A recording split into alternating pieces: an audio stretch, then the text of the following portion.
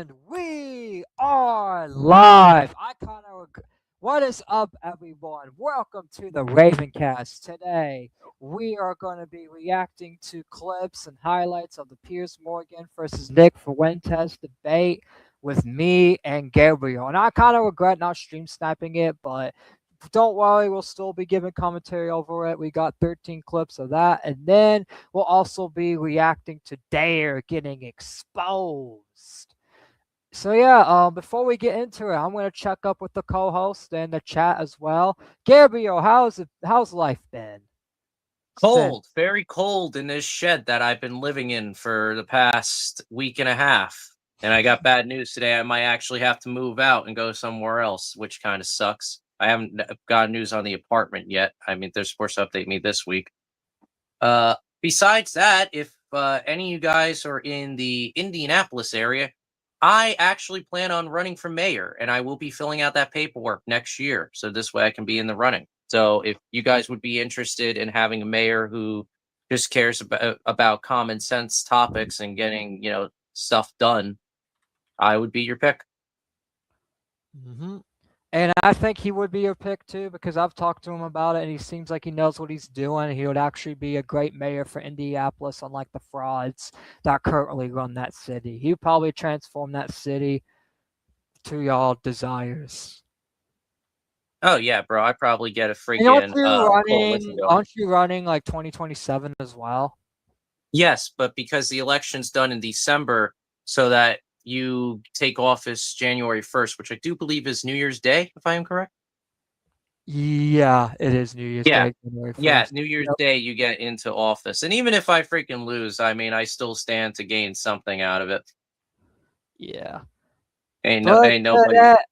today we're gonna get into our first topic, which is the Nick Fuentes and Piers Morgan debate. Honestly, it's like, I like Nick more than Piers Morgan because Piers Morgan's more like lip-hearted and pussy whipped, I feel like.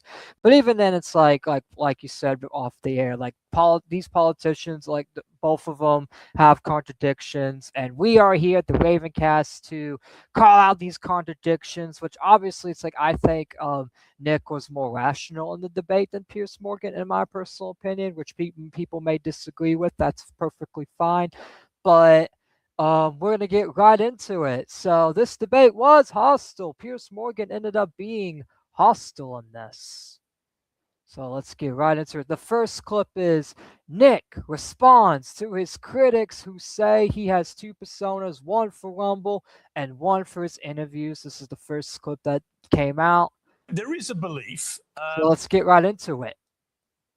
There is a belief that you have two personas. There's one that you roll out now for podcasts and for shows like mine, where you come across as reasonable. And then there's your show on Rumble, where you often come across as having, a very unreasonable view on things. This is what Coleman Hughes said about you. Nick Fuentes knows exactly what he's doing. He is consciously playing this double game as part of a long-term strategy to become popular enough to take the reins. I mean, I've watched Nick interviews, and Nick has said a lot of things on the interviews he would say on his show. So I don't know, where they're getting this from of, oh, Nick's being two-faced because on the interviews he says this. I think the only difference between his interviews and his shows is, in his interviews, he's more moderate because it's someone else's show, and he's trying to be nice and not trying to, offend the show, the interview, or, get the show taken down because of censorship and all that. So on interviews, he's more moderate, but on Rumble, his own show, he's more not moderate. He's more honest. He's more real because, it's Rumble. Rumble's uncensored than YouTube. YouTube, you can't even say hard R or anything like that, or you will get deplatformed. You'll get taken down. Hell, you can't even say the F slur on here or you'll get censored and shit. And that's why I feel like Nick is different on his interviews than he is on his main show, because his main show he could say whatever he wants, but on the interviews he's kind of more limited because of the other platforms that will censor the person that is interviewing him over any wrong thing. So I feel like that's why, and I feel like this is a stupid argument. Of power at which point he plans to pivot towards the extreme and unpopular policies that he advocates daily on Rumble. So first of all, what is your response to that?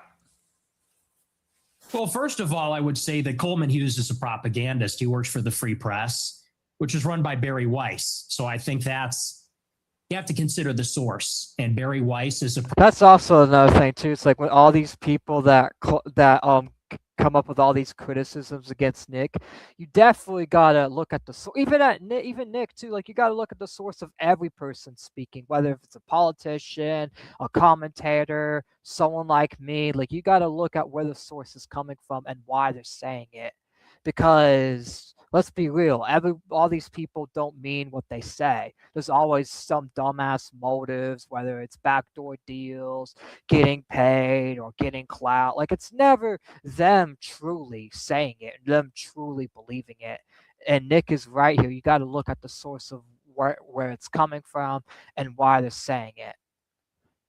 Oh, so you still there, Gabriel? Yeah, I'm still here. I'm listening. Trying to build up a opinion. Okay, cool. pro-Israel partisan. Free Press is just bought out by CBS for $150 million by Larry Ellison or his son David Ellison. And so I think that's coming from a particular point of view. We can't pretend like that's coming from a vacuum or from some fixed position. That's coming from a propaganda outlet that's in favor of Israel. That's first. But second, I would say he is right about the two personas. And I think that everybody understands this on some level. On my show, I make jokes.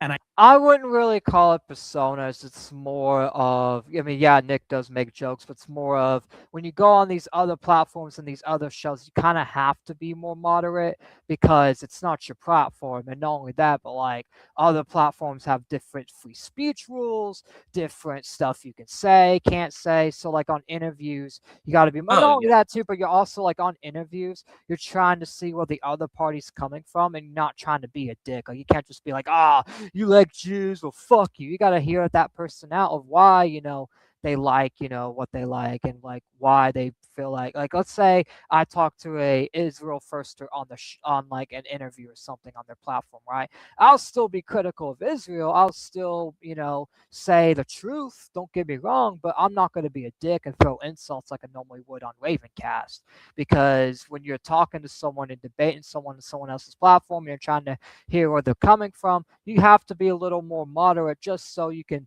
see where they're coming from. Now, if they're not being moderate and they're being an asshole, then that's justification of, shitting on their show. But like you always want to, be good faith when you talk to someone, because how are you going to see where someone else is coming from, and how are they going to see where you're coming from if you just start out being a dick on their interview? You know what I mean?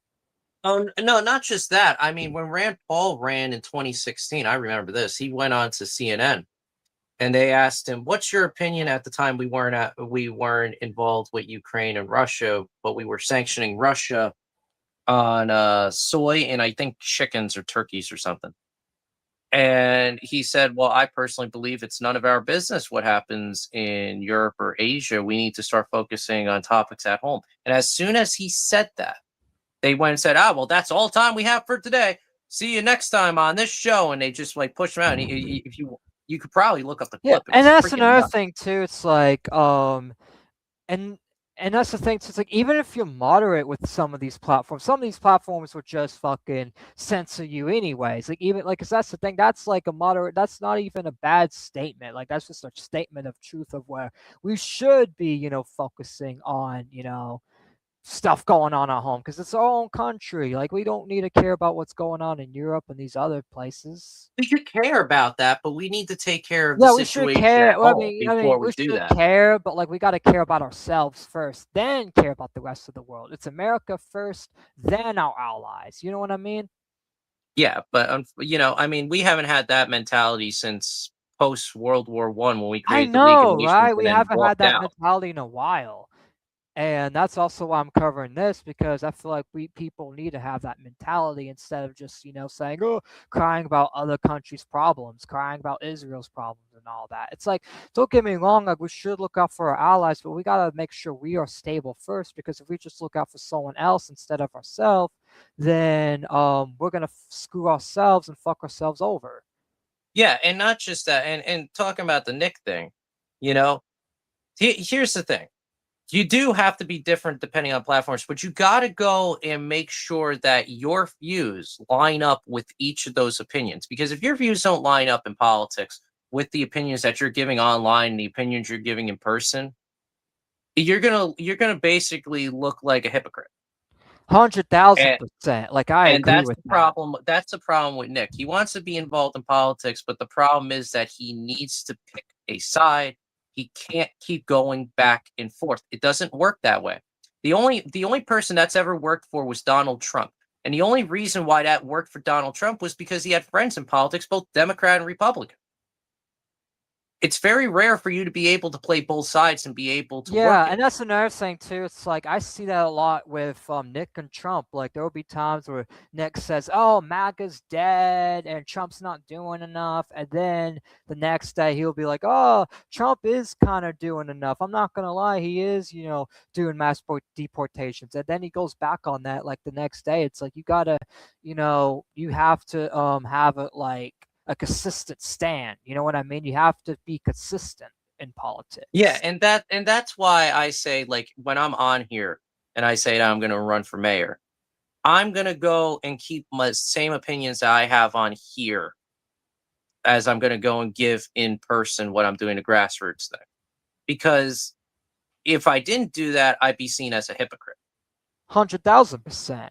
And that's the thing too. And that's why, and that's the thing with with Ravencast. It's like, I've given my opinions. I've been consistent about everything. Commentary is something I've been consistent on. How it has double standards and it's shitty, as well as Israel and other things. Like I'm consistent on that, and I'm gonna have those opinions for the next 10 years because I know like that's what I truly believe. You have to be yourself, but the problem is in politics, everyone wants to be grifters because they rather have the money than actually go into politics. What you should go with politics for is giving your own policies of how you think you can fix the country.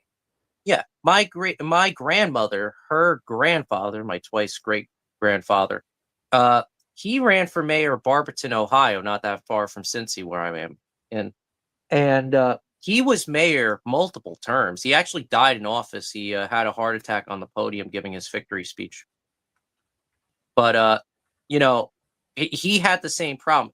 I forgot what party he ran for. He might have actually just gone independent, but he made it in office just because he was a working man. He didn't own companies. He didn't own anything. He worked. I think he worked a general store, and that was it. Yeah. As a matter of fact, if any of the viewers want to look that up, And I that's another do thing too. believe. It's like you don't even have to be educated to be in politics. You just have to know what you're doing, and know what you actually believe in. You know what I mean? Yeah. I mean, if any of the viewers are listening, you could go and look up. I think his last name was Yuri. I might be wrong, but just look up list of mayors of Barberton, Ohio. And if you see a mayor with multiple terms, that's him. And that's what made me also think about running for office is because, well, shit, my twice great grandfather was involved in that. I've had uncles and aunts involved. Thunder says, I know who you're talking about. So there are a few people in chat that know what you're referring to. Oh, you do know who? Oh, cool, man. I thought I was the only one who knew about this one. Yeah. Yeah, man, he was a really great mayor, man. It's a shame, but I'm gonna try to do the same thing as him. Hopefully, it works out for me. Yeah, hopefully it does. And honestly, it's like, and this is also why, like, I feel like you'd be good for podcasting too, because for one, you're trying to, run for mayor, and two, it's like, you know about what you should do because you study politics, you study these kind of things, so you're a perfect Oh, not just choice. not just that, man. Not just that. I mean, like, for example, and I know we're getting off topic with this, but I really want to talk about this. For example, there's a way out here in the Midwest. The roads Try keep not to breaking up. stay off topic too long, but go Yeah, ahead. yeah. So out here in the Midwest, the roads always keep breaking up, right? That's because of the salt. There's a way to pave roads to where it won't break up. It's used in Europe. It will cost money, and yes, the taxpayers will have to pay more. But the side note is you don't have to go and worry about paving the roads every other year. You can wait 10 years without paving the road, and the road will still Yeah. be as new, brand new All as right, it but I'm was gonna when it go was ahead and being get built. back on topic. Yeah, I don't let's do mean to this. But we could Let's talk do about this. that after we react it. I use rhetoric and I'm hyperbolic because for a long time I had an audience that was small on these like dissident platforms. I was on D Live for many years. A lot of people don't even know what that is. Oh, I know he's what D fucked up. Live is. I remember D Live. In fact, I He's remember fucked up already. Wait, He what fucked was- up already. Huh? He fucked up already. He used the word dissident. You don't have. If you use the word dissident, that basically means rebel. Oh, You yeah. can't use that in politics. You use that, you've already done fucked yourself up by using that word. Oh, yeah, yeah. I mean, honestly, though, I don't think he's fucked up because, honestly, being a rebel is not even a bad thing because you don't have to be a rebel if the government was perfect. And not like perfect, like, 100% perfect. But like, if the government was doing their job and actually, helping us as the people, there wouldn't be distant right figures like Nick, Richard Spencer, and all these people. Yeah, you're not wrong about that. But the right word that he should have used was reform. In politics, Yeah. you always got to use the term reform because if you use the term dissident, that basically makes you sound like somebody like Adolf Hitler, Mussolini. And you could say that they had some good sides and bad sides on that. But you can't go and use that term because that's going to make you a target. And now he just made himself a target. Well, as yet I'm sure again, we'll he's find out always later in used this that clip. word. That's why he's always been a target because he's always referred to him as the dissident right and shit. That's why him, Richard Spencer, Milo, like that's why all these people get targeted and canceled by the Gavin McGinnis, when he used to be active. Yeah, Gavin McGinnis, like all these people, and that's why they've been targeted because they use words like dissident right. But it's like technically though. I know it's like that's an easy way for the media to get them, but technically the word's not even bad because dissident means rebel, and that's the thing. Being a rebel is not a bad thing because that's the thing. You don't have to be a rebel if the government took care of us and put America first, but they don't put America first. So you have to rebel. You have to, call this shit out. You have to do reform. You have to so technically it's like the dissident right's not even a bad thing. The only thing that's bad about the dissident right is their hatred and shit. Because I don't believe in hatreds of anybody. Just because, we're all Americans, we're all, you know what I mean? We all need to work together to defeat the opposition. If we all hate each other, then how can we, defeat the people that are ruining our country? You know what I mean? Right. Let's get Oh, yeah, you might want to fix your mic. It's popping. What? You can't hear me? No, it's popping. I can hear the air. It's popping. Oh, okay. Hold on. Is this better? Yes, now that's better. Okay. And so I had a small following and we had sort of like an in-group sense of humor and memes and things like that. And you talk about it one way on a freewheeling live stream when I'm by myself and I'm ranting and we make jokes and we play devil's advocate. We play with different positions. But then when you sit down in an interview like this one and people ask me a good faith question, what do you actually believe? Well, then I clarify and I say, well, here I'm not joking. Here I'm not being hyperbolic. I'm not being rhetorical. I'll tell you precisely what I believe. As far as this idea that I'm going to get power and then turn into Hitler, that just sounds totally insane to me. I'll be honest. It just sounds insane. All right. And what's your thought on that clip before we go to the next one, which I'm going to pull up the next one. Well, I don't think he should have brought up Adolf Hitler. He should have just gone and said, to go and compare me to a radical, that he's using the wrong terms. But if he got the terms right, he would be fine. Which, I kind of disagree with the whole dissident thing. Because, like I said, I don't think that term is even bad. I think the only reason it's bad is because that's what the media wants you to believe. Oh, this is bad. All right, so here's the next clip, and this is only 28 seconds. So I'm just going to play this clip, and then we give our takes on that, and then we can react to the 129 clip. Do you have aspirations? As far as this idea that I'm going to and to explain this clip is basically Nick Fuentes saying he does not have any political aspirations, basically, right now. As far as this idea that I'm going to get power and then turn into Hitler, that just sounds totally insane to me. I'll be honest. It just sounds insane. Do you have aspirations for political power? Not really. I think that if I wanted to run for office, I wouldn't say a lot of the things that I say. I don't know that a lot of people would vote for me. I tend to offend everybody, even a lot of people that like me. So no, I'm a truth teller. I like to tell the truth. I like to do my live stream. All right, any thoughts on that one? Oh, not really, because I've never seen his live stream, so I don't know. All right, yeah, that's true. I would draw the distinction between maybe where I originate from. Wait, I would even just simply call that immigration. What this is all right. So immigration, as it stands today, is unacceptable because it's coming from non-white countries and it's never decreasing. Is that what he said on there? Yep. In fact, wait. What was that's it for? Oh my God, that's the context of the clip. Oh, that was the context. Oh, I thought there was more to the clip. No, this is another clip I'm pulling up. Oh, okay. That was a very short clip. Yeah, that one was only 28 seconds. This one's 1:29. Sick. Right. So that's really where I would draw the distinction between maybe where I originate from. I would even just simply call that immigration. What this is an invasion. It's a completely different policy. But you mentioned, can't even call right, it the same but thing. you mentioned Mexico in that list, and your father is half Mexican. So yeah, I mean, by your criteria, part of the invasion would include your father, presumably, and his immediate descendants who came from Mexico.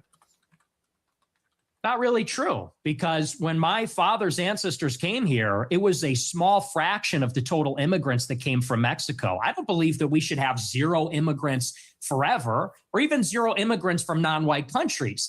But you have to draw the distinction. My father's father, he was here in the 40s and 50s. It was his parents, or I believe either his parents or grandparents, that came here even earlier. Up until 1965, 90% of the immigrants were coming from Europe. I have no problem with that. If we have 10% of them coming from Mexico or Latin America, maybe that's reasonable, but that's not what it is now. Now you've got 10 million illegals in 4 years under Joe Biden, and you got millions more legal immigrants from China, India, Venezuela, El Salvador. And it's so many with no break for assimilation, and they're all from non-white countries. It's transforming what America is. And again, that's the distinction. That's what makes it unacceptable. And Gabriel, before I give my thoughts, what are your thoughts on it? Oh God. Where do I begin? Okay. So I'm gonna give this as like a as me scanning this. Him saying non-white already just fucked him. You can't say non-white. You would have been better off saying, listen, man, we have my issue isn't the fact of immigration. It's the fact that we have nowhere for these immigrants to go. We have to go and build more housing and have more jobs. And we don't have that at the moment. So we need to cut off immigration for the time being. So this way we can catch up. There was that, and the fact that he completely fumbled with his Mexican ancestry thing. Because, okay, that's fine. That's fine. Your family came from Mexico. But you can't give this opinion that we need to stop.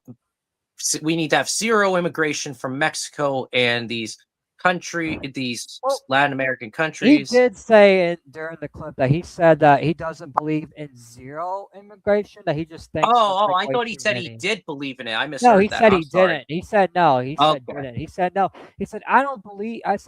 He said I'm not saying there's like zero immigration. I'm just saying that it's a problem that we need to like attain. He said like it's okay for like 10% of people that come from other countries. He just believes that because we are a European nation, that we need more people from Europe than people from these other countries. Yeah, that's where the problem lies. Okay, he did say, okay, cool. Yeah, that's basically what. Okay, I'm sorry, I misheard that, man. His accent. You're good. I'm just giving the context. Honestly, it's like Muffin said. I think you should just take grace out of it and just. Yeah, that's what I agree with, and man. Simply, and my thing on immigration is like, hey, if you come here, you have to, for one, do the legal paperwork, and two, you cannot commit crime here. As soon as you commit crime here, you get deported. It doesn't matter if you come from Mexico or any country. You know what I mean? Like if you come here and you commit crime, you can't be here anymore. You have to fucking go. And I that's think my there should thing be an with it. exception to that. The crime, if you commit a felony, Yeah, if it's like a district. dumb misdemeanor, then I don't think you should be deported. But if it's like a felony, yeah, get the fuck out Yeah. of here. Why are you here just to commit? Like, we're literally giving you open arms. A lot of countries don't even allow immigrants in here, and yet you're just gonna come here and commit felonies? No, like what the fuck? You shouldn't be here. You know what I mean? Like all the Great sex example. traffickers, all that shit. They should not be here. They should be Where's Nick deported because Fuentes from anyway? What state is he from? he's from Illinois, Chicago. Oh, I thought he was from Florida because he No, seems to he's always be in from Florida.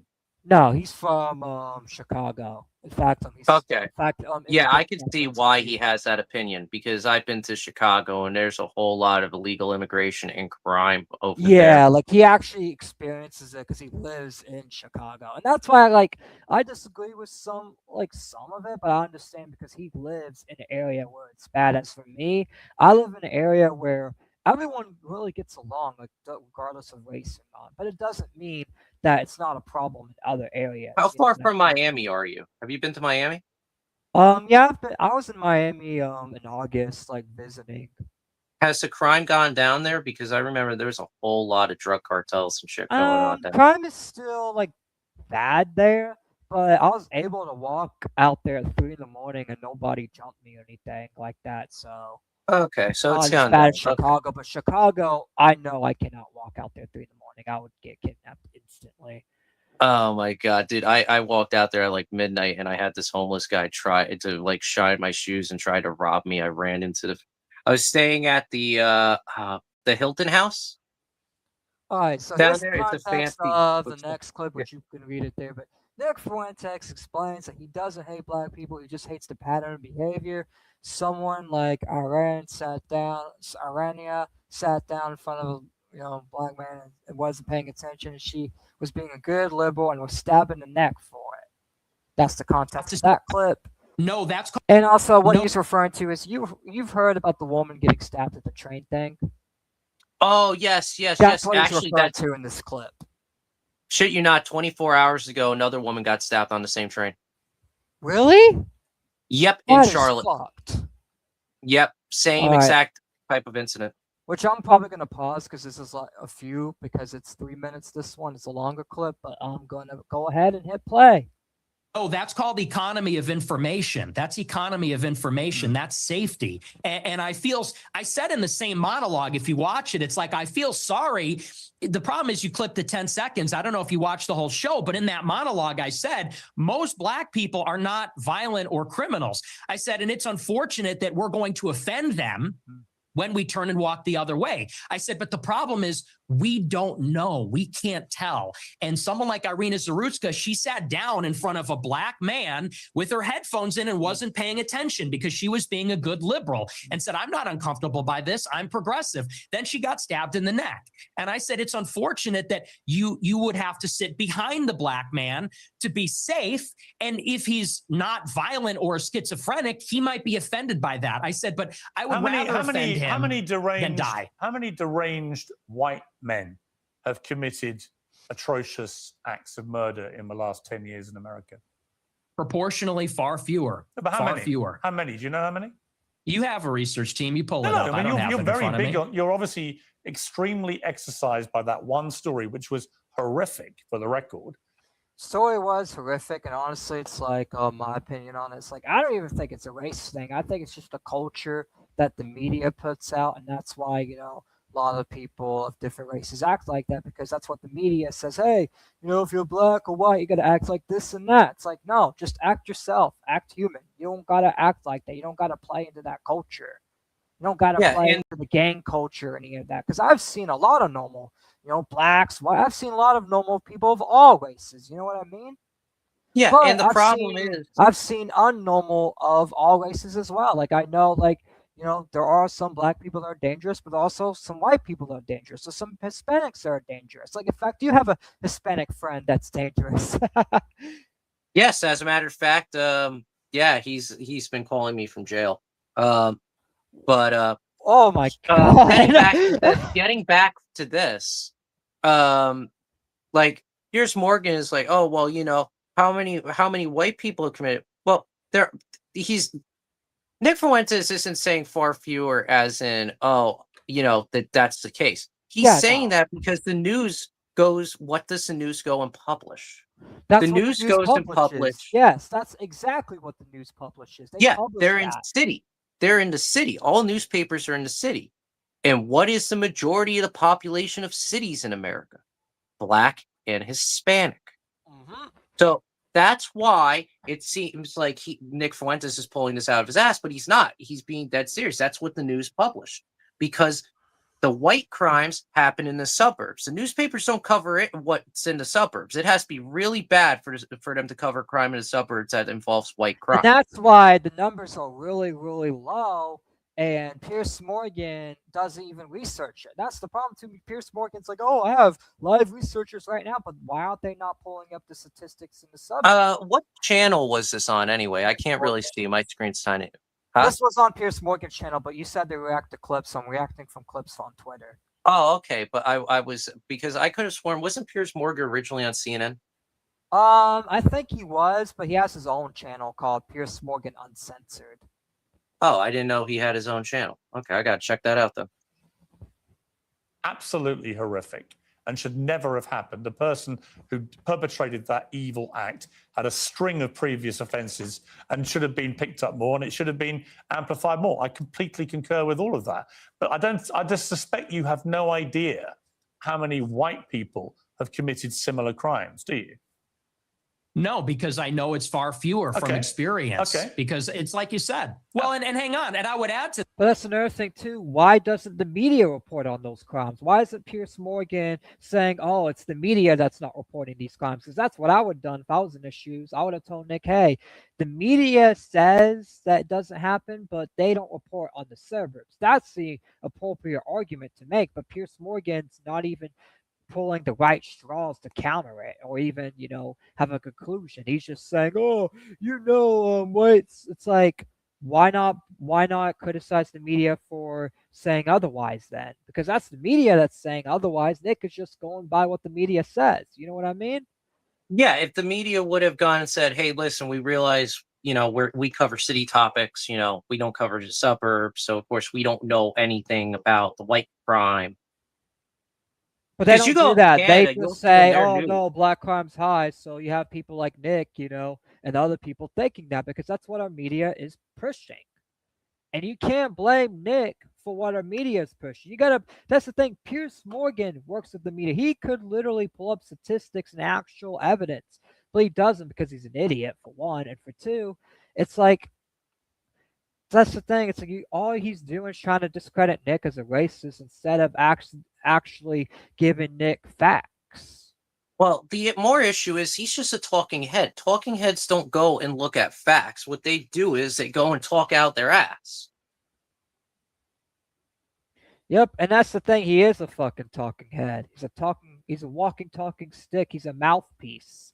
He doesn't have any real opinions of his own. At least Nick, whether you like him or disagree with him, which I agree with a lot of his stuff. There was some stuff I disagree with, and I'll be honest with that. But at least Nick is genuine about everything he says, and the reason why he thinks about a lot of stuff because of the area he lives in. Chicago is bad, so if you're a white person in Chicago, you're going to think about all these things because guess what? That's how Chicago is. Yeah. And thank you, Muffin and Thunder. I actually do like the feedback, man. Yeah, I really do like the feedback in chat as well. In fact, he's just a talking head. He should take race. Yeah, and that's the thing. Y'all saying facts in the chat as well. Like they shouldn't have race in it at all. And Piers Morgan is just a talking head. In fact, in the other clips, Nick kind of rage baits Piers Morgan and makes him rage, which we'll go into that whenever we get to the clip. Let's finish this one. that. Irina Zarutska wasn't the first one. That was also after Austin Metcalf was killed in Texas. Sure. After But Carmelo how many Anthony times has it stabbed been him in the neck. perpetrated by white people? Well, hang on. Let me finish my point. But you're And then not implying that only white did- people don't do this. And my point to you, Hold on, let Nick finish his point. That's another thing too. This fucking dumb Brit over here keeps interrupting Nick every time Nick tries to speak his mind, and Piers Morgan just cuts him off. He's like, no, no, no, no. Like, Piers, you gotta let him fucking speak his mind and let him tell you why he thinks that, you fucking moron. God Typical damn. Brit. Nick Okay. Fuentes, is of Yeah. course I would have just, if that was me, I wouldn't have shut it up. If I was Nick, I would have just kept talking over and be like, "Bitch, I don't care if it's your show. You're not going to talk over me." of Oh, I course never said white people of don't do course it. deranged white people commit heinous acts. And that's another thing too. Nick is right. He never said white people don't do crime. He just said it's fewer. Piers Morgan keeps misrepresenting Nick's arguments, and that's my problem with this debate, with this interview. Is Piers keeps misrepresenting his arguments. He keeps cutting Nick off before Nick can clarify himself to paint Nick as some guy he's not. But you don't either No know, disagreement. you neither know nor care, or maybe both. Maybe you do know but don't care. You only seem to be focused on black people who commit crimes. And again, if you hadn't prefaced the whole debate about racism by openly conceding you are a racist, I could read other connotations into what you've been saying. But once you've said, I'm a racist, and then you only talk about black crime, I think people can watch this and they can say, yeah, he's a racist. And everything that he says about crime is driven through the prism of being a racist who judges people according to their skin color. Well, it's funny because it's quite on the contrary. And I said this in a similar monologue. You know, the problem is not that I wake up and I walk down the street and I see someone that doesn't look like me and it makes me angry. The problem is there's a pattern of behavior, which we've all seen. Blacks in America have become narcissistic, and they become narcissistic because they've been told they're victims of racism, they're victims of slavery. It's the media that's feeding them that information. It's the media that's making them narcissistic. It's the media that's doing it, and they're doing it to whites too, and Hispanics. It's the media trying to divide all of us. It's a whole gay up by the media and by the government to have all Americans fight each other so that they could distract us from what they're really doing. They've been told, really, there's no accountability. If they're rude. Why do you think they're trying so hard to, like, instead of talking about, like, Israel and talk about what's actually going on with the American government and the Epstein files, they're trying to push on race division and all this bullshit that doesn't matter, because the government is trying to distract us from what they're doing and the shady shit they're doing to fuck over their own people and to fuck us over. They're trying to distract us, and a lot of us fall for it. A lot of us fall for these race baits and these debates and all that, and we're arguing about shit that doesn't matter when we should be calling out the government for the shitty shit that they're doing. If they're inconsiderate, if they're criminal, they are told that they have no agency for their actions. They're being told, if you act in this way, it's because the white man made you that way. It's because the system's rigged against you.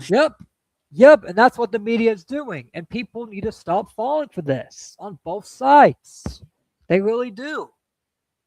And so we have been telling black people this for a generation, and now there's no rules. Now they go, and what we hate to see as decent people, not even as white people, but decent people, even black people too, what we hate to see is rudeness, obnoxiousness, inconsideration, criminality, violence. And that's that pattern of behavior that we see all over social media, on so the just to body be clear, cam footage, you don't like black. Man, Piers Morgan's so bad faith, y'all. Like, he will. I kind of, next time something like this happens, I'm just going to stream snipe it, because literally this shit's just fucking. Does it really count as stream sniping if you're not, like, physically there? No, it's called online stream sniping. Like, if you snipe a stream that's live and you're restreaming it, it's called they call that stream sniping as well, but it's not IRL stream sniping. That makes no sense to me, but okay. All right, so this is what Nick Fuentes means when he says world jewelry. Now, this is where it gets interesting. Price has given it. You can look it up. It's on you. Well, do you take issue with my use of the term world jewelry? Well, what do you mean by that? Or do you take issue with it? Do you have a problem with that? Clarify what you mean by it. Well, it's funny you bring that up. The gaslighting's crazy because I use that expression on my show all the time. I say organized jewelry, world jewelry. And do you know that for like 30 years, the World Jewish Congress has an annual keynote called the State of World Jewry? Barry Weiss has given it. You can look it up. It's on YouTube. She gives this. And this is facts, because I've looked this up. No fucking way. Yeah. No fucking way. In fact, you can look it up too, Gabe, if you want. This is true. Can't do it right now. I'll exit out of the window and then we'll have to restart the show. So Oh yeah, no. After the show, you can look it up, but this is true. Like this is true. Like Barry Weiss has confirmed that the world jewelry does actually exist. what the fuck? What? Yeah, the they call fuck? themselves like the world jewelry. They really do. State of What, so- world but what do you jewelry mean?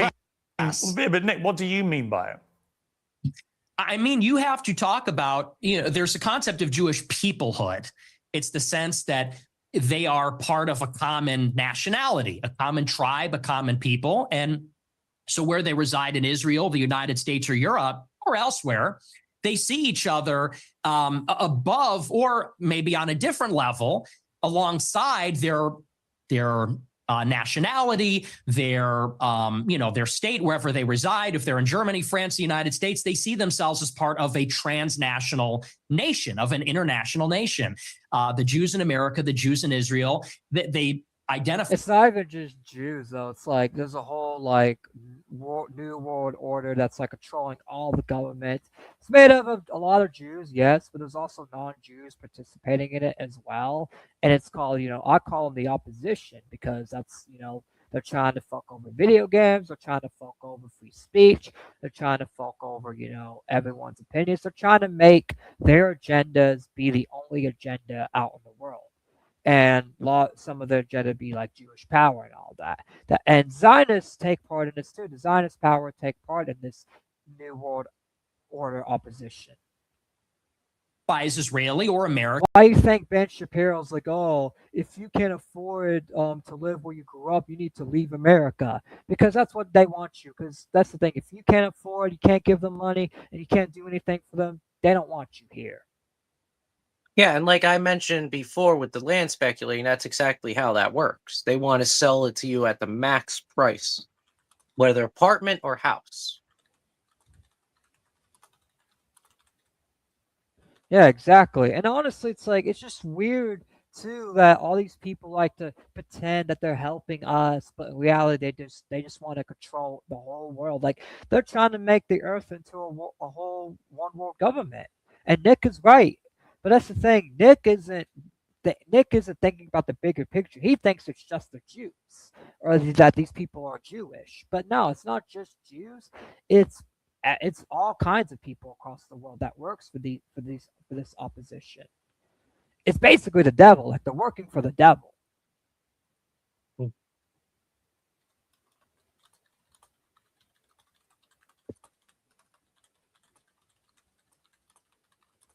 All right, and we'll continue with the clip.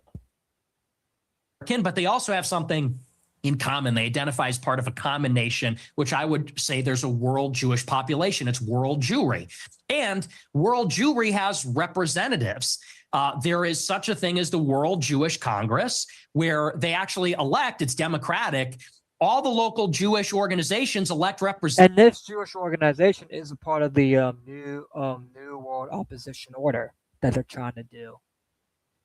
Representatives to represent proportionally the Jewish population in their area at the World Jewish Congress. And it's sort of like Davos. It's like the World Economic Forum, but it's exclusively for members of the Jewish nation that exists across the world.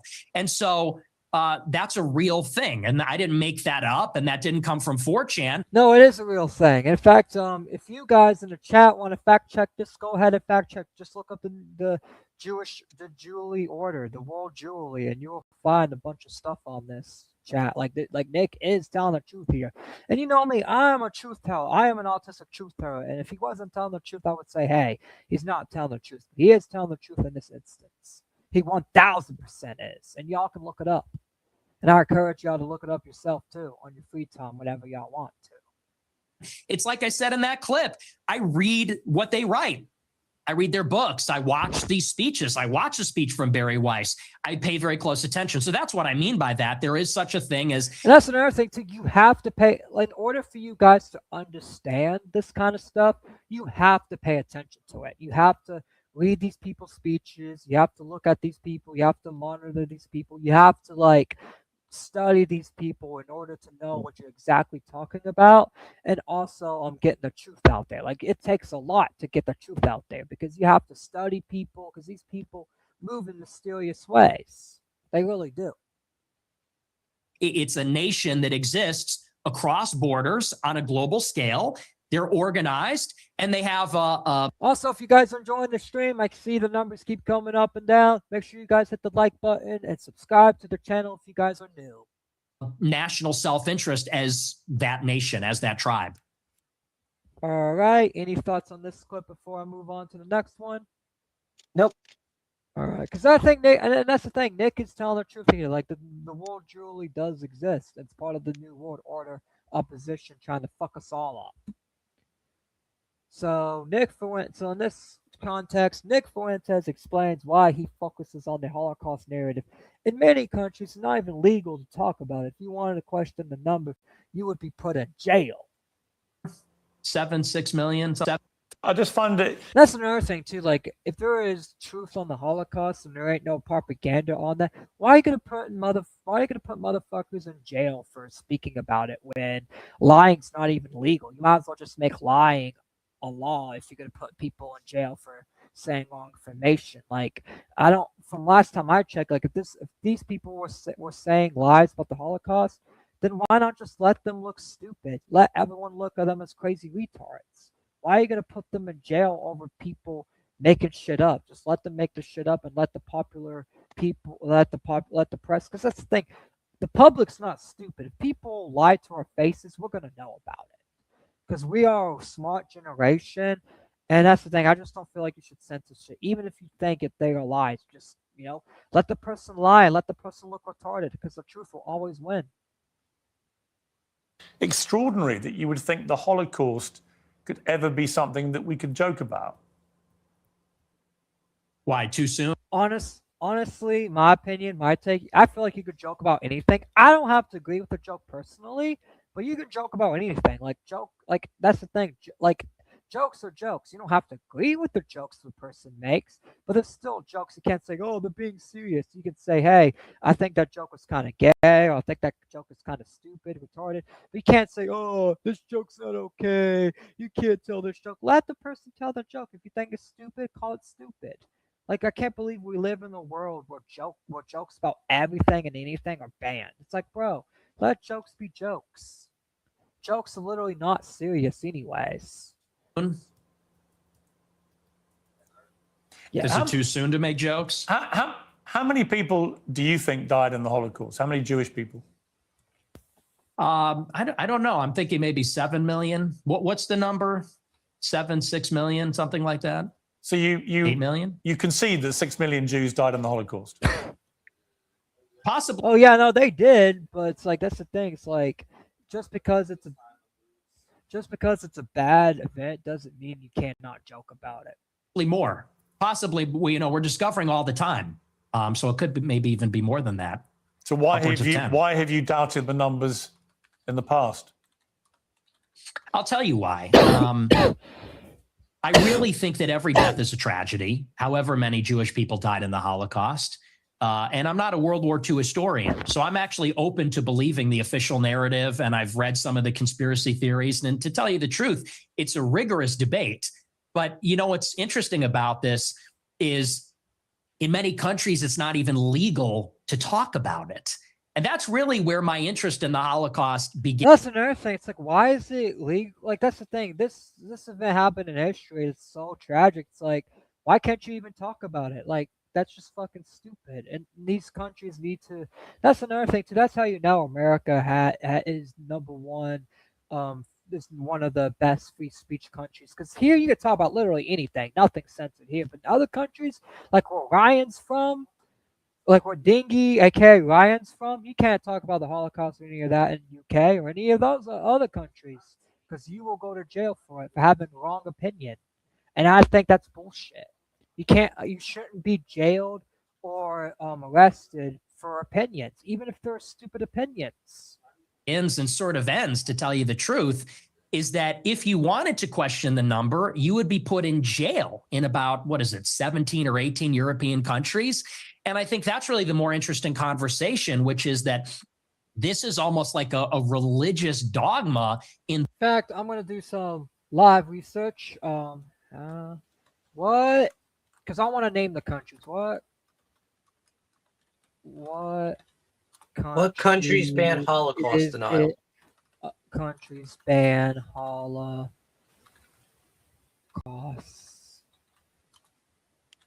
Yeah,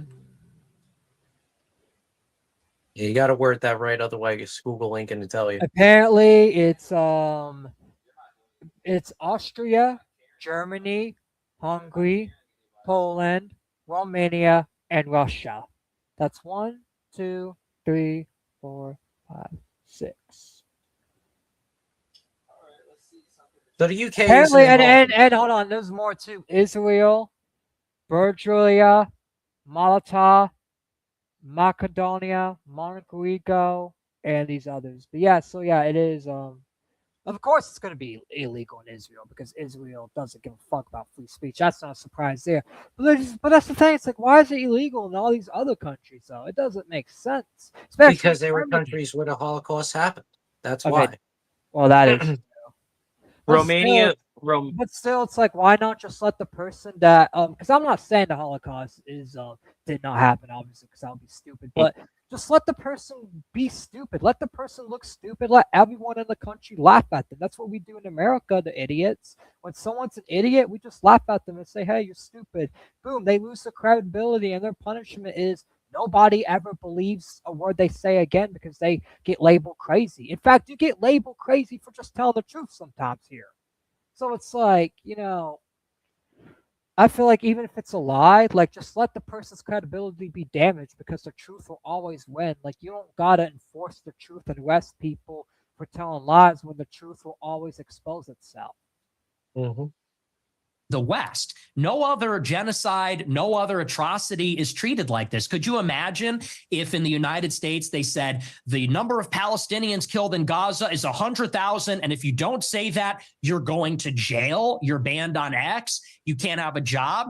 That's the part that's totally insane. And a lot of people, they can't even make up their minds. I think it's actually done a disservice. If your goal, and I'm not saying you as Piers Morgan, but if your goal, if you're an advocate for awareness about this, if your goal is to convince everybody that this is the way the Holocaust happened, I think the last thing you'd want to do is say that everyone that disagrees is in jail and is banned and you're not allowed to say it. So there's really been no open debate about this. Especially, that's the thing, especially like if you can easily prove their lies, just fucking, prove their lies. Boom. Like you don't have to fucking take the rights away and fucking ruin their life over them saying a dumb lie. Like every human being lies. In fact, the government lies to us all the time. So it's like if we're gonna punish these people for lying, should we punish all the governments for lying to those people about other stuff? I'm not saying about the Holocaust, but about other stuff, because the government does lie about other things all the time. So it's like if you're gonna punish your citizens for lying, shouldn't the government also be punished for lying? Because everyone lies in this fucking world. Like if lying's gonna be illegal in these countries, then the government should also be punished for lying to the people as well. You know what I mean? And all the propaganda shit they do. Like I feel like it's not right. Subject since the scholarship started to be produced about 60 years ago. But there is. All right. Any thoughts of this clip before we move on? Nope. All right. Exit full screen. Next. Oh, this one's pure rage bait. This one's funny as fuck, guys. How many Hitler was a words do we have? pedophile and Hold on. 1, 2, 3, 4, 5, 6. We may just 6 more clips. Yeah, because we've been on for almost an hour already. Oh, I know. This And I one don't is know a if bit you have a long. cutoff time or not for No, YouTube. I don't got a cutoff time. Do you have a cutoff time? Oh, no. I just want to Yeah, I make sure got all that, the. that we're I not wanted to being do a cut off by longer YouTube. segment. I did wanted a longer segment today because for one, I got the free time, and two, I've been seeing the numbers go up and down like more than the normal streams. So this topic's Okay. definitely big. Hitler was a pedophile and kind All right, hold on. Let's. Oh my in God. fact, all right, let's play this one. Hitler was a pedophile and kind of a pagan. It's like, well, he was also really fucking cool. So, time to grow up. We're not children anymore. Am I right? Am I right? Am I right, boys? Am I right? Let's go. he was also really fucking cool. Do you regret saying that? Saying a fact? No, that's absolutely true. You think Hitler was very fucking cool? Yes, I do. One of the And I'm tired of pretending he's not. Well, to be honest. This is the problem, you see. It's a bit like when you just say, I'm a racist. You're a racist who thinks Hitler's cool, but you're not anti-Semitic. If you're a Jewish person watching this, what are they thinking? Hitler was... Any thoughts on this clip? That's funny. Well, honestly, go ahead. Okay. See, now he's kind of right. See, Hitler was a pedophile, and wait, what did he say? He said he was a pedophile. He was he was saying like, "Oh, Hitler was a pedophile and all that," and then saying he was fucking cool, basically. Well, see, this is why I'm gonna make it because, of course, you know what, running for public office. He was cool for the time. People didn't know what the hell was going on back then. So, you know, people knew that he was targeting that he had some hatred for the Jews. I mean, a lot of people back then had hatred for the Jews. In fact, so that was mainly it was like actions, but still. Yeah, it wasn't something that wasn't an opinion held by everybody. Everybody had that opinion. Look up the SS St. Louis ship that came to the U.S. with Jewish refugees, and we turned them away. Every country turned them away. So it's not like nobody had an opinion that, oh, Jews were you know, terrible people, or they should. I mean, everybody had that same opinion. As for, you know, him being a pedophile, that is true. He slept with his niece. She was underage when he slept with her too. She ultimately killed herself as well, as a result of his abuse. She shot herself with his sidearm while he was at an opera. It's so I kind of agree with him on that. In that case, like if he had said, listen, he was a pedophile and this, but at that time people thought he was cool, it might have worked out. Yeah, and that's my take too. It's like, obviously, and that's the thing too. It's like people do think, that's the thing. Just because you say someone was cool and other things doesn't mean you agree. Oh, the genocide was cool. Because I'll say this on the record: no, the genocides were not cool. Hitler killing innocents is just not okay. It's never going to be okay. Doesn't matter who you are and what cool guy you were. Killing innocents in any circumstances is not okay, and it's not cool. But people do think Hitler was a cool leader, and he kind of was, you know, a little, you know, I don't know, because I don't agree with a lot of his methods personally. Well, there's a lot to it. But I do understand like why people say he's cool, because he was like a general at first. He was nobody, then all of a sudden he runs the entire Germany, and I think that's what people mean by that. But at the end of the day, it's like I don't support him killing innocents and all that, and obviously as a Christian, I'll never, you know, support that. Yeah, and besides that point, I wanted to bring this up. Now, if somebody wants to research this topic, you could. There's a book called The Hangman and His Wife. It's about Reinhard Heydrich, the hangman of Prague. He was the head of the SD, the Sicherheitsdienst, which was the secret police that arrested people who were, well, I guess you could say Jewish, although he mostly went after anybody who tried to overthrow the German state. And the excerpt that I remember from that book is the fact that he and Adolf Eichmann both moved people from Germany, the Jews. They moved them to British Palestine. I don't know if they did that with Hitler's okay or not, with his mandate. But I do know that they did. As a matter of fact, it was brought up during Eichmann's trial. Because Eichmann went and said, hey, you're saying that I orchestrated the Holocaust, that my sole purpose was to go and destroy the Jewish population.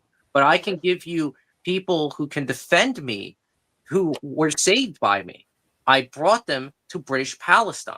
And they did this for a good amount of years, man. You're talking about from the time Hitler came to power all the way up to, I think, 42, 43, when the final solution came into effect. Yes. And that's the thing. That part is true, too. Yeah. So it's not really, you know, cut and dry with the Holocaust and everything, because it's like they did this good thing and then they did this bad thing. Yeah, like that's the thing too. That's another reason like why people think Hitler is cool. Because whether or not like you think what he did was bad, because that's the thing. I think killing innocents of any caliber is bad and it's unredeemable. But you cannot ignore the good someone did, even if they're a horrible piece of shit. You can still say, hey, this person's a horrible piece of shit. They did this and that, but this one thing they did is actually good. And I don't think that's a hot take for that. You know what I mean? And I don't think people saying that, oh, he was cool for this thing, but not cool for this thing. I don't think that's wrong. And I don't think that makes you a Nazi either. Yeah, and if anybody would like to research, because I had a family member who was in the Holocaust, so I'm able to have this freaking opinion. You could look up my last name. I don't know. Can you type into the chat or anything to give them my last name? Are you sure you want to dox yourself? I don't really care because it's not going to come up with my address anyway. Because the last known address was the one I was at before I got kicked out, so I don't really care. So what do you want me? So what's your last name? R. Hold on. Z as in Hold on. I'm getting there now. Okay. You said R. Z as in zebra. R Z. U. C as in cat. U. C. Yeah, C as in cat. Is it U or C? R Z. It's U and C. It's U and then C. Okay. ID. ID. LO. Oh. And that should spell RZUCIDLO. All right, I That's put it in the people. chat. Anyways, Yeah, now, let me check. by the way, we also got a poll too. Make sure y'all vote in the poll on who's Girardi, either Piers Morgan or Nick Fuentes. And if you're neutral, obviously, you don't vote. But yeah. Anyways, getting back to this, we got next clip. Nick Fuentes destroys Piers Morgan over his denial of white genocide at the SPLC. They're literally counting down the days until whites are a minority in America. Let's watch this. And you can laugh at this, you can scoff at this. Our people are being genocided in our country. 50% of the live births in the United Kingdom and in the United States are non-white. In 100 years, my ancestors, your kids who are so empathetic and compassionate, they're going to be a minority. They're going to be a minority in maybe a Muslim country, an Indian country, an Hispanic country. And these Jewish people that are 100 years old talking about my grandparents and the Holocaust, they don't care about that. Actually, they like to see it. At the SPLC, they're literally counting down the days until whites are a minority in America. I don't know if is this part actually true that they are counting the days? Let me know in chat too, like if y'all know this is true. Like, is this actually fucking true? I think it might be hyperbole. Yeah. Yeah, I think so too. Like, because that's the thing. That just sounds hella ridiculous. It really does. Not gonna lie. Like, it sounds kind of also sounds ultra racist. Yeah, it really does too. So forgive me if I don't believe them when they talk about compassion. There's a genocide going on right now. It's not against the Jews. How many Christians are there? Gaza, it's against How many whites. Christians are there in the world? Like me, 1 point some billion, yeah, 2 billion. How many Jews are there? By the way, too, which yeah, I'll just let that, and I'll say what I'm going to say. 15 million. Okay. So with a straight face, you're going to tell me the world is being overrun by the Jewry, by 15 million people, when there are over 1 billion Christians. There is a genocide of Christians like poor old Nick Fuentes going on at the hands of these 15 million Jews. There are genocides of Christians going on in Nigeria. That's the thing too. It's like a lot of people say, "Oh, Christians are not being genocide. Nothing's happening to Christians." Yeah, they are. They're being genocide all across the world. In fact, I'd say everybody's getting genocide somewhere. Honestly, you're not wrong, but Christianity is becoming more common because Christianity is the biggest religion and it's most effective, and all the other groups are teaming up together to make sure that Christianity is just wiped out. Yeah, because you have the genocide going on in Burma right now, which is against Muslims, right? And then you have the genocide in Nigeria that's against the Christians. And then you have the genocide over in Syria, which is against the Jews. And then you got the genocide in Israel that's against Muslims and Christians. Yep. So, I mean, everybody's getting genocide. Hindus are being genocided in Kashmir. I don't know if they are being genocided in Kashmir anymore, but at one time they were being genocided in the Muslim parts of India, and the Muslims were being genocided by the Hindus. And I mean, it's not really everybody's killing everybody, man. That's just how it works as tribes. Yeah, that's how it is. Like everyone's just killing Yeah. everyone and this shit. And that's the thing too. It's like, if we don't come up with common ground or anything like that, then people are gonna end up doing this for another million years. Really? See, this attitude is why you're losing. When you say Who poor am I losing old to? white people, Who these am I poor losing old to? white people, Who am I losing? mass migration. Oh, you're losing to me. We are losing as a civilization of mass migration. And here's the difference. In Israel, they have my politics. In Israel, they want to maintain a Jewish majority. If they had it their way, it would only be Jewish people. They're fighting like hell so that Jewish people can have as much territory, a Jewish state. They can be proudly Jewish in their own land. Whereas in America, we are being besieged by 10 million illegal immigrants in 4 years. And then whites and Christians are going to be the minority. And that's true in Canada, Australia, all the countries in Europe. So you could say there's 2 billion people, but what's the proportionality?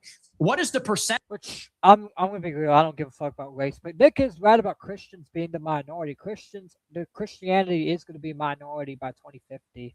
It just is because of all these people coming in. And I know, like, not everyone's Christian. People are like, oh, why do you want America a Christian country so bad? Because that's what we're founded on. Like we need to stick to what we're founded on, and we also need to stick with the tradition that worked for us for thousands of years.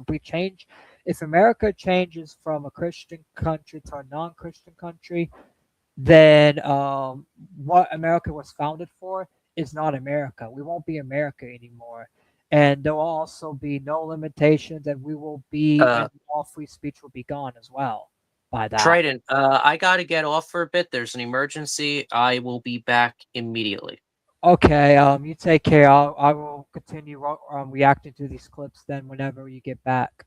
Okay, it shouldn't take me too long. All right. Until then, I'll just take the floor for myself. Until then. Okay. Percentage of people being born that are white. Where's the arrow pointing? Where are we going to be in 50 years? In fact, 50 years, like I don't think Christians will even be a thing in America anymore. I really don't, because of all the anti-free speech and all the censorship going on. It's like, if this doesn't get called out in 50 years, not even by 50 years, by 2050, like I said, Christians will be the minority and America won't be a Christian country anymore. And that is dangerous to America. And that's dangerous to all the Americans that have their ancestors live here their whole lives. You know what I mean?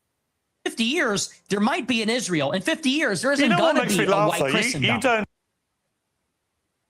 And Piers Morgan said, "Yo, you don't know that." No, it's true. All right, so this one is about Tucker Carlson. He's still a nice guy, but he's two-faced. Nick Fuentes discusses his falling out with Tucker Carlson. I'm just going to play this clip entirely, and then I'll give my You're take. weird, dude. You're weird. I'm going to play this clip in its entirety, then I'm going to give my take on it, and then we'll move on to the next clip. In fact, I also got an in-depth take on this, so let's go ahead and listen to this part about Tucker Carlson. Dude, you're weird. See, what would have been great is if you'd said that to him when you were sitting opposite him. Well, when I was sitting opposite him at the dinner and in the interview, he was nothing but nice. He was very nice to me and very cordial, and he didn't call me an anti-Semite, and he didn't even press me on it at all. And I thought he would, and I almost wanted And I watched the interview, and this is true. Hold on, I'll just him to. He was nothing but nice, and we had a great time. We had a really great dinner, really great interview, and I felt really good about it. And the next week on my show, I said, he really surprised me. He's great. And then every interview he's done since, all he does is call me an anti-Semite. He goes, well, I hate his anti-Semitism, and, you know, I wonder why people like him. And so I just think that's two-faced. So after that experience, it kind of turned me off. I didn't like that, but he's going to do what he's going to do. He's still a nice guy, but I think he's two-faced.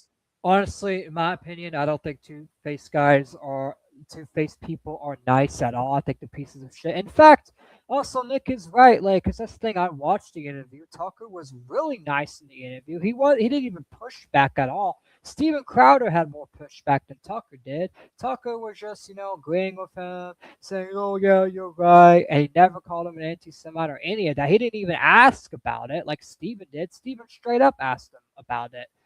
Tucker didn't even bring up anti-Semitism at all. But then as soon as Nick leaves and Tucker goes on these other interviews, all of a sudden Tucker's like, "Oh, Nick's an anti-Semite. I don't know why people like him." It's like that is so fucking two-faced, and this is the problem why, and this is my problem with politics. Is like a lot of people are two-faced, a lot of people are fake, and you cannot trust people.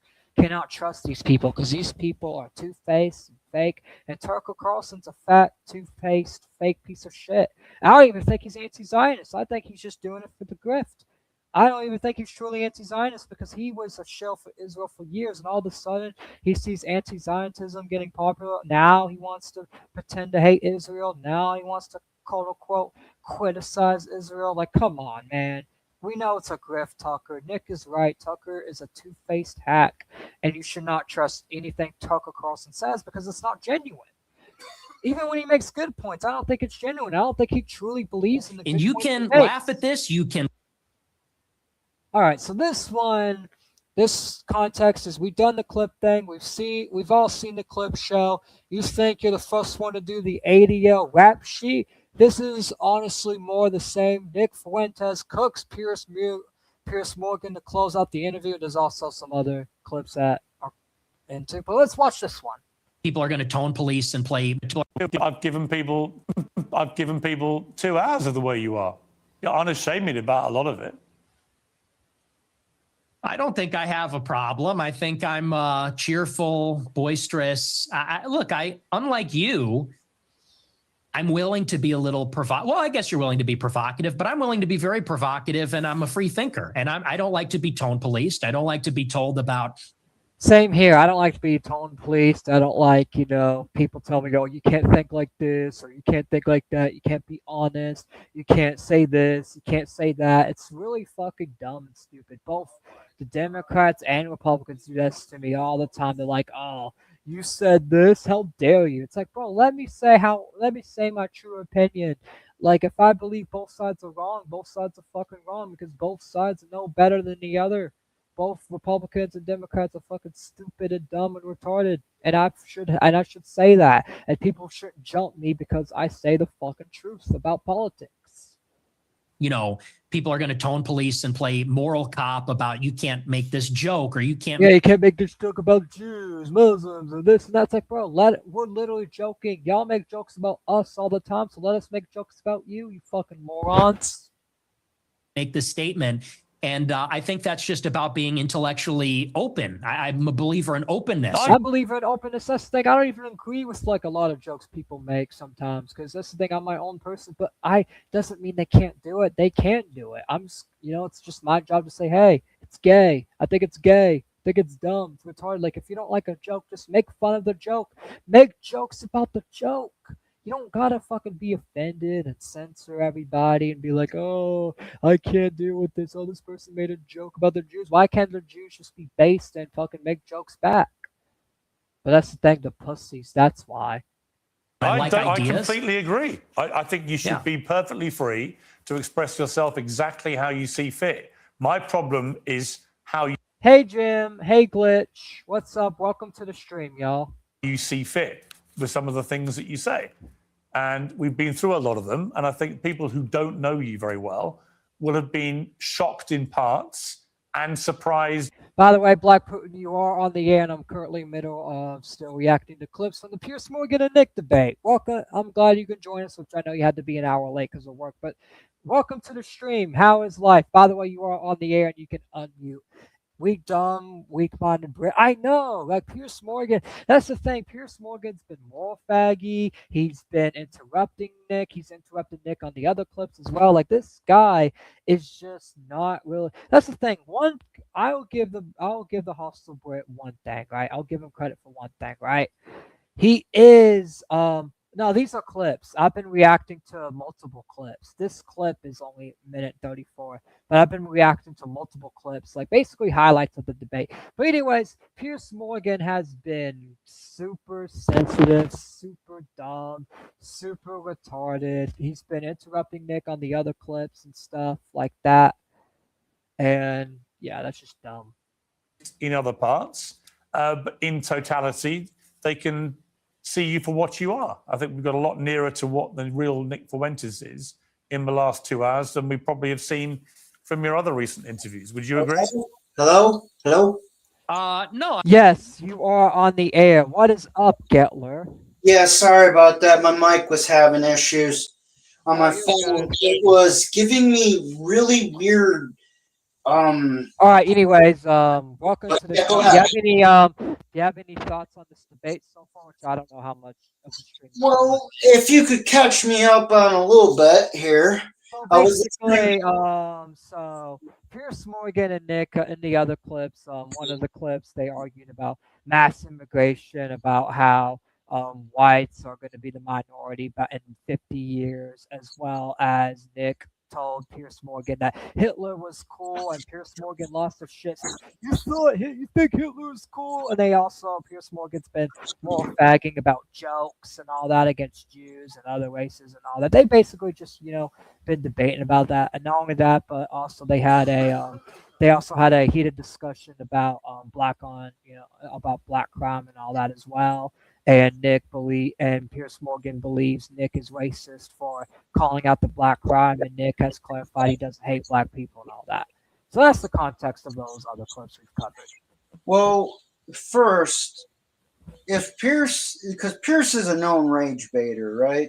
Yeah, he is. But he he's notorious for it, and he does certain things, clips people out of context on his show and stuff like that. Like, he doesn't play the actual full clip of stuff, and he's known to do it on purpose so he can piss them off, but he does it in a style sense to get them to talk.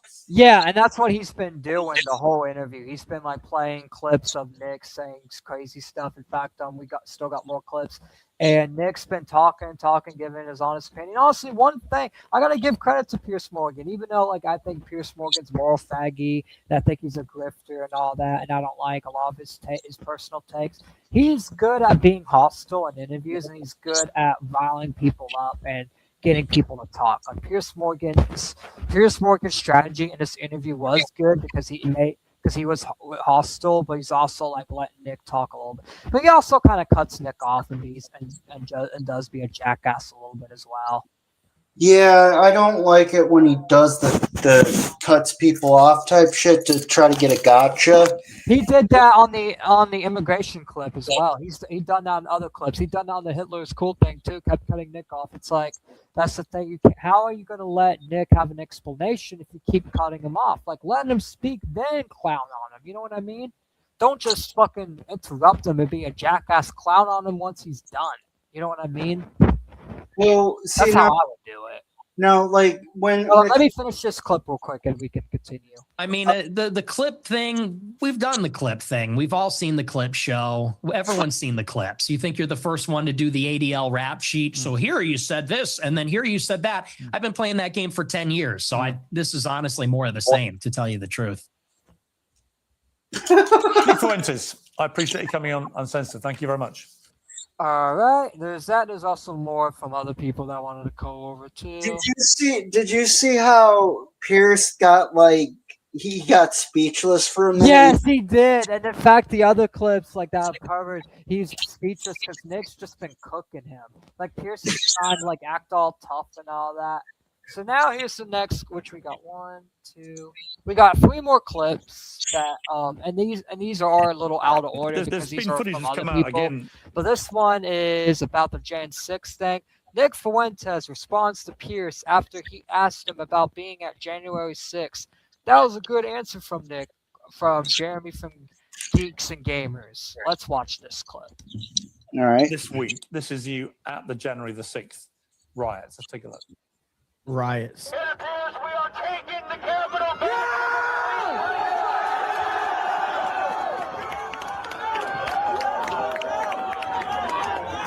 Keep marching and don't relax. Never relax. Break down the barriers and disregard the police. This Capitol belongs to us now. The police are evacuating the Capitol.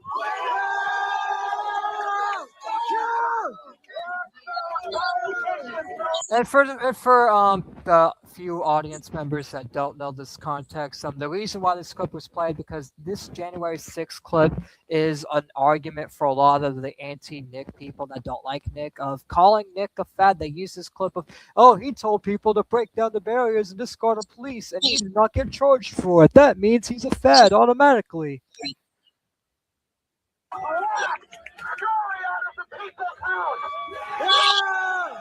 By the way, there is a little feedback from your mic. Oh, okay. Let me. So you're heard there shouting down your loud hailer, break down the barriers and Yeah, disregard that was the Nick police. talking in the Capital megaphone. belongs to us now. What did you mean by that? I think it's pretty self-explanatory. The capital belongs to the people. Disregard the police. So you don't support law and order. No, You know what's crazy? Piers, you got one side, Piers Morgan and the lefties saying, "Oh, that means you don't support law and order. How dare you not supporting law and order? Why are you not supporting law and order?" Then you got the other side calling Nick a federal agent, a federal informant, and all this shit. It's like, make up your mind, people. Is he a federal informant or is he anti-law? Which one is it? Oh, okay. I have something to say. Go ahead. So Pierce called him out on Law and Order. Take a look at your own country. I don't think Law and Order is that great. When and this is a hot take, but when they're literally throwing people in jail for saying a word, and we all know it's FAGG, Yeah, and yeah, basically. for 30 years, someone was just sentenced in prison for saying that word. And it was in private messages. Like, they need to look at their own. Yeah, that's another thing too. It's like, why is Piers Morgan even involving himself in American politics when your politics is way worse than ours? Don't get me wrong, America's going to a shithole, but it's not as bad as the UK. The UK's already ahead of us in a shithole. The UK's already down the drain. We're basically in the lighter stages, but pretty soon we could become like the UK, and that's what we don't want to be. We don't want to be like the UK and have censorship. You go to jail over words. Like, that's just bullshit. And that's the thing too. Piers Morgan needs to stay in his own side and call out the shit and call. That's the thing too. He calls this uncensored. He can go to jail for even just having Nick on because Nick has said some naughty words. Like, Piers Morgan's putting himself in danger. In fact, Piers Morgan could have went to jail for just having Tucker Carlson say that on a show. Because Tucker Carlson went to the UK and said, faggot, faggot on Piers Morgan's thing. So it's like, Piers Morgan, you need to look at your own country before you can call out ours. That's Law all. and order. But on that day, the police were brutal. The police killed somebody, Ashley Babbitt. And, they were throwing people off of the rafters. They killed multiple people. So when disregarding the police is the first step to anarchy, isn't it? Well, I think the first step to anarchy is when the government rigs the election, which is what happened. That is when the government loses its legitimacy and its enforcers, consequently, do also. That was actually a good answer. answer. That was a good answer. There was no evidence the government rigged the election. There's plenty. You're a bright guy. Well, There's plenty. There's plenty. Like, you don't remember. That's another thing too, Piers Morgan. Just shut the fuck up. You're not even from our country. There's several stolen, missing ballots, dead people voting. Like, come on. You can't say the 2020 election was not rigged. It clearly was. There's evidence. Fucking moron. Now let's see. Let's go to the second last clip. Hold on a minute. let's talk about it. Is that glitch in the chat? That's the glitch? Yeah, the glitch hunter, yes. Okay, so glitch has a point. Oh no, my Fifi, someone said something mean words. Yeah, pretty much. Isn't there footage? And also, he makes another good point too. Isn't there footage of people burning ballot boxes too? Yes, there is. I've seen those. There is. Yes, that's another piece of evidence as well that it was rigged. Yep. All right, so this one's of hold on. So this one's a 3-minute. So we got 2 4-minute clips, and then we'll be done with this segment, and then we'll go get to the Dare stuff and get to expose the Dare organization. Woo! But first, let's react to this. Here's the context of this one. Piers Morgan gets pressed about Nick Fuentes being a misogynist. Nick tells Piers to put on the pink hat for the women's march because he's being a simp. I mean, do you accept you are a white supremacist? No, absolutely not. You don't think white? By the way, someone's echoing. Hold on. All right, let's replay this. I mean, do you accept you are a white supremacist? No, absolutely not. You don't think white people are superior to black people? No, I'm a Christian, so I believe everybody is equal before God. Same here. That's my take too. I believe everyone, no, regardless of race, color, like everyone's equal to God. Everyone's a child of God. Even non-Christians, like people don't understand. It's like even you can be critical of your enemy. You can have your disagreements with your enemy, but you still gotta love your enemy, even if you don't like them. You don't have to like them. You don't have to like the policies. You don't gotta like the person they are. But you still have to acknowledge that is another human being, and they are just as important as you. Including women? Yes. So you give women equal rights then? No.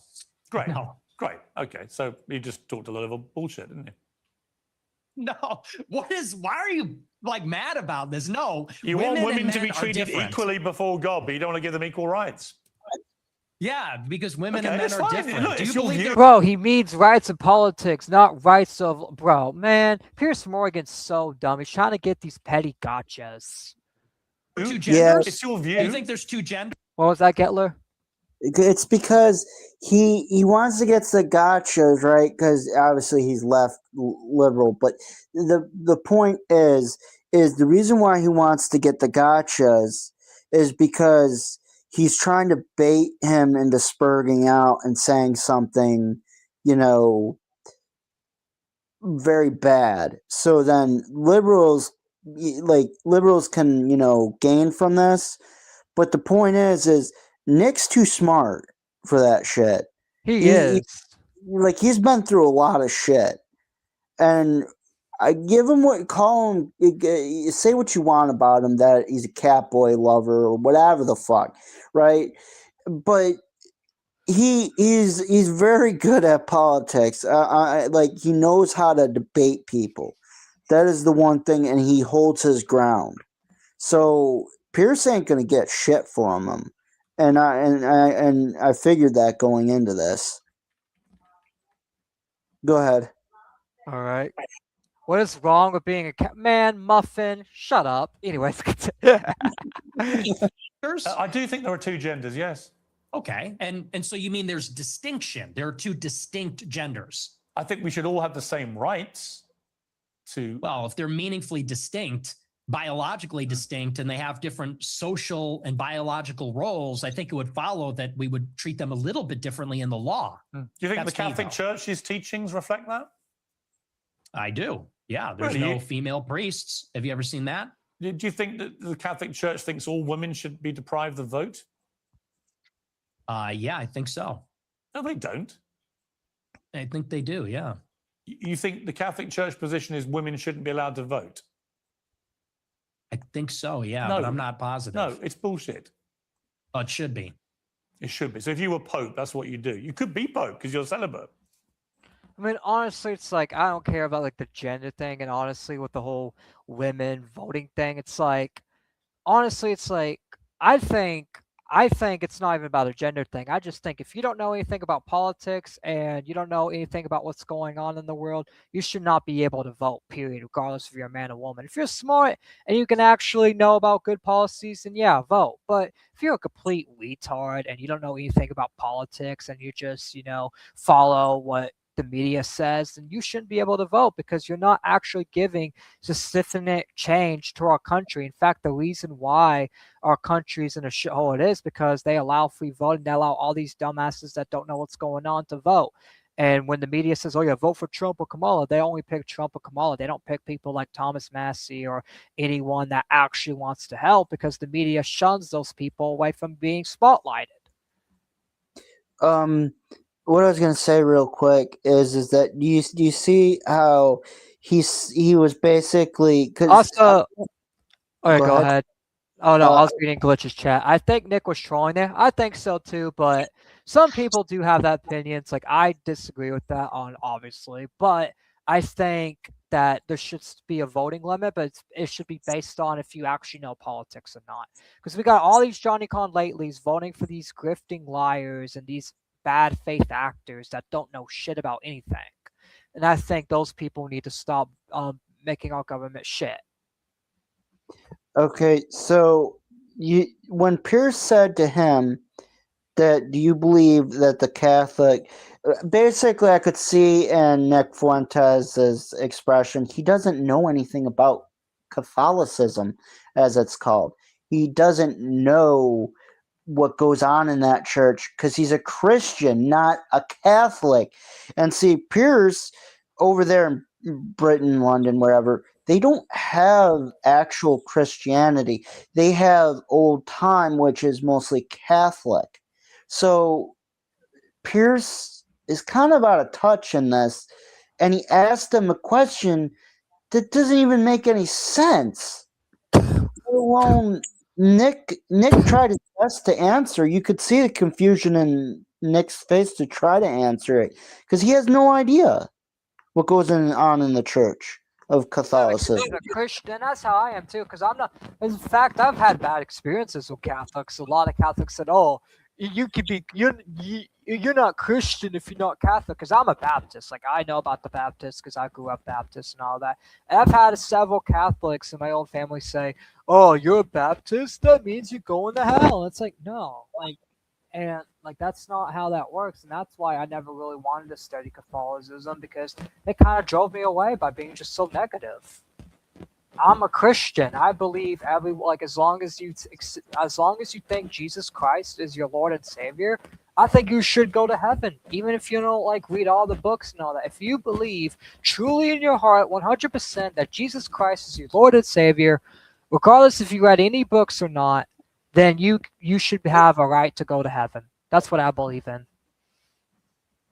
And I do agree with that.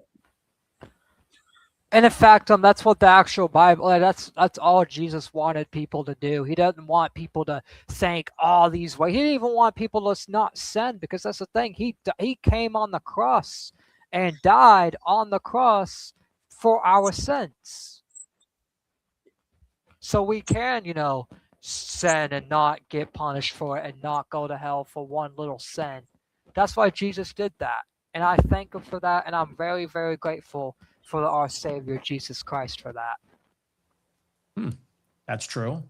And I'm also from Chicago, like the Pope. But look, Right. I mean, women, it says in the Bible that women have no authority over men, and they can't teach men. And that's why there's no female priests. There's a lot of So I things don't in the think Bible. the Catholic- I mean, do you take every Okay. word of the Bible as sacrosanct?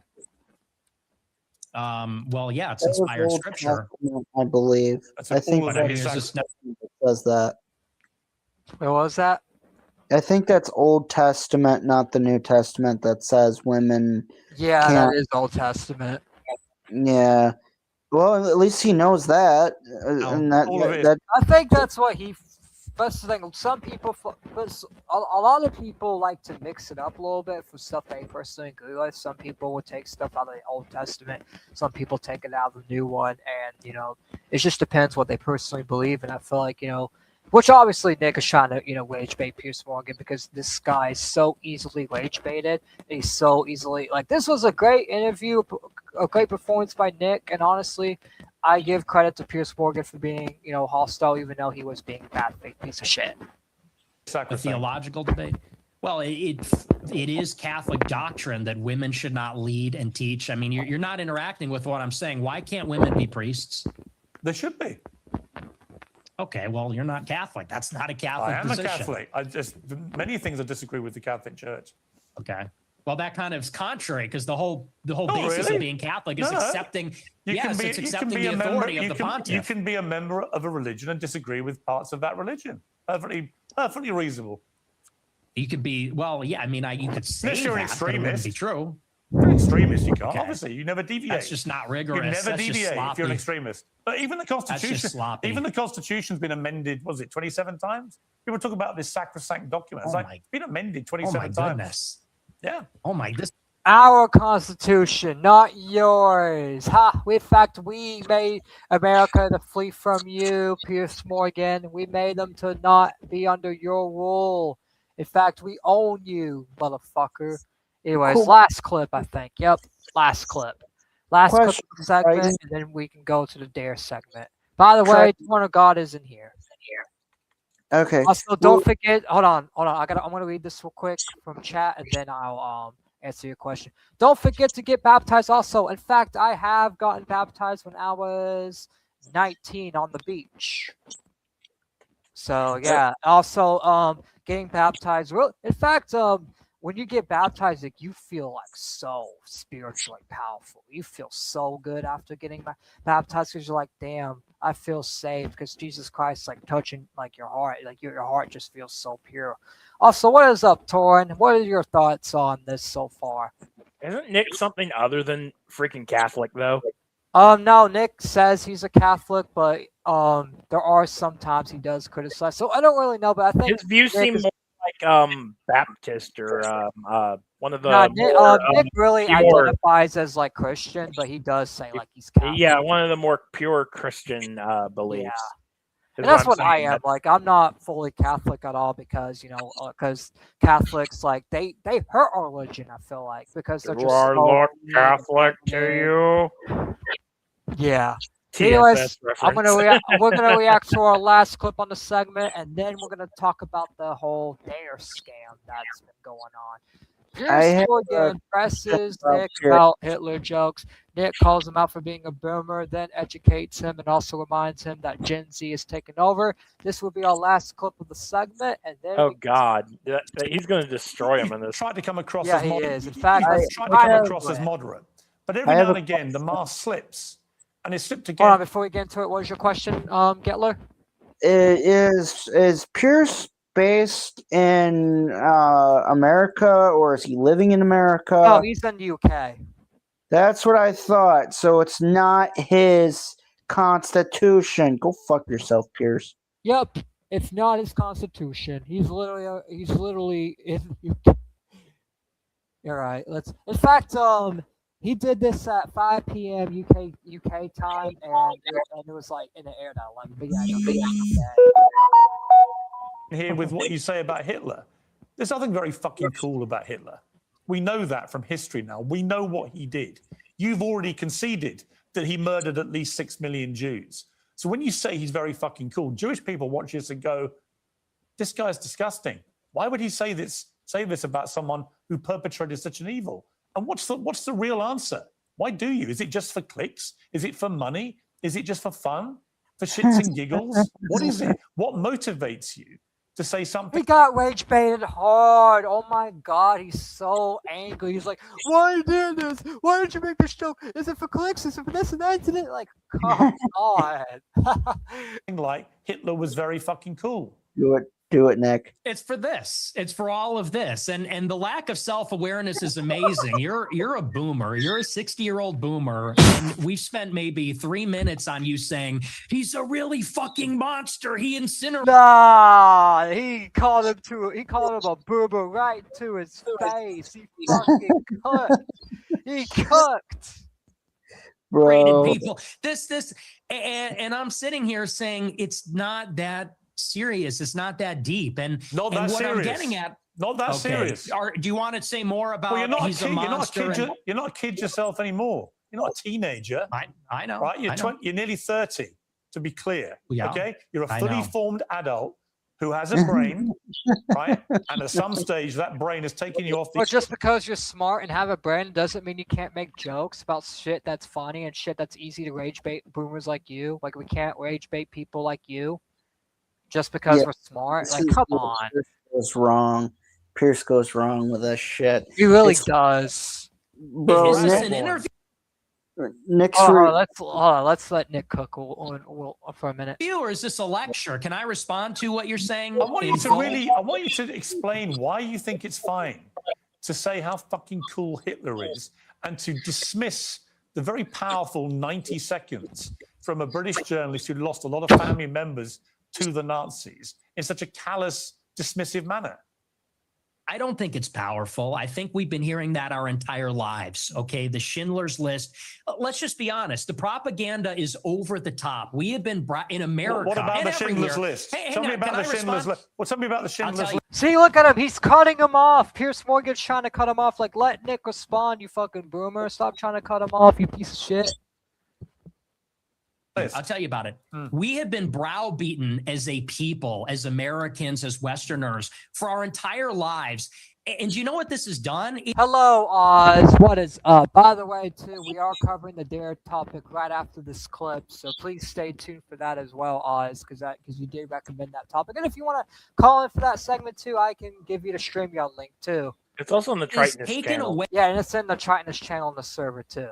Hey, any sense of pride, any sense of love for our own civilization, we have been made the villain in our own story. We have been made because, well, let's just be clear. It doesn't begin and end with Hitler is a monster. This has been the political narrative, which is why we have thrown open the borders. This is a political narrative, which is why we can't be a conservative society as a whole anymore, why we can't be proud of Europeans, why we can't be proud of being Christian, because they've told us if you're too white and too proud and too Christian, it's going to lead to a Holocaust. And so my generation, our entire lives, Nick it's true, and that's why people like me. That's why I'm popular, because this is bullshit. Honestly, yeah, it's a crock. You don't want to hear any more about me mom and me dad. That's a crock of shit. No, listen. What you just said is a crock of shit. And you know true. It. It's called the open society. In your gut, you know it is. You weaponize this stuff. You weaponize this stuff for money, but you know when you say something like what you just said. I'm banned from banking. I'm banned from banking and credit cards. You know who you're talking to? Yeah, I do it for money. And by the way, how much money you make? Your company's worth $100 million. Your company's worth $100 million. I was banned from Bank of America. And you shouldn't I'm have banned been. from processing credit cards. And you shouldn't have been. But I am. So don't tell me I'm doing it for money. Well, ask me my opinion about that. I'll tell you shouldn't have been. Right? I don't agree with that. What happened to you? Then don't say I'm doing it for money, because you know that full well, and you say it's a grift. How much money if I wanted to be a grifter, I'd be like you, and I would go and say, how much money are you making? I'm making a lot of money now. Yeah. Now that I'm the #1 live streamer in America, because people agree with me more than they agree with you. We're tired of hearing about slavery and the Holocaust and Jim Crow. We're done hearing about that. We're done because that shit's old and dead in the water. In fact, people like Piers Morgan keep trying to relegate that shit. It's like, bro, we just want to move on to the future. We already know what goes on in history. Just talk about current events, you fucking morons. I'm not done hearing about that. Okay, well, your generation's on the way out, and Generation Z is coming up, and we're finished. We're ready to take our country back. I've got three we're sons. not listening I've to got crime three minorities sons. anymore. Nick, I love you. Nick just cooked them. It's like your generation's out. I got 3 sons. Yeah, and you probably cooked them alive with your stupidity. And that's all the clips on that. In fact, I'm going to close this tab, and I'm going to get their segment up. But before we get into our next topic, Oz is in the hospital. Oh, he's in the hospital. I hope you get well, man. He might be able to call in depending on how he feels, though. Prayers into you, and also 421 Lake Streak says Piers about he was Hitler loving anti-Semitic. Nick, that's why I love him. In fact, should I? You know what? I want to react to that clip. It's funny. Piers didn't actually catch on to the fact that he was being rage bait. That him and the other liberals were being rage baited by. I know that's the thing too. He's such a retard. In fact, you know what this reminds me of? This reminds me of the Dean Withers debate that Nick did. Nick debated. We did this lefty liberal named Dean Withers, and Dean Withers literally rage baited the same way as Piers Morgan did. It was like going off, screaming, and all that. And that Dean guy is like the younger version of Piers Morgan. Let's see, where's the Yee clip? After we react to this Yee clip, we'll be moving on and exposing the Dare program as fake scam. and how it makes people more addicted than helps. That's why they discontinued it. Yep.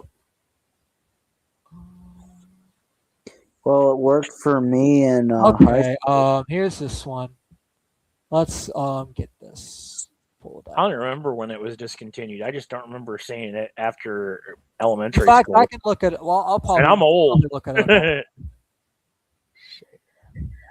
This is the one about Kanye, which I don't know. I thought I had this on the thing, but I probably missed it. But this is the one about Kanye that Ford one Lake brought up, and let's react to this. In fact, I watched this live a little bit. I kind of regret not stream sniping it. Next time something like this happens, I'm gonna stream snipe it and give live reaction because I know that would be more better. But so in this clip, Piers Morgan talks about how Ye's racist, even though Ye's literally black and all that, and saying, "Oh, he's an anti-Semite, he loves Hitler and all that," and Nick's like, "Oh yeah, that's why I love him."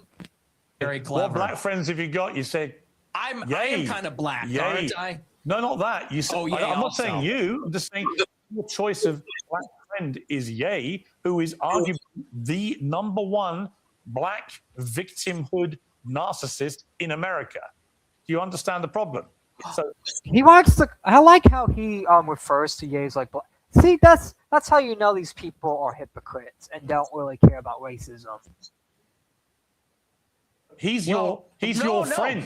He's one of the very few black people you want to be associated with, but he's the epitome of what you just said you abhor about narcissistic black people. I disagree. I disagree with you, and I'll tell you why. Because Ye, if you've ever met him in real life, I have, yeah. Okay, well then he's nothing but polite, considerate. Actually, he was very rude to me the last 2 times I interviewed him. He's a supreme narcissist, and he's also. You keep interrupting me. You're very rude. Are you black? Because you're being very rude by interrupting me right now. To you. I'm giving you a hard time, but he felt it. He made him apologize. Oh man, he got felted hard. Finish my point. I do want to finish my point about Ye. Also, another thing too, you can't call Ye rude, and then when Nick's talking, interrupt and be rude yourself. Like you're a little fucking walking hypocrite for that. Hey, he is a guy who, when I was with him, wanted to make sure that everybody was heard.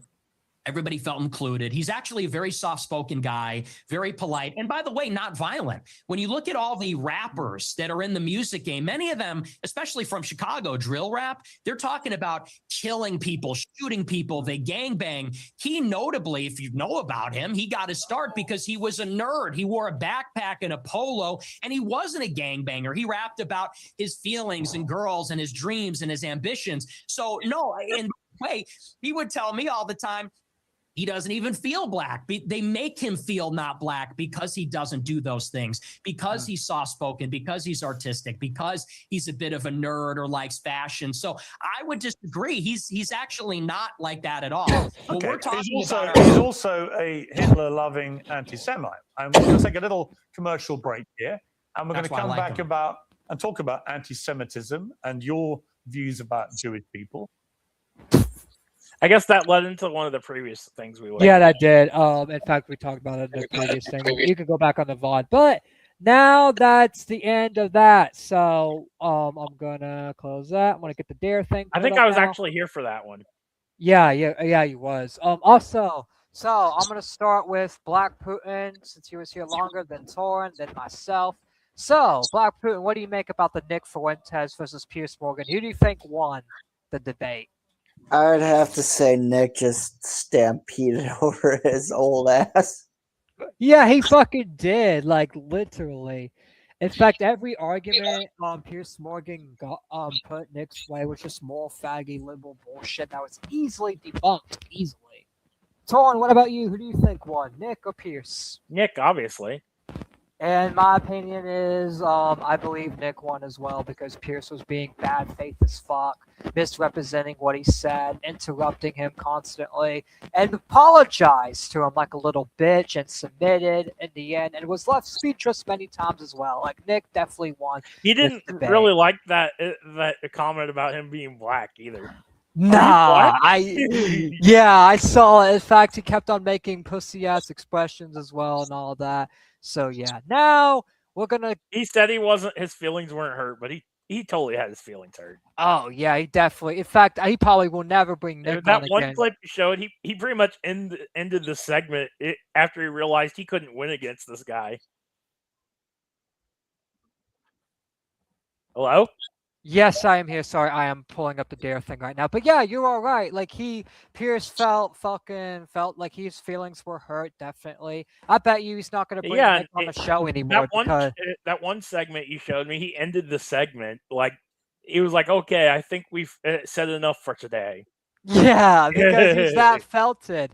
But yeah, now let's get back to the Dare program exposed. Shout out to Oz in the chat. For giving me this topic. In fact, we're going to react to this full video because this full video is only 39 minutes. So, in fact, I got all day today. So, we can, do another 2-3 hours of reactions, which if you guys have to leave at any time, that's fine. But I'm going to, do the full reaction today on here. But yeah, so before we get into it, Black Putin, what's your, do you know anything about the Dare, drug program? Was it around when you were in school, anything like that? God, no, yeah, it was, and I remember that they showed us videos of what overdosing and shit like that can do to a person, and drinking too much alcohol, a lot of different They things. never really pushed the Dare program too much in my school. Like they had it, and I remember seeing it in elementary school and having T-shirts of it, but it was never like pushed to like us having to watch videos and stuff. We did eventually learn about drugs in health class, so it's not like in health in elementary school because we had that subject there. So it wasn't like it was completely needed, I guess. Basically, what happened is I didn't touch any drugs, any weed or alcohol until 25. So, and that was all thanks to Dare, actually. Yeah, so Dare did work for some people. Other people just it was ineffective. We're gonna find out how ineffective in this video. Yep. And before we get to it, I'm gonna give my thoughts on Dare because I grew up on Dare, and to be honest, this is just my opinion. I didn't even know it lasted that long. Dare never really helped me. Like, cause I had it in 5th grade, and my state really, really pushed it. Like, in fact, we had to do it once a month in my library class. Every single time, like every month, like once a month. It was mandatory for all students as well. That reminds me of when Ronald Reagan started the whole arcade. But that's the thing. It's like Dare was ineffective because I was never into drugs anyways, and not even after like my teenage years, I was never into drugs. Not because of Dare, it was because my dad was really good at it. My dad told me about drugs. I was like, hey, you cannot be on that. If I catch you on it, you'll be grounded, and not just that, but it hurts your life and it ruins your life, and you don't want your life ruined over it. So I never touched drugs throughout my life in school at all. So I never really needed Dare because I had good parents. But Dare had a lot of fun activities. Like, yeah, a lot of this stupid shit was boring, but they did also have like a few arts and crafts activities. In fact, it was ran by our school resource officer, and that guy was really a fun dude. He was a really cool dude. So that's probably why Dare was fun for me, because they had my resource officer run it, and I already knew him, and he was like a really cool guy. So that's why I ended up liking Dare. But Dare is a scam, though, guys. I'm going to get into this video of how Dare has been fucking us over. You know what the thing prior to Dare was? The Reagan administration would like put messages in American arcade cabinets that says "Winners don't do drugs." Yeah. Yeah, that winner. Yeah. And it was done until the 2000s, if I'm not mistaken, and then they stopped doing it. All right, I'm gonna start this, and whenever y'all have commentary, Yeah. just pause. Which I'm gonna pause, obviously, because I'm gonna give my own autistic commentary. That's why we're covering this. Drug programs, remember those? Remember DARE from school? Y'all remember DARE? Cop will come to your school, open up a briefcase of drugs, and try to scare kids away from drugs by sending cops into schools. You guys remember that? You remember how bad this program was?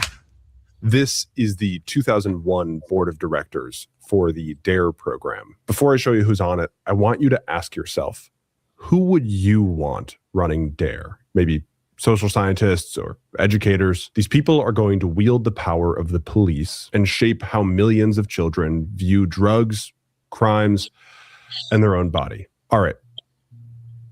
Ready? If you said 4 billionaires, 18 multimillionaires, their lawyers, 3 cops, one of whom is a convicted felon, 2 who are involved in corruption scandals, their friends, the NFL player who's at the center of RFK's assassination conspiracy theories, a boxer who reportedly uses steroids, 2 people on the Epstein list, and this guy who, after the FBI did an undercover sting, caught him trying to launder money to cover up a cocaine trafficking operation. What the hell, bro? These are the people telling you not to do drugs, but yet they're covering up cocaine operations and shit. What the fuck? Hypocritical piece of shit. Video? Could you send me a link to this video? Yeah, after I'm done reacting to it. Cool. If you said... In fact, it's also playing on the stream. Well, you can see it, right? Yeah, but I'd have to type all that into YouTube, but no. Oh, you don't want to do it on your phone? Okay. In fact, yeah. Which after I'm done, and then I'll send it to you. Thank you. Then you'd be right. The DARE program it's nonsense. I mean, we can be honest about it. By 1995, DARE, or Drug Abuse Resistance Education, was in 75% of all American school districts. They sent thousands of police officers into tens of thousands of elementary schools to teach 10-year-olds. In fact, it was in my 5th grade back in like the early 2013. I don't remember exactly when I was in 5th grade, but I just 2010. Yeah, when I was in 5th grade, like it was DARE was active in my school. In fact, like I said, I only really liked it because I knew the resource officer that was running it, and he after like the DARE videos and shit, and then the serious stuff, we would do like arts and crafts and stuff. So that's why I really liked it, because my resource officer was a G like that. But like, yeah, like the teachings itself of DARE never really, like, in fact, I didn't know what drugs were until DARE taught me it. I literally asked my dad, I was like, what are drugs? And he was like, how the fuck you know that? I'm like, this DARE program taught me it. He was like, oh, it's something you stay away from. I'm like, okay. And then he told me about like the dangers and stuff, all that, because, you know, DARE is literally just exposing more kids to it than actually teaching them, because a lot of parents do a good job of not exposing the kids to it. But problem is third parties like YouTube, TikTok, or schools or stuff like DARE expose it to them anyways, and kids end up doing it behind the parents' back. And that's why I feel like DARE's endangering a little bit, because they're exposing children to it. And if children don't tell the parents of like, oh yeah, what is this? And they just do it, then that's dangerous, I feel like. To say no to drugs. It was backed by presidents. Also, another thing too, it's like when you tell a kid to say no to something and you're not even their parent, they're going to say yes to it. That's how I was. Officers are making a real impression. Celebrities. Little kids doing drugs. It even got its own national holiday. 114 million Americans went through DARE. Dare to say no to the J, just like sex education's full of nonsense. For some reason, exactly. Maximilian person is right in chat. Like, literally. It's just sex education full of nonsense. You know what's funny about those messages? They're not appearing in the actual chat. Are they on the mobile? I don't think we have a mobile stream. Hold on. Maybe it's YouTube filtering that. Yeah, I'm surprised it picks it up through the filters. 07. That's actually really good that it does that. Yeah, because YouTube's... Okay, yeah, the 07 thing came up in chat, but not the other things he said. Man, fuck you, YouTube. But yeah, don't worry. In fact, I'm going to show Just so Yeah, that the first one. and The first one didn't. It wasn't even that bad. I can understand why the second one might have gotten filtered, but I don't understand the first one. I get banned for being based. We all get banned for being based. In fact, if this channel ever gets banned, which I don't think so, if this channel ever gets banned, it's because I'm being based and telling the truth about a lot of shit. In fact, let's continue telling the truth about this fucking shitty-ass DARE program and how it was ineffective, just like sex education was, like that next person said. That's 34% of the entire population. What we were talking about are the consequences for using marijuana and not using marijuana. I just want to shake some sense into you kids that are using drugs and thinking about using. So remember. Man, that guy looked like he's fucking used drugs his whole life, especially, and so these other people too. Like, come on, really? These other people telling you not to use drugs? Really? Mr. T is cool as fuck. I'm not gonna lie. Yeah, but you know everyone in Hollywood and shit does drugs. So it's like, that's another thing too. Don't have someone from Hollywood tell us not to use drugs, because that's the thing. Kids are smart. We know, like, once we look into it, that we're going to find out that everyone in Hollywood, including him, uses drugs anyways, and that this is all just a grift. So there's no point of grifting. And then I ain't flying, we bitch. found out that it didn't work. No, it don't, because you're telling kids not to do something, but it just makes them want to do it, especially if they don't tell their parents, oh yeah, I'm in a DARE program. You know what I mean? And if they don't have good parents either. Cheers. Cheers. A while back, Mia and I were talking about the DARE program. Because genuinely, what the fuck? Specifically, how bad its failure was. Some studies, like this one, found that DARE students were more likely than non-DARE students to experiment with drugs. That nose ring is making alarms go off in my head. Whoops. How did that happen? And then Run, Mia had a question. Run. Everyone knows about DARE. Everyone knows that it failed. But what I'm missing is, like, did they not test that it worked? Like, the people that made it? For years, DARE has been laughed at. Just say now to crack! Trendy, goofy teens wear their t-shirt around to mock its demise. We all came up with our own theories as to why DARE didn't work. We kind of dismissed it as yet another failed government program. And we never properly investigated the private corporation, a nonprofit that often doesn't act like one, that somehow was able to get... It's definitely profited. It is not non-profit. It's definitely profited. DARE I mean, is it has funded. a NASDAQ. Of course it wasn't. a dysfunctional drug program and police officers into your school and mine. This video was supposed to be a nostalgic explainer of America's biggest accident, but over the past 4 months, we've been combing through thousands of documents, interviewing cops, historians, journalists, and discovered that behind this program is a buried story, using high-powered lawyers, attacking journalists and researchers when they tried to bring the truth to light. The people at DARE ruined careers to protect themselves. I want to show you all of this, because when you look at the people who were behind the program, you start to see what DARE was really all about. There's a complete fraud on American people. In fact, I'm going to make a poll real quick. Who said that quote? It's the quote in the video. I know, but I was waiting for it to scroll over to say who said that, because it's a quote from someone. All right, and poll. By the way, Piers Morgan got 18%, Nick Fuentes 64%, and No got okay. Start poll. Is there a scam? Is the DARE program a scam? Question mark. We'll see at the end of this video. Yeah, but the poll is up. The poll's going to be up during the whole segment. Anyways, let's continue. Oh yeah, by the way, who said Ross Anderson? Yeah, Ross Anderson. Salt Lake City mayor.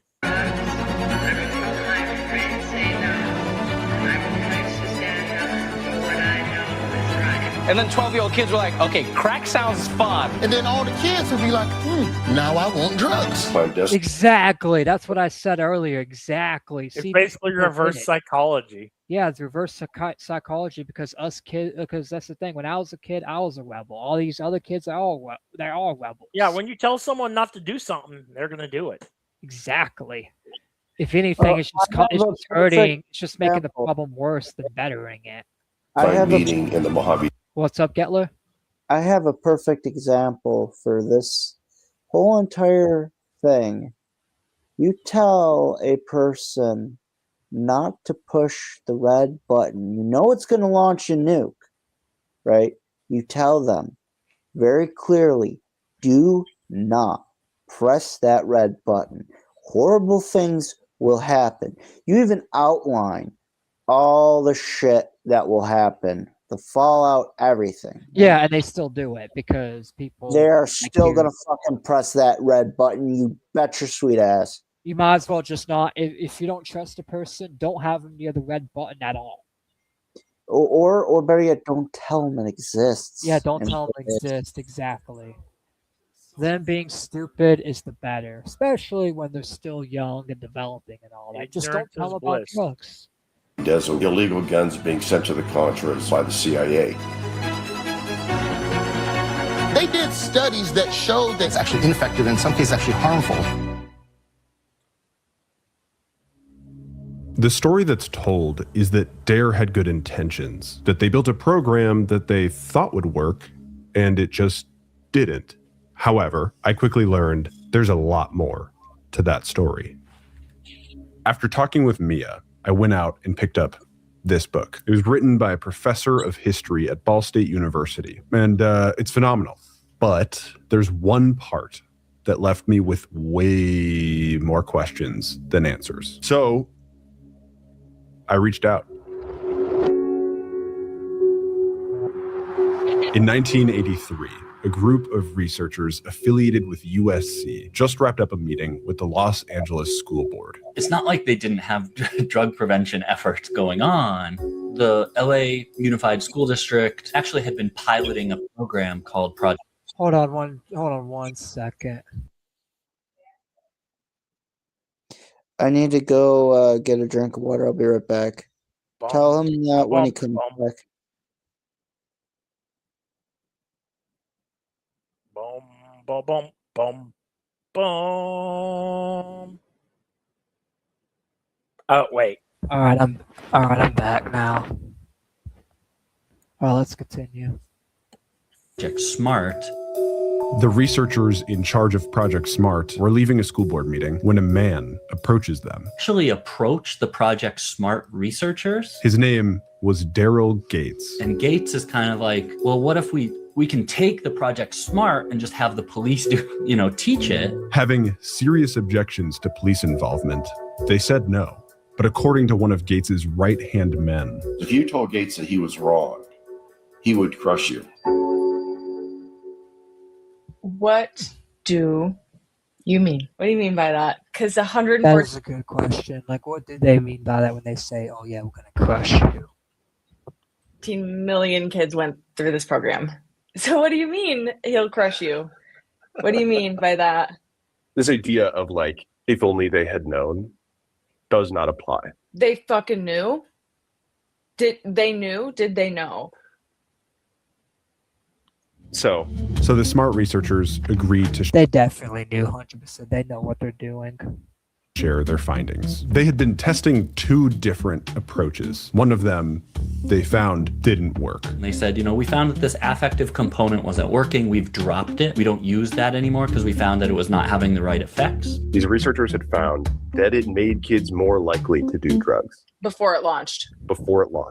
And that's what they told him. The other side of it, what they called peer resistance training, was more effective. What ends up happening, there's no real documentation of. You know why they didn't care? Because they wanted that money. They wanted that money. Yeah, federal grants can be a huge driving force when you're trying to run a scam. Yep.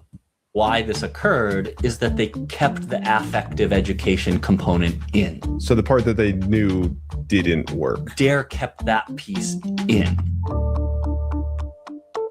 Also, it gets dark. It gets he probably meant dark and dirtier. Deeper and dirtier.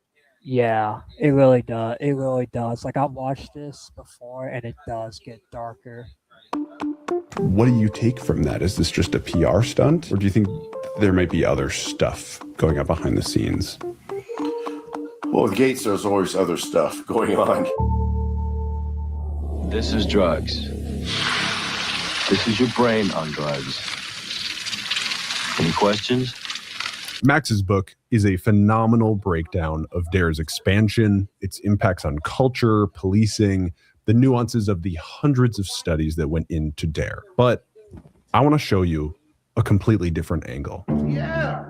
All right. Just right. Oh, no. Okay, so I talked to this guy. He's a former cop, and he was there. Like, he worked directly under the founder of DARE when and where it was created. Okay. And I think the problem is that we all just kind of assumed that DARE's failure was a big mistake. Let me just show you what he said. Why are we doing this program? You know, because that's internally, that's what most people thought. So why are we doing this? Wait, tell me more about that.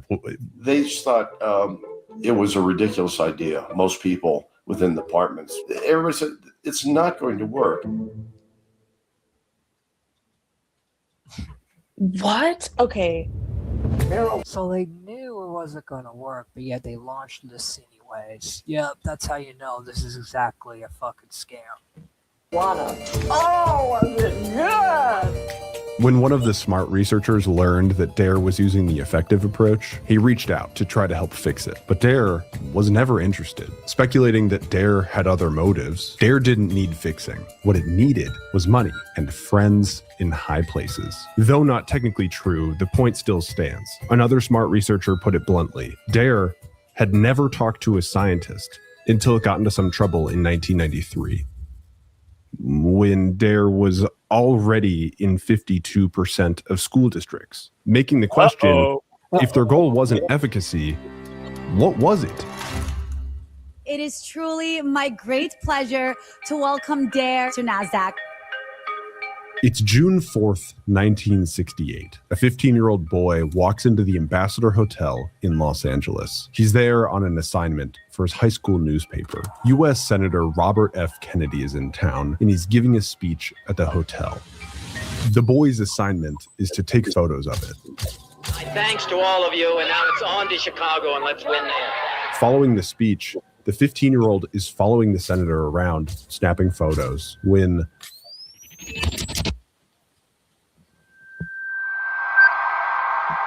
Senator Kennedy had been shot. He's been shot? That's right. a former NFL player named Rosie Greer subdued Sirhan Sirhan, who we now know as the assassin of Robert Kennedy. Realizing that Kennedy had just been... Yeah, by the way, this is Robert Kennedy, not JFK, for anyone that's confused in chat. shot, the high school photographer starts taking photos of everything he can. Then the LAPD appears. The boy is detained. All his photos, 3 entire rolls of film, are taken from him. 2 months later, the LAPD secretly burns 2,410 photos taken during the investigation. In time, they also destroy ceiling panels with bullet holes in them, x-rays of those ceiling panels, and spectrographic analysis. Yeah, they were destroying all kinds of evidence. Holy fuck. And yet, none of them got repercussions for it. Of the bullets.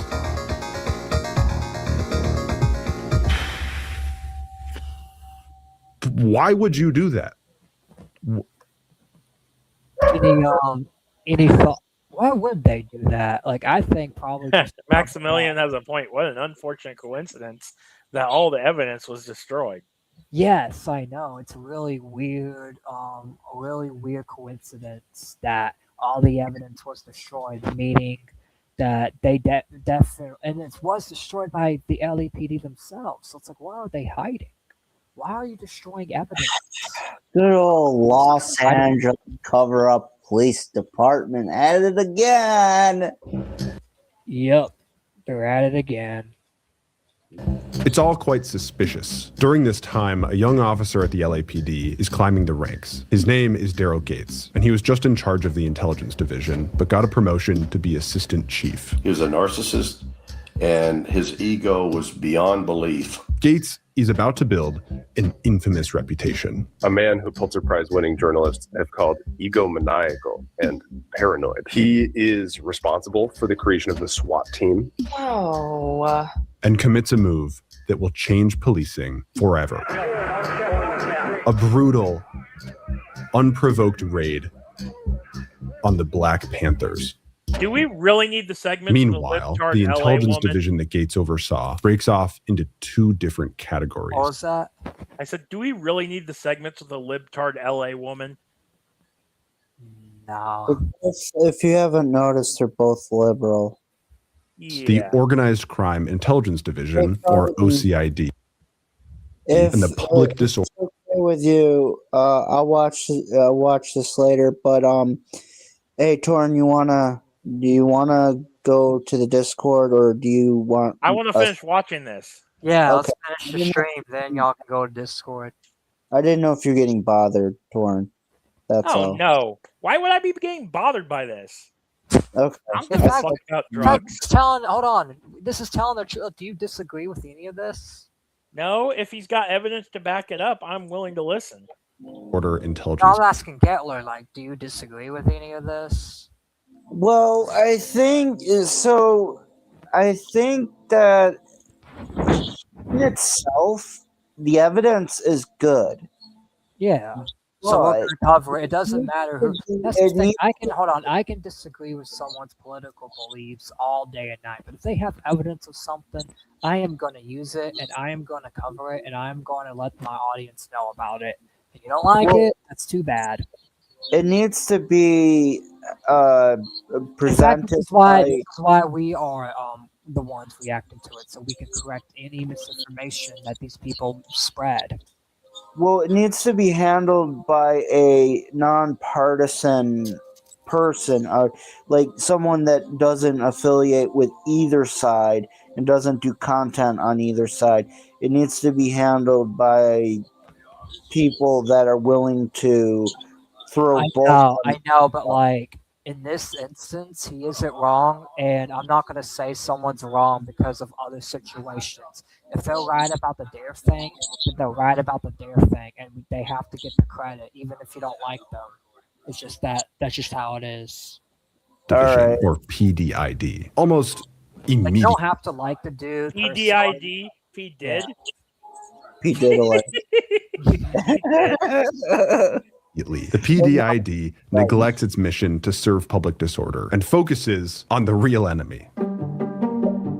Building dossiers on journalists, labor unions, civil rights groups, public servants, anti-war activists, and the mayor.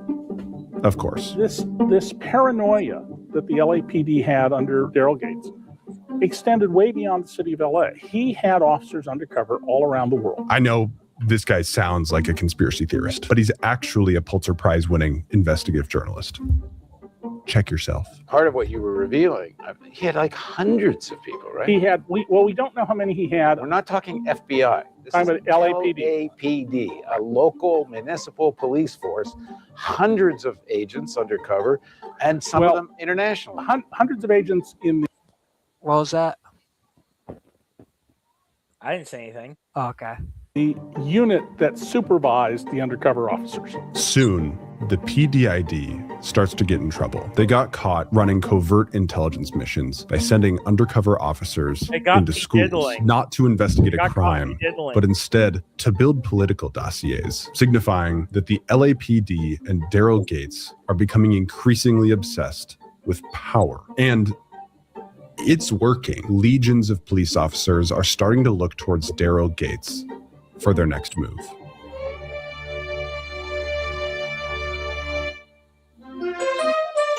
Watergate.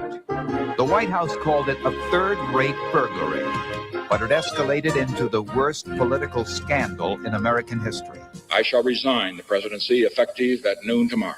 In the wake of the Watergate scandal, America started to wake up. The government wasn't just watching its enemies anymore. It was watching everyone. And still is watching us to this day. Oh, yeah. The FBI ran COINTELPRO, and the CIA was doing the same through Operation MH Chaos. Local, state, and federal agencies all got in on it. So cities, states, Congress started pushing back, passing laws like this one. These laws say if you're spying on someone, if there's no crime committed, you have to delete the file. Around this same time, they expanded the Freedom of Information Act. And yeah, they still do not delete the files. They keep everything on a hard drive. So yeah, they're breaking their own law and they're not going to get punished for it. this guy, a congressman from New York, wants answers. He wants to know what really happened to Robert F. Kennedy. So he looks at LA and starts asking questions. A memo makes its way up the chain of command to Daryl Gates, responding point by point to the representative's questions. A key photograph taken during the investigation of the assassination was kept secret by Los Angeles police, who feared it might contradict official statements. The existence of this photograph is believed to be unknown by anyone outside of this department, and that the LAPD deliberately kept this a secret. Yeah, because guess what? It exposes their cover-up.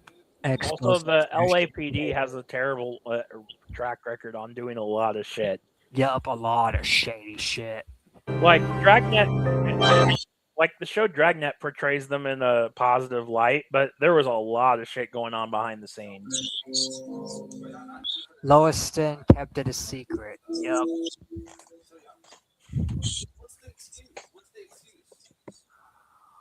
All right, let's get back to the tab. Soon after, the California Supreme Court comes down on the LAPD, saying you can't send undercover cops into schools if there's no crime. You can't do this. Then, the LA Board of Police Commissioners orders Daryl Gates' precious PDID to destroy 1.9 million dossiers. The world that Gates built of power, secrecy, and surveillance is officially under threat. Gates' chief gets summoned to DC. The Senate Intelligence Committee wants names. Everyone that's spying for the LAPD. The chief waged a war. His response was a clear declaration that the LAPD was going rogue. It will be a cold day in hell when I provide you with the information you've requested. Back in LA, one of the PDID spies gets a quiet order. We're not going to destroy the records. We want you to hide them.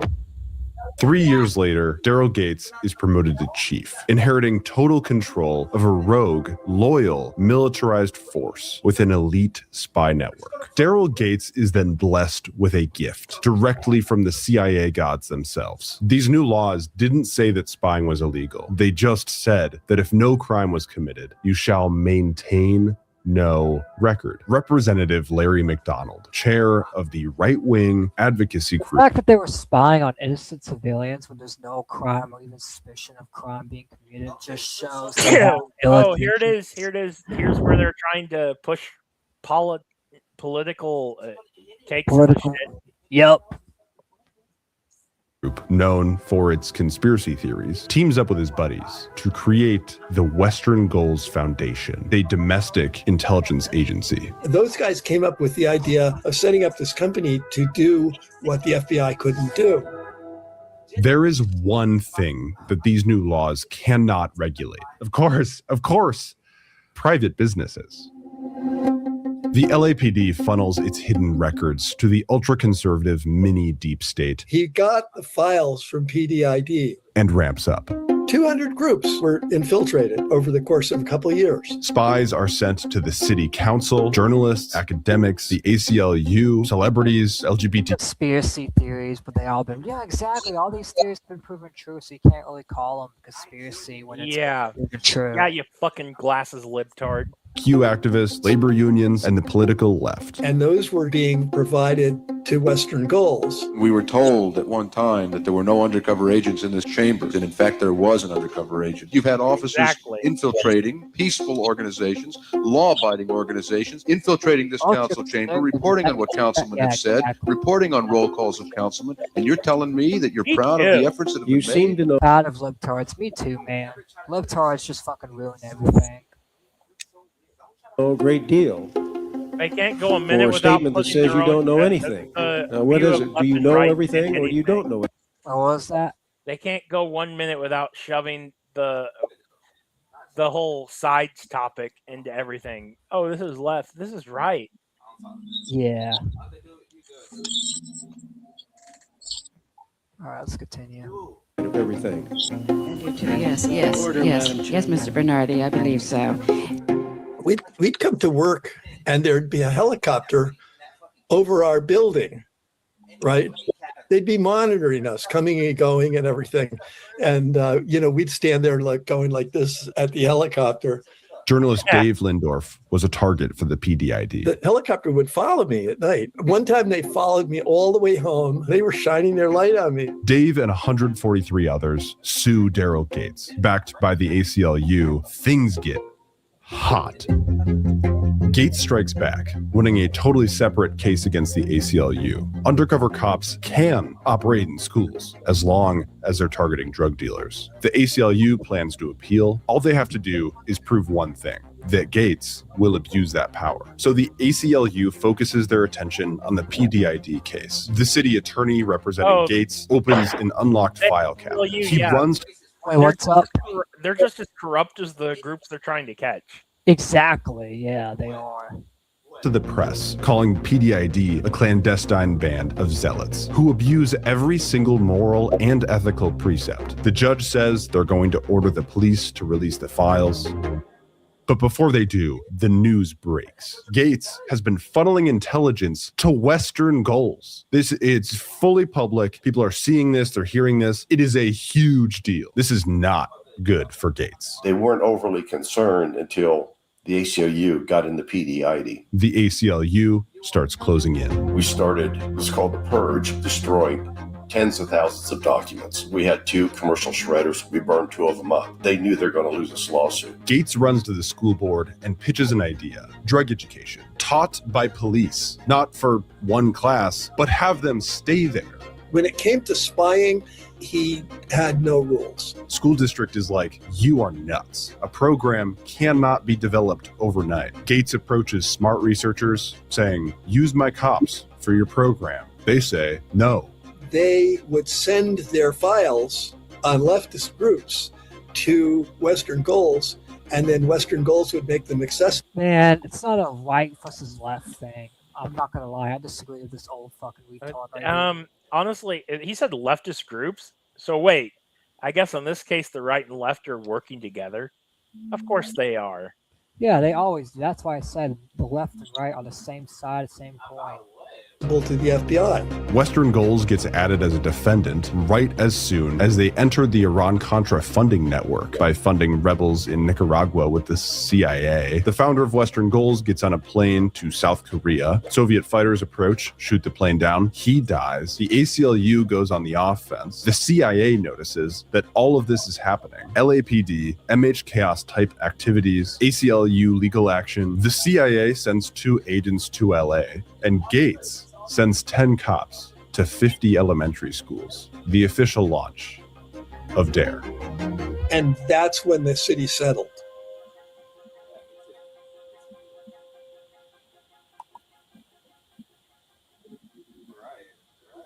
Daryl Gates loved spying, but so does the internet, which is why I use Surfshark, the sponsor of this video. With Surfshark, your shitty VPN. above board. I skipped that. Fuck that ad. Super happy that things work this way. God.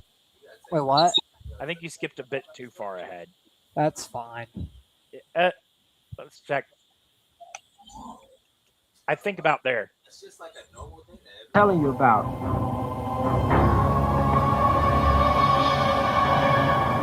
No!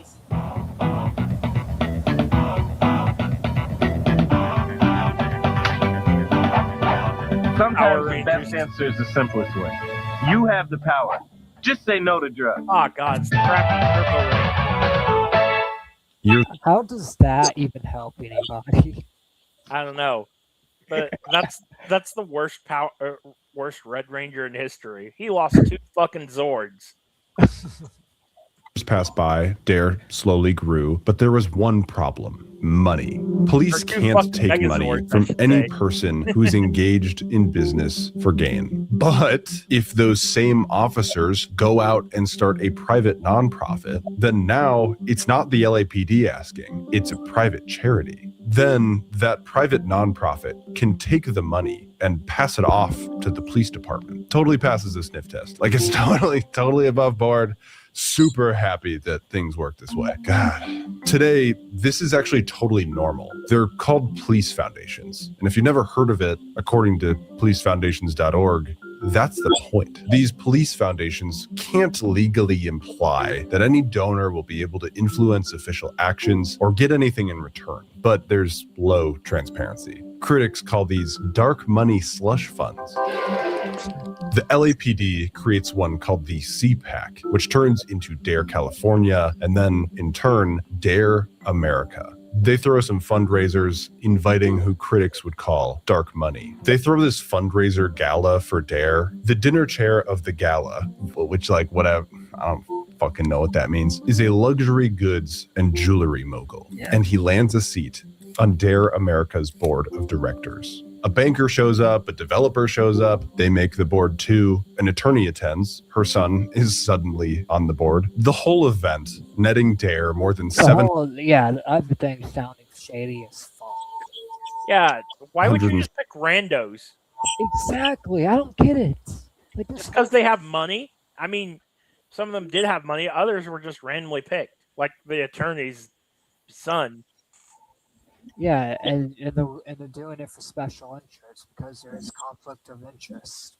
$60,000 is paid for by a banker and Michael Milken, the man who would later get indicted for stock manipulation, insider trading, tax evasion, and become known as the... That's a really good guy for your organization. That's totally not a scam. Really good work from Dare over here employing this guy.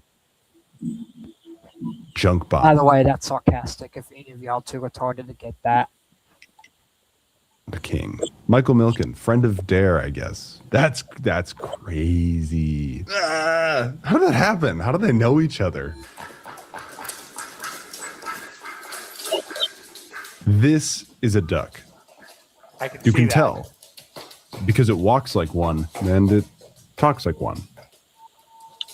In all my life, I've learned that if something says that it's one thing, but then it acts a different way, you should ask questions. A good one to start with is, how is it walking and how is it talking? Dare's first year was a trial run. Year 2, oops, cop shoots a revolver in a classroom. Year 3, though, something different. What the hell? And people, as much as the libtards complain, that's just further proof that they aren't training their police properly. When you got an idiot discharging a revolver in a fucking classroom. Man, this program should have been shut down when that happened. How has it been? They shut down shit for less.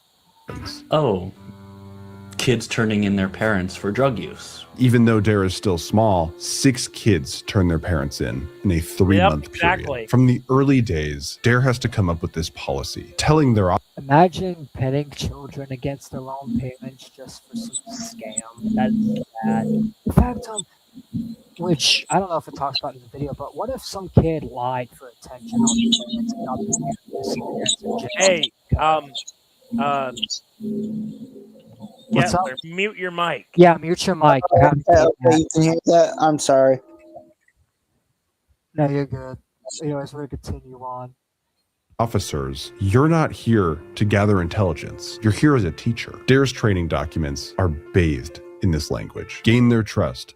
Gain their trust. And God forbid if a child does confide in you, just like coincidentally, not because you gain their trust or anything. Get another officer and let them take care of it. We can't have you losing the kid's trust, because I guess that's important for drug education. Perhaps unintended consequences, perhaps intended. Intended or unintended?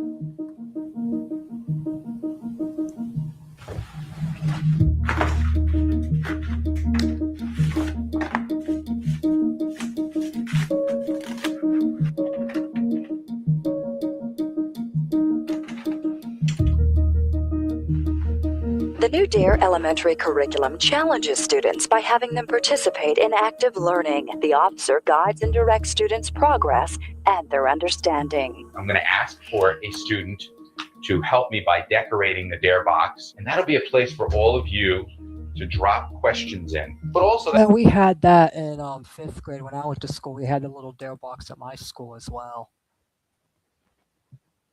that might be a place where you may want to tell me something. But you know what's funny too? A lot of my peers were joking about, oh, I want to do drugs because there's this program. This program's making me want to do drugs and shit, literally. And they were like 10. We were like 10 at the Exactly, time. Maximilian. Catch you later. Anyways, boys, I got to go. Dare to say no to libtards. You take care, man. And I agree with that. That statement is 100% factual. In confidentiality, and if you do, make sure that you make note of it in that box, please. Make note that that's in there, or that you don't want anyone to hear it, that you want it to be private. When I mention the term confidentiality, what that means is it's something between you and I. It's private. If a literal confession box isn't damning, I don't know what is. Would you say that it's in line with what you know about Daryl Gates to start a program that inspired kids to act as informants? Oh, yeah. Yeah. I have no doubt that it Yeah, I agree with this old man on this part, even though I did, go off on him earlier. occurred to him that this is a possibility. As DARE grew, this became a huge problem. More and more kids started turning their parents in. Parents compared DARE to the late Weimar Republic. If DARE was good at one thing, it was not drug education. It was, as Wikipedia says, using children as informants. And that is sad. Imagine using other people's kids as informants against the parents because you can't do your job correctly. Like, that's just sad. Like, leave the kids out of it. The idea that you're going to use kids to rat out on their parents, the bottom of the barrel. Disgusting. Yeah, it's bottom of the barrel. It's fucking disgusting. It is fucking. I mean, I bet it was a really good thing for the kids that hated their parents, though. Yeah, it was really good on them, but for the kids that love their parents and it's just nah, because they don't even know what they're doing. Like the kids are just telling police, apparently the all through the whatevers and the in fact 60s, all through the 60s, all through up to the 2000s. LA had a real drug problem. So in fact, in my school, the officers tried. The officers would lie to the kids and say, "Oh yeah, your parents will go to jail if they use drugs and shit." But then the parent and the kid would be like, "Oh okay, yeah, so my mom did this and that," and then the parent ended up going to jail anyways, and the kids just get heartbroken. And it's like I've never, which that's the thing. It's like my mom had a little drug problem, my dad didn't, but I never ratted on my parents growing up. If they use that to lock the dad up, the kid's going to find out about it someday that it was because of what they did. And they're going to feel guilty. They're going to feel retarded. I know I would if I did some dumb shit like that, fatting on my own parents. Good thing I was a smart kid back then. And they're going to live with that guilt.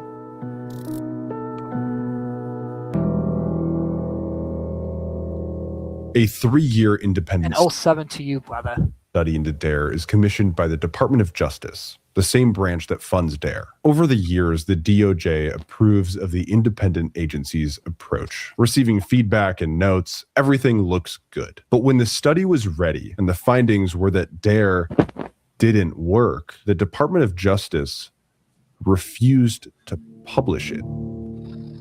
Totally confused, the researchers go to the American Journal of Public Health, one of the most respected academic journals in its field. This study received exceptionally good peer reviews, so the American Journal of Public Health goes to publish it. When the phone rings, it's Dare. They said that Dare tried to intimidate them, to interfere, and prevent the public from knowing that Dare doesn't work. When a major television network was working on... Of course they will, because they want their scam to continue profiting, because Dare is a profited organization, and it's a fucking scam. They say they're not. On a story about... But they have a fucking stock exchange. How can that be? That's a lie. It's a grift. The lie.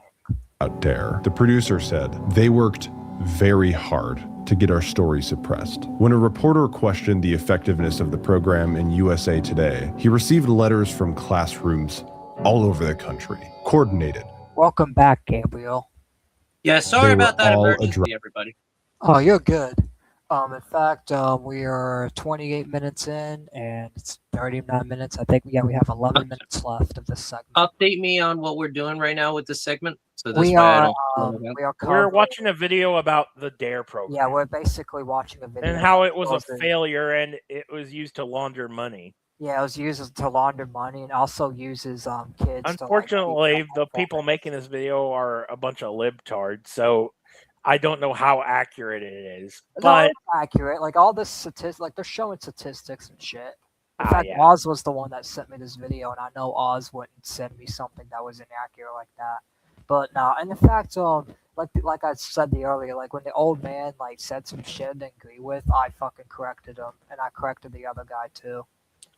Oh yeah, totally. Rest. Dear Dare Basher, Dare didn't stumble into its failure. It protected it. But to Dare, it doesn't matter because the money starts flowing. My fellow Americans, this war is not yet won. Reagan accelerates the war on drugs. And our nation is united against this scourge as never before. The First Lady attends Dare fundraisers. Walt Disney's daughter gives an extraordinarily generous donation, landing a spot on the board of directors.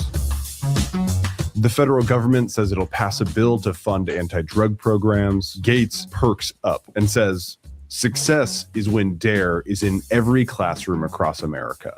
Dare sends a lobbyist to DC. That bill then... That really worked out for them, did it? Gets amended, specifically putting money aside for programs that are taught by uniformed law enforcement officials.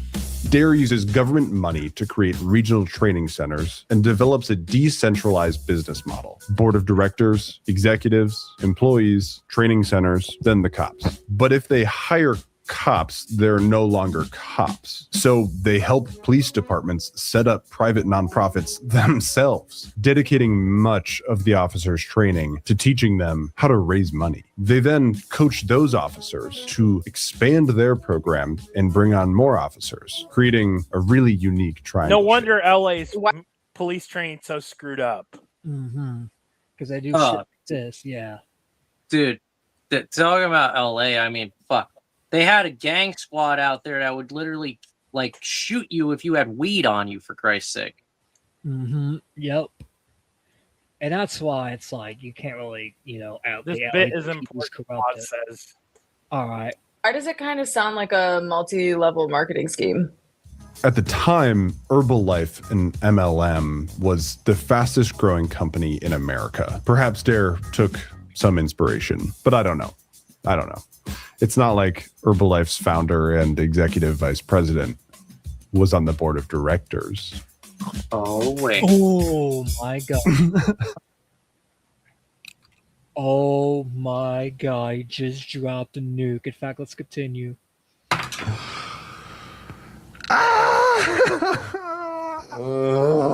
They even donated $36,000 to Dare, specifically designated for... Isn't this supposed to be that a sounds like a pretty small amount for such a big program. Rent. They start taking donations from corporations. A famous one is KFC. Right there. Look at that, the logo. It doesn't say Dare.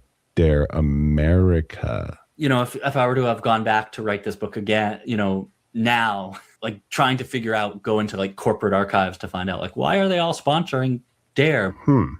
Where would be a legalized good pyramid place scheme. to find those that are potentially getting kickbacks? Officially, there's no kickbacks for these donors. There can't be. But in late 1989, Deputy Chief Glenn Levant, who helped run the DARE program at LAPD, ordered his elite detectives to spend 2 days scouting out a hotel outside of city limits. They were there to catch a thief, which is odd because they were outside of city limits. They're outside of their jurisdiction. Those cops should not have been there. It was revealed that the owner of the hotel was involved with the DARE program board, meaning the police were doing odd things that they usually would not be doing, things that benefited members of DARE's board. The case that shocked the world, and now it has exploded into a city out of control. A few years later, several police officers were caught on camera in a racially charged attack, beating a man named Rodney King. Oh, by the way, the whole riot from GTA San Andreas during its climax is actually based off of this event. Oh, yeah, it is. Yeah, but see, the thing about it is the fact that the Rodney King riots, it wasn't the freaking attack on Rodney King was not racially charged. Yeah, that's what these libtards say it is. Yeah, that's what this guy thinks, and honestly, I disagree with him on that. 'Cause I know it wasn't racially motivated. It's just these leftists giving an excuse. The leftists and the fucking blacks will say it's racially charged just because a black man was involved. Yeah, exactly. That's why they're doing. Maybe if your people would stop committing crimes, they wouldn't be involved. Yeah. In fact, you know what's crazy? It's always the leftists that do this shit too. Yeah, it's funny because the leftists are actually more racist than the right wingers. That's the funny part. They put people into groups a lot more than the right wingers do. Yeah, in fact, you see a lot of you see a lot. There's a rise of people flipping from the left. Oh yeah. Situation all night long. And LA burned. Fires, looting, gunshots, and now the National Guard may be ready to move in. Gates was forced to resign. Levant shot up. His ambition kicked in. It was his time to be chief. But he didn't get the job. He left the force. The man who sent cops outside of city limits and reportedly ran the PDID's vastly more powerful I still can't get over it's called Pete did. I know, right? That is a funny ass name. CIA for the chief of police, and we worked some joint operations with the CIA. Glenn Levant would leave the Los Angeles Police Department to take over DARE America. I think he's talking to Robbie or something, but anyways. Yeah.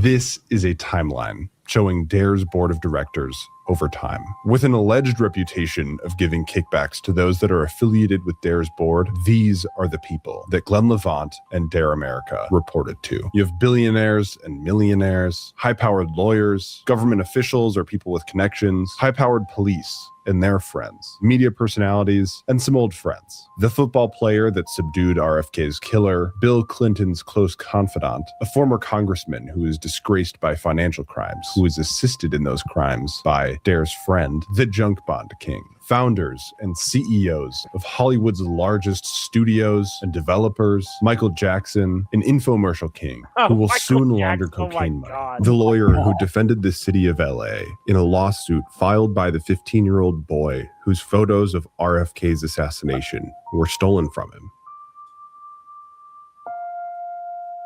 But soon, trouble hits.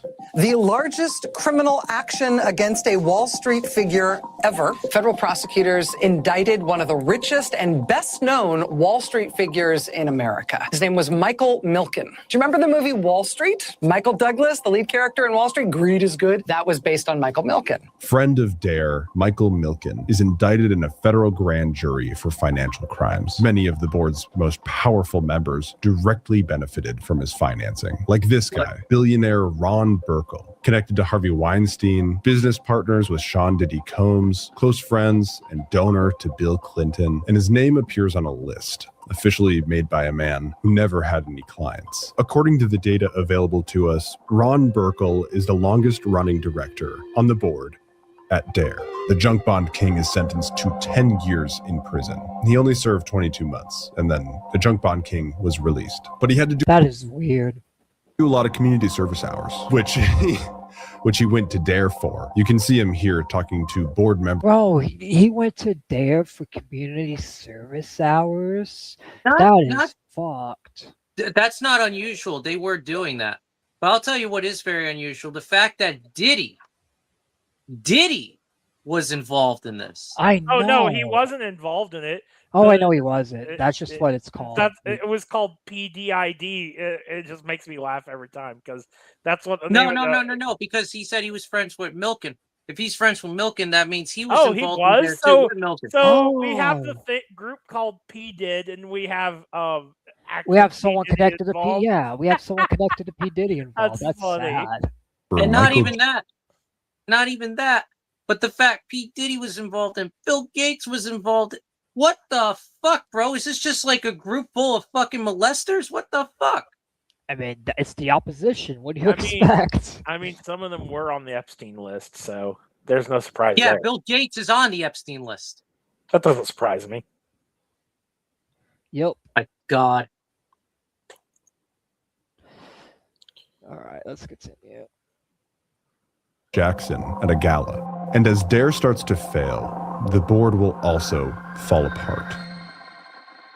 Yeah, we saw Michael Jackson. Michael Jackson goes to criminal trial. Michael Ovitz gets fired from his executive role at Disney. DARE has a tense meeting with Congress and subsequently loses access to federal funding. Herbalife's founder suddenly dies. Close friends Michael Ovitz and Ron Burkle have a falling out. And several members on the board have either hired or are somehow connected to a private investigator named Anthony Pellicano. They call him the Sin Eater. The convicted felon was hired by the Clintons to discredit Monica Lewinsky and Jennifer Flowers. He was hired by Michael Jackson to investigate the children accusing him. Hired by Ovitz to spy on Burkle, he was a mob man who somehow got access to LAPD police files to aid in his crimes. Anyways, those are the guys that out of the goodness of their hearts want to help your kids.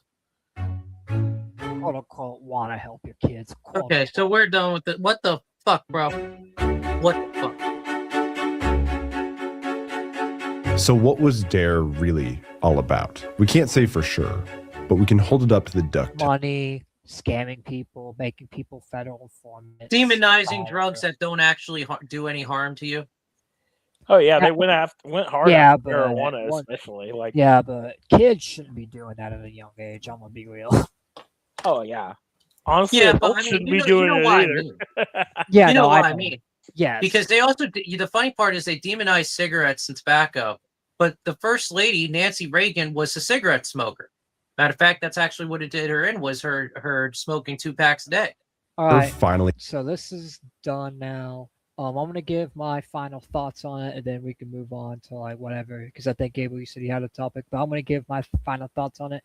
This DARE thing's a fucking scam. It was a joke. I even knew like something was up when I was younger, but this shit's a joke. And they never wanted to help kids get off of drugs or help parents. In fact, If they anything, used it they to were hurt trying parents. to get them addicted to drugs. Yeah, they're for trying to get them whatever reason. addicted and Probably try. because they funded cartels under. Hold on, I'm gonna ask you for your perspective in a minute. Okay. But yeah, they tried to, basically use the reverse card and get kids addicted to drugs, and they also made this a big scam. And honestly, I'm glad that this was exposed. And that's the thing: the people that founded DARE should be in trouble, but because it was, made by the government, they're not going to get in trouble. But now, Torrin, since you were speaking, what is your final thoughts on the DARE subject, on the DARE segment?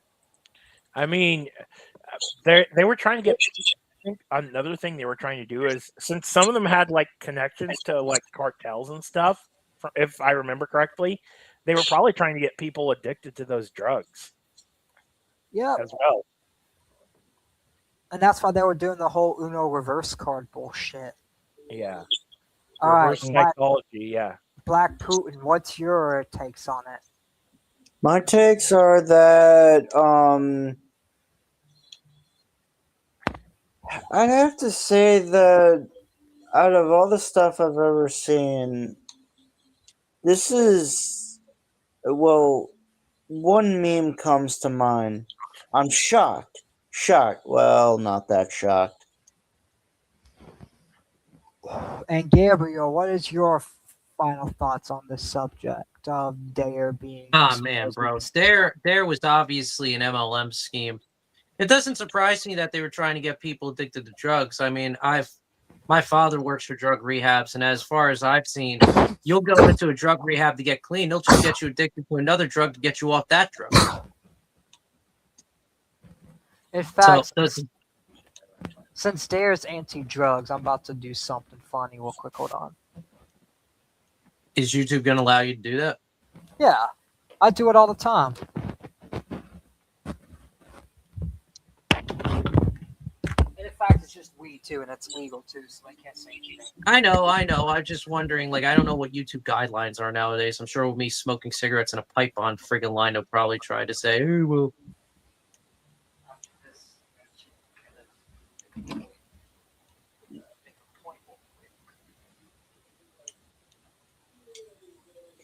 But it is how I really feel. It's like, shocked. I'm shocked. Not that shocked. Because it's like, with all the shit that's gone on lately, with different things coming to light and stuff, it always goes to show that there's something even more heinous out there, and then there's something more heinous out there. Are you guys ready for me to smoke the Dare pack? Yeah. And there's all right. So and this like, is my message to Dare. They want to pretend to be anti-drugs and all that. I'm smoking the Dare pack, and Dare is officially finished. Do they even exist anymore? I haven't seen them in like years. Hold on. I wasn't done yet. So basically, when it comes down to it, with all the corruption that's been going on lately, and all the shit I've witnessed to, I'd have to say that out of Epstein and all the bullshit that's gone on lately, this isn't the worst. I'd say it's bad. It's fucking terrible. Yeah, obviously there's worse things out, but it's definitely fucking still terrible, though. Yeah. And with politics, there's always corruption, so. But it's definitely something that deserved to be called out. And Gabriel, what was that one topic you wanted to cover before after the Dare thing that kind of led into it? Something about YouTube? Oh, yes. I wanted to talk about the stupid ads on YouTube.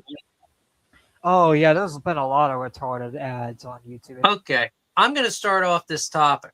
All right, go Have ahead. you guys seen, what are the most recent ads you guys have seen on YouTube?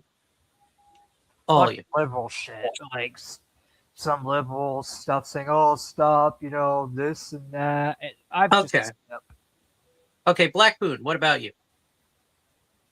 I don't watch ads because, let's say, I have a certain thing I'm allowed to talk about. YouTube, let me guess, you pay for YouTube Premium. No. It's a certain type of blocker.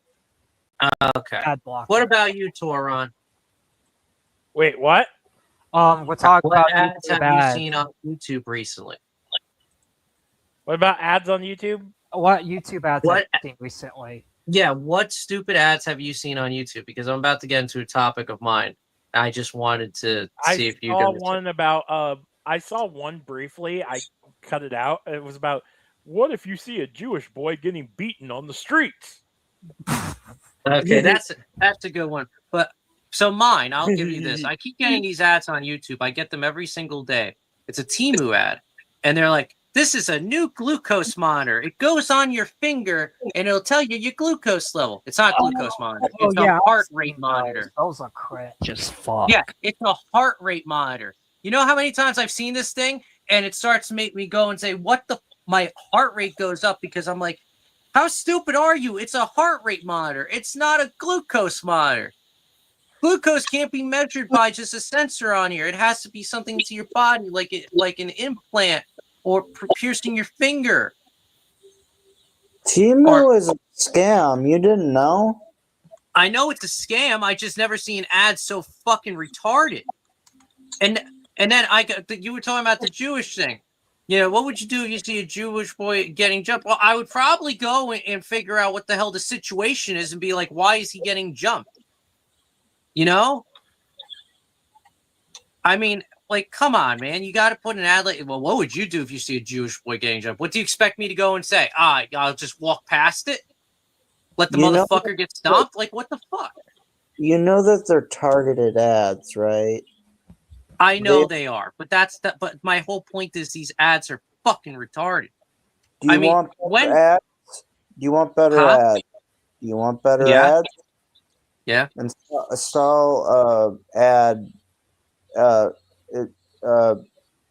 thing that stops ads. There you go. No, I'm not doing that because people get monetized and that's how they make money. That would be almost like people doing that to us if we get monetized and they put ad blocker on. Then we won't get any money for the show. Yeah, in fact, my Brave browser does it automatically. Doesn't matter. I don't feel like that's right.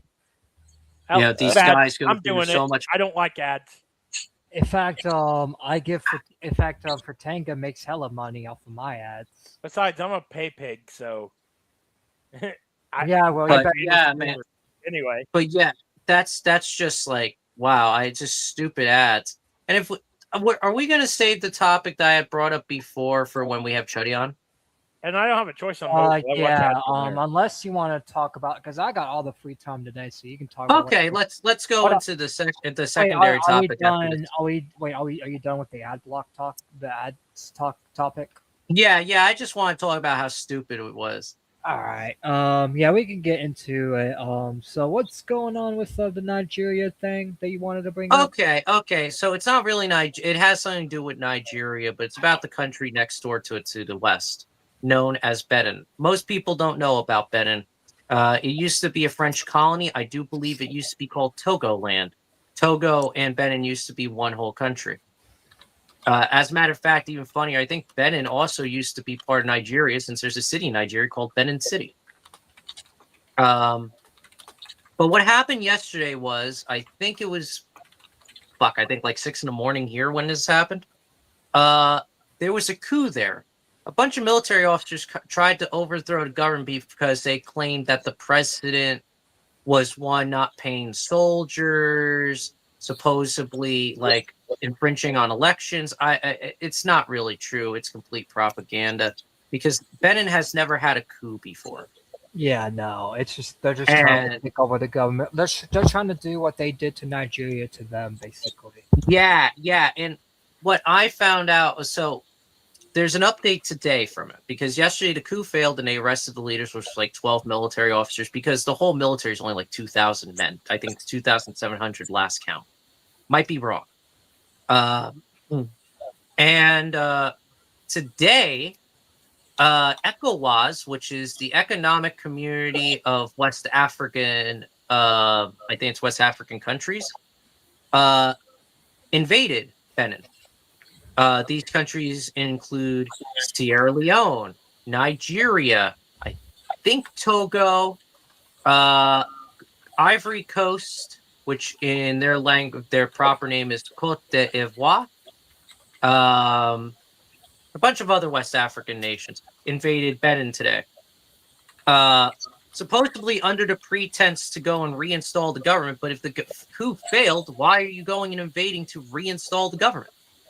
They're trying to make the government into what they want, because I bet you the same people invading them as the same people that are invading Nigeria, like the people from the Middle East. Yeah, I believe actually it's more or less a proxy by the U.S. government, because the U.S. government probably couldn't get an actual landing plan done for naval invading Nigeria. So what they decided to do was, we'll go through Benin, because Benin is right near a NATO ally country, Côte d'Ivoire.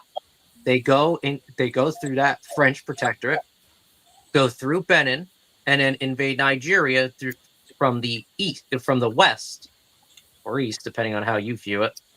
And that would make it easier. Because for them to naval invade Nigeria, they would have to naval invade the Nigerian south, which is kind of built up. And didn't really work for us when the Biafra conflict occurred. When the Biafra conflict occurred, when we did that, it was just a fuck ton of bullshit. A lot of people died during those landings. It just wouldn't work. So I think that, because I'm thinking like an actual soldier here, considering I am one, that that's why they did this. Now that hasn't been proven. There's nothing to prove that is, but that's just my thought on it. The other thing that surprised me was that they're claiming, oh, this president's doing this corruption and that. But this president was due to give up his seat anyway. The election's about to happen in a matter of months. Yeah, so why are they now trying to strip him from his role? Exactly. Yeah, that doesn't make sense. Exactly, because the election's about to happen. Why would you do that? If the presidential election's about to happen, why would we try to overthrow Trump?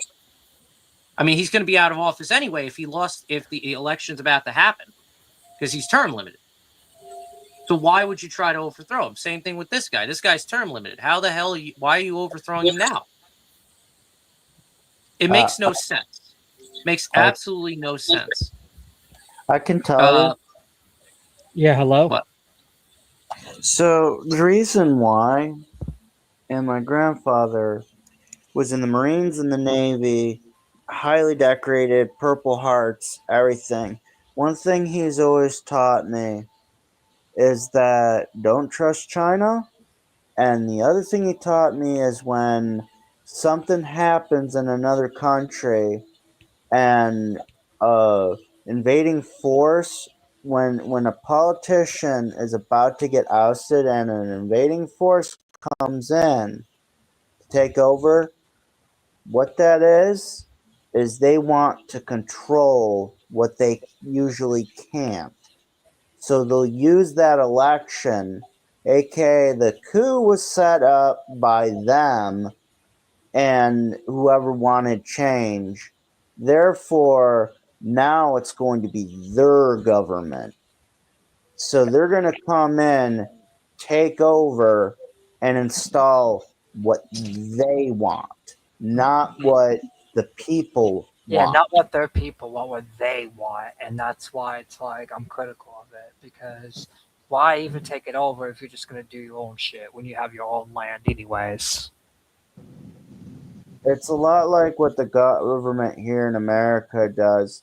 When we want oil, we'll start either we'll fund a rebellion in the country so the leader that takes over is on our side, or we'll go in there ourselves and have troops, boots on the ground, till we can get a big enough hold to get that oil. Yeah. And see, this is the thing that surprised me with them doing this, because you really wanted to go and take over the country. Benin doesn't have a navy. They barely have an air force. Their air force is made up of planes from the 50s, turboprop planes, the propeller ones. Actually, I think that's just propeller driven. They don't really have much of an air force or an army. Their military hardware are guns from World War One. Yeah, you want to invade it, just fucking invade it. There's no reason to do this freaking wild goose chase of going and having somebody go and overthrow from inside the government, and then we'll go in. Why do all that? Why even bother? It's the same thing with Sierra Leone when they had their civil war in the late 90s. Everybody sat on the sidelines. It's basically to accrue territory. The more land you own, the more power you have, the bigger you are as a nation or whatever these people invading are that are going to take over. It's basically we will have everything and everybody else will have nothing. And while we're on the subject, another thing that happened today was Cambodia and Thailand went back to war, even though they had a ceasefire. And this is another one that I know is definitely the Western powers trying to go and instigate something. because Thailand at no point has ever given a shit about expanding any of their friggin' borders. Their borders have been the same for hundreds of thousands of years. And yet all of a sudden now they want to invade Cambodia. I don't know what the hell there is in Cambodia. Everything in Cambodia, as far as I've seen, because I've been out there, is basically run down. It basically looks like what you would expect Detroit to look like if it was Asian. And I've been over that country. I've also been to Vietnam. Vietnam was actually way fucking better. So was Thailand. I mean, what's the point of invading Cambodia? What are you getting out of Cambodia? Hey, look, we got a bunch of Russian casinos and Chinese casinos. Now we can make some really good money. The fuck? Yeah, we got that going on too. We got that war going on. I don't know how many proxy conflicts the U.S. can possibly start at once. We got Thailand, we got the Nigerian, Benin, whatever the fuck's going on, and then we got the Venezuela thing. And I guess we put the Iran thing on the back burner. We just got too much stuff going on. It's all happening under Trump too. When have you heard of a country being at war with 15 fucking countries at once? It's all because of Trump. Trump's I can tell you guys 15 something. countries, man. 15. We're at war with 15 All right. countries. I think I'm gonna go, guys. I'll catch y'all later. All right, you take care, man. Thanks for coming on the stream like always. No problem. I'm gonna bounce too. All right. I'll still. All right, Gabe. I'm not going anywhere because, like I said, I got time all day. Yeah. So like I was saying, 15 countries. I don't think there's ever been a country in the history of the world that's been at war with 15 countries. Maybe Germany during World War II and World War I. If you could count it as being at war with 15 separate countries. I've never seen something like this. This is insane. This is history in the making, bro. Yep. And chat says Trump did this to us. Also, Oz said earlier the U.S. has been implicit in swaying and meddling in the country's elections. Even happened here. Yeah, remember the 2020 thing where they rigged the election for Biden back when Trump was still base? No. I think Oz is talking about way back in the 70s. Australia had a constitutional crisis. Too. Yeah, the U.S. rigs their own elections too, though. So technically, that's still right. Yeah, but he's talking about the 1970s constitutional crisis. I think it was 76, in which what happened was Australia suddenly decided we want to become a fully independent republic away from the Commonwealth. Out of the blue. It just came out of the freaking blue. And, well, what ended up happening was Queen Elizabeth kicked out the prime minister and said, nope, that ain't freaking happening. But it almost happened. And he's kind of right. I believe the U.S. actually had a part in that. Because we were going through some rough stuff. Yeah, we did. We just came out of Vietnam. And, of course, we had to get a foothold in Asia somehow. In Australia, yep, Gabriel's right. Yeah, you're all right. And I think the U.S. did have a part in it, too. Also, to answer Thunder's question, do you think we would have been at war under Kamala? Probably. Oh, most certainly. We're always at war. You know, we're the only country in the world where we've been constantly had a war economy since the 90s. We have never left the war economy. We were at war with Vietnam till 75, got out of that, went to war with Grenada, and I think we invaded Panama. Then we had a dry spell until Kuwait during Desert Storm. And then we had a dry spell again until 01 when we suddenly decided we needed to invade Afghanistan and Iraq. And since then, we've never been away from war. Our economy is based on war, which is why you see our economy collapsing. Because another problem that comes with having a war economy is the fact that when you have a war economy, eventually things are going to go and collapse. Hold on. In fact, I'm surprised people don't try to invade us. That's a good point as well, Thunder. Like, how come we haven't got invaded yet by all these countries? Star Wars. Because hard to. Oh, sorry, that's Dan. Should I introduce Dan on here too? If he wants to. Okay, hold on. Have him move over here. Hey, let me move the heater over so this way you can actually stand, since I know you got big feet like I do. Dan did miss the Piers Morgan thing, but what's up, Dan? How you doing? I don't know, man. Yeah, it's a lot of BS on his end. We're not going to get into that. We'll get into that on Discord. Yeah, we'll get into that on Discord. Don't shoot drugs, kids. Yeah, that goes in with the dare. Don't ever do drugs. Just don't. I mean, if you want to do them when you're an adult and you want to face the consequences, then do it. But don't do it as a kid. Just say no.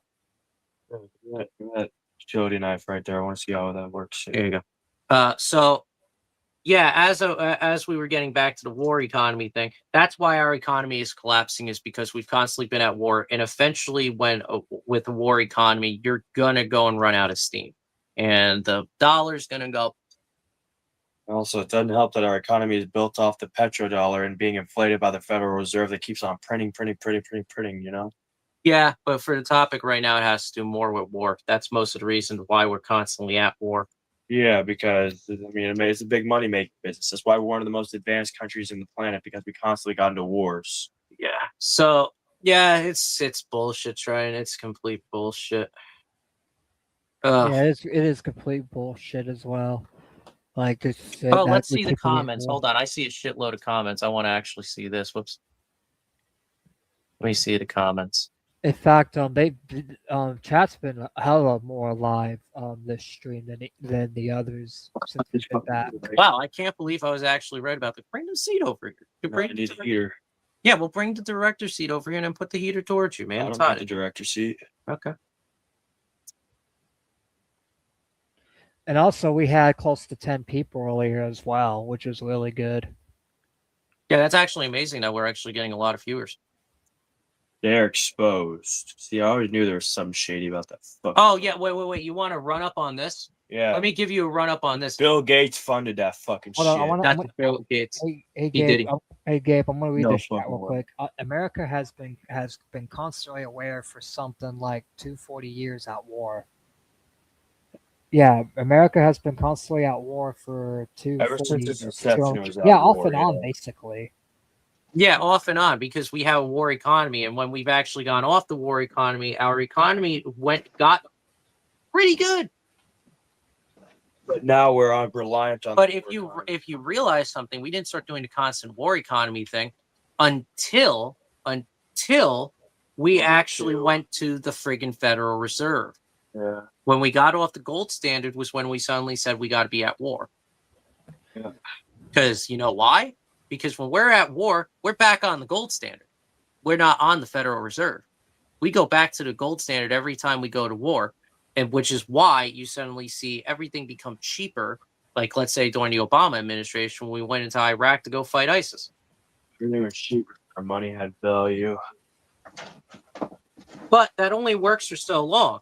You can't, because if you don't have the exact gold standard, which we went off again after we invaded Iraq, that's when everything collapsed. Yeah. You know, it's funny. Not even the gold standard could help our fucking housing crisis collapse, could it? 240 years. Yeah, Oz, you're right. Yeah. 240 years of friggin' war, and it's probably never going to end unless the American people decide, not by violence, because I will not advocate for violence, but by peace, by voting. You want to change things, vote. And if you can't change things with voting, protest. And only then, when they start cracking down on you, then you go to violence. But violence is never the direct answer for anything. It's the solution to a problem. It's not really a solution. It just gets worse. I don't know about that, man. If the government starts beating you up for protesting against war, I think violence is the solution. I don't know about that. We tried that during the Vietnam conflict. It didn't work. Well, that's because there were college kids who did that. They didn't have this. There were the boomers who did that. Of course, they weren't going to fucking. And they got shot. Properly. Don't you remember the Kent State massacre? Yeah, I remember that. They were hippies. They didn't have guns themselves. That's why they got shot. That's why you have all these FUDs. But we're going off topic. Yeah, but that's my point. Actually, Kent State's right up the road. If you ever want to go see Kent State, go up the road a bit. Yeah. But yeah, it's just I'm kind of out of topics at this point. Unless you want to come up with something we could bullshit. We could just bullshit around, talk about whatever. In fact, if Dan wants to talk about whatever, he can too. Okay. Because we're basically at the chill. I have about a fucking hour left until this fucking dude shows up. An hour? Yeah, this fucking guy is so stupid. That's going to be a long story for Discord. That's going to be a long story tonight, man. Dude, I don't want to have to explain it to the fucking people at the fucking factory. I don't want to have to fucking do it. I picked up the extra shift at the factory, and I'm going to be 2 hours late. They're going to Okay, the factory's closing anyway. They're going to let me out the fucking door anyway. They're shutting down the place anyway, so it doesn't matter. Get this. So I'm gonna update you on this for an interesting topic. This man's gonna work at a JM Smucker factory, right? Or an extra shift. For an extra shift as a security guard. But the JM Smucker factory, I looked up the location. They're closing in January. So why they're even open right now is beyond me. They're closing in a month. Why did they even hire Dan on? I don't know. They didn't hire me on. They asked me to cover a shift. Of what? Who the fuck's stealing from a factory that they're emptying? It's gone. It's done. You can take whatever you want from there. They don't want it. They need somebody to protect the property or some shit. That's so fucking stupid. It's also a Hostess factory as well. It makes Hostess and Smucker. I mean, of course they're gonna fucking ask for security. Fucking retards.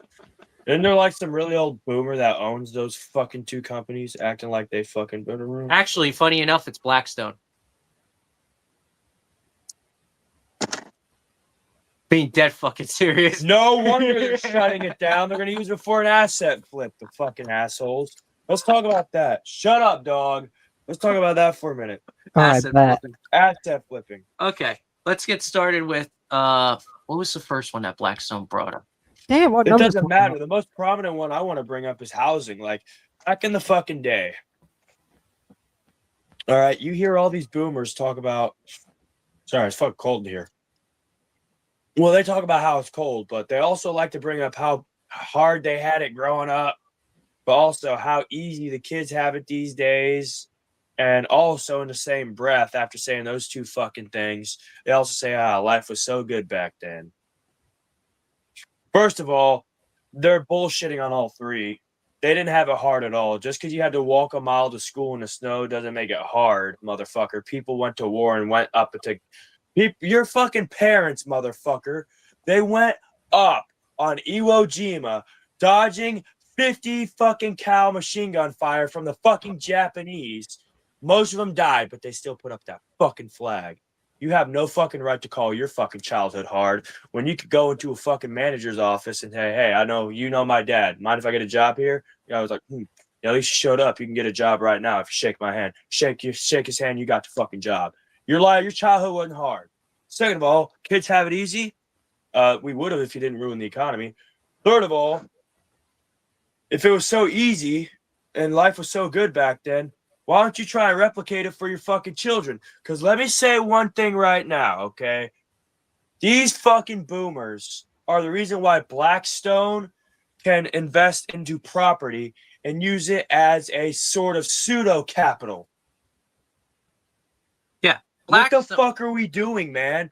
If it's not the boomers selling it to a corporation for fucking not even hundreds of thousands, almost $1 million fucking dollars when they bought it for like $1,200 when they were young.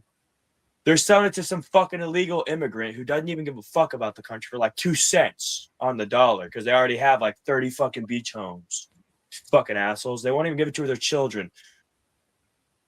No, because they're that greedy. They're greedy as fuck. They won't even look out for their own kids, their own. That's mother, probably anybody. exactly what's being happened. You're being hired to keep the homeless out and stop someone pulling an insurance job. No, I'm being hired to keep the homeless out. They're gonna do the Which is hilarious because you and I are both homeless, so that's fucked up.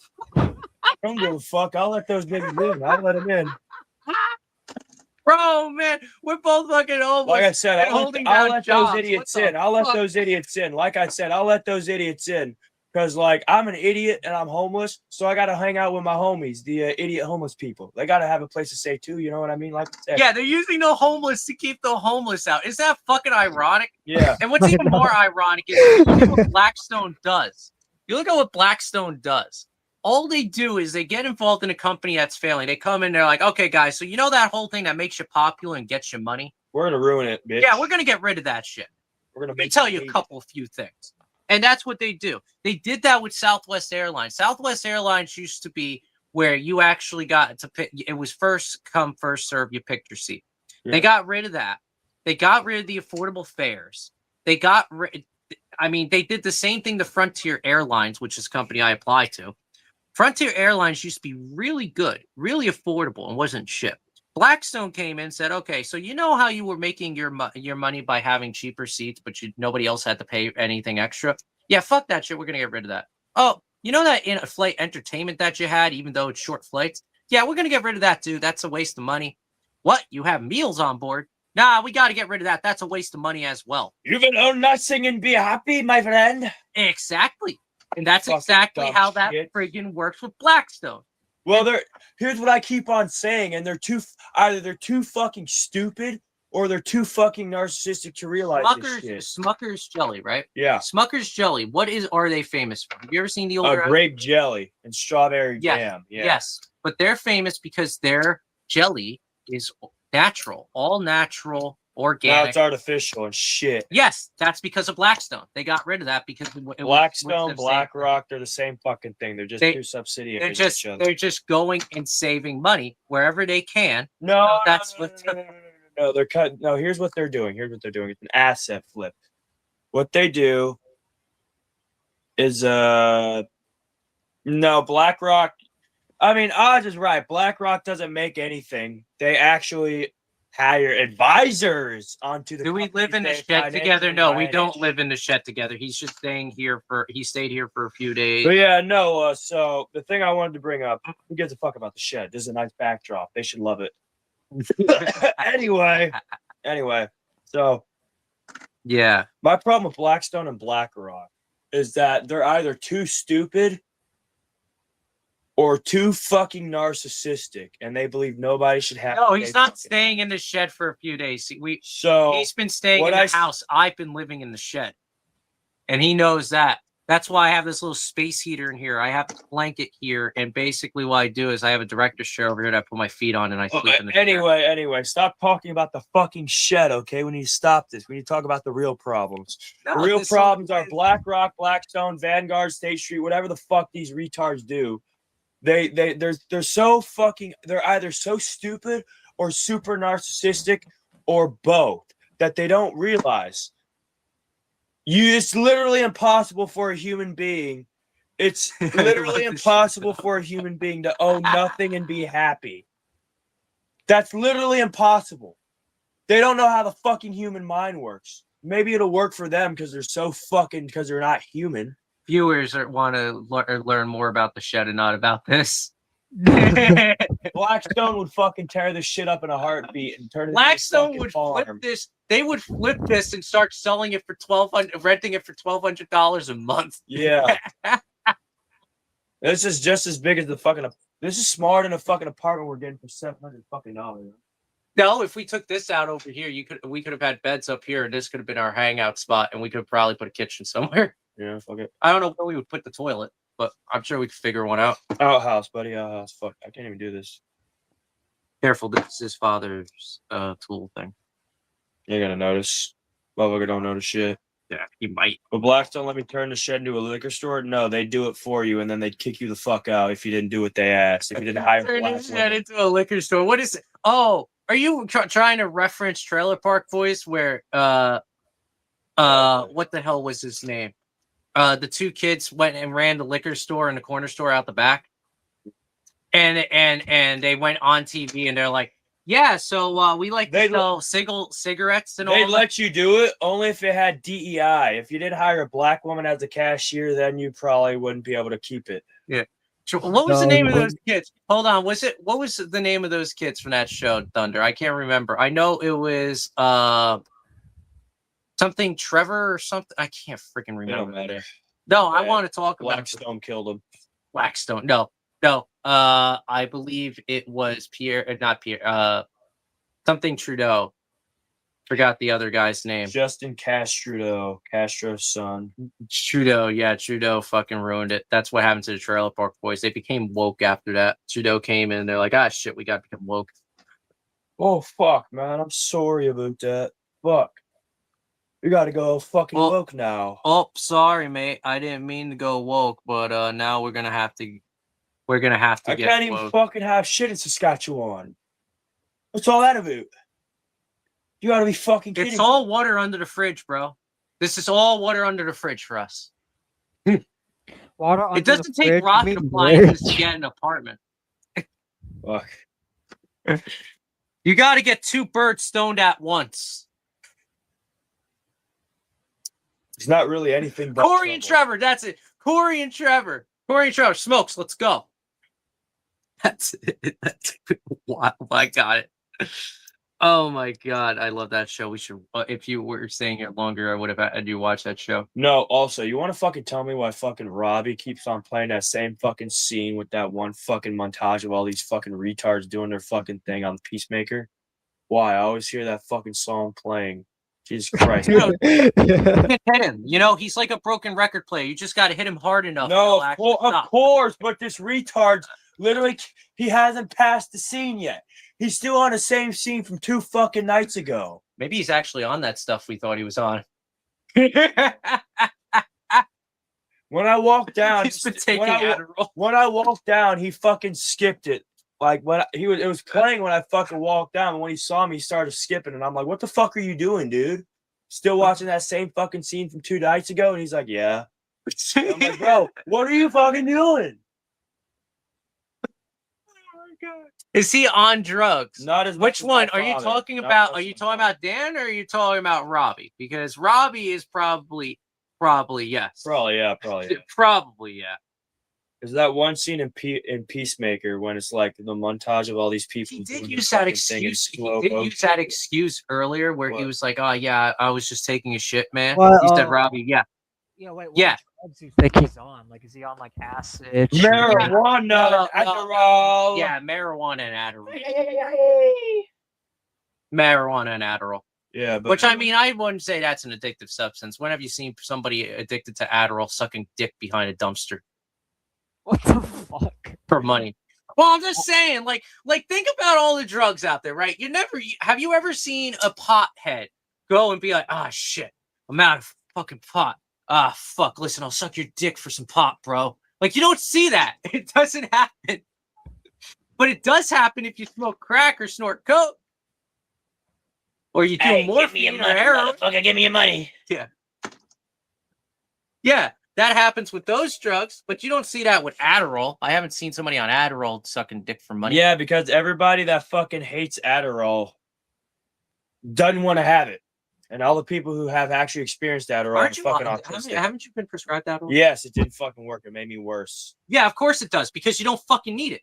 Yeah, what do you mean I don't need it? Yeah, Adderall, you don't. If it's making you violent and stuff and making you burst out, that's How you fucking turn it off anyway? You just flip it down? Yeah, Okay, good. just Nice. be careful with that because I actually set the shed on fire before with that. How? I dropped it because my hands were cold and I set this on fire. Damn. Is that what that burn is? Yep.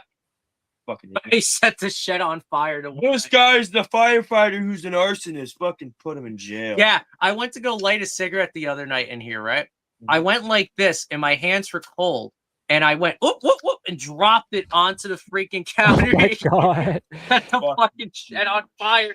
I fucking freaked the fuck out, whew, whew, blowing it out like a dumbass. And after I did that, I went in and told Robbie, and Robbie's like, "Well, what are you gonna do?"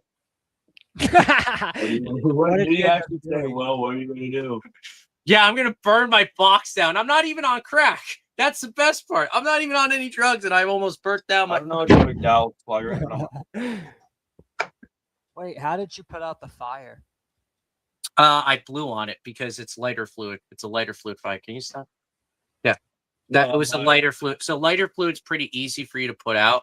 I also set my hands on fire with it too, but that's pretty easy to put out too because lighter fluid burns cooler than at least lighter fluid used for this.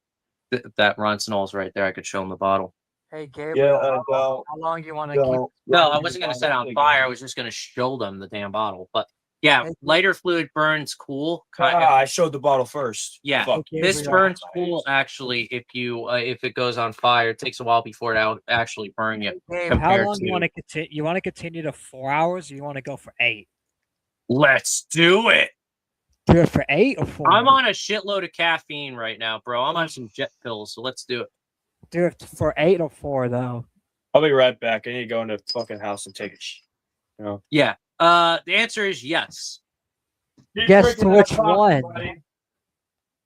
Yes. Okay, I guess we're going for 8 hours. We're at 3 hours right now, so we can go. And I got the space heater. Dude, it's actually really warm in here now that I put the space heater on. This was probably worth it. The space heater dates back to the 50s. I don't know what people were on in the 50s, but they came up with some good shit.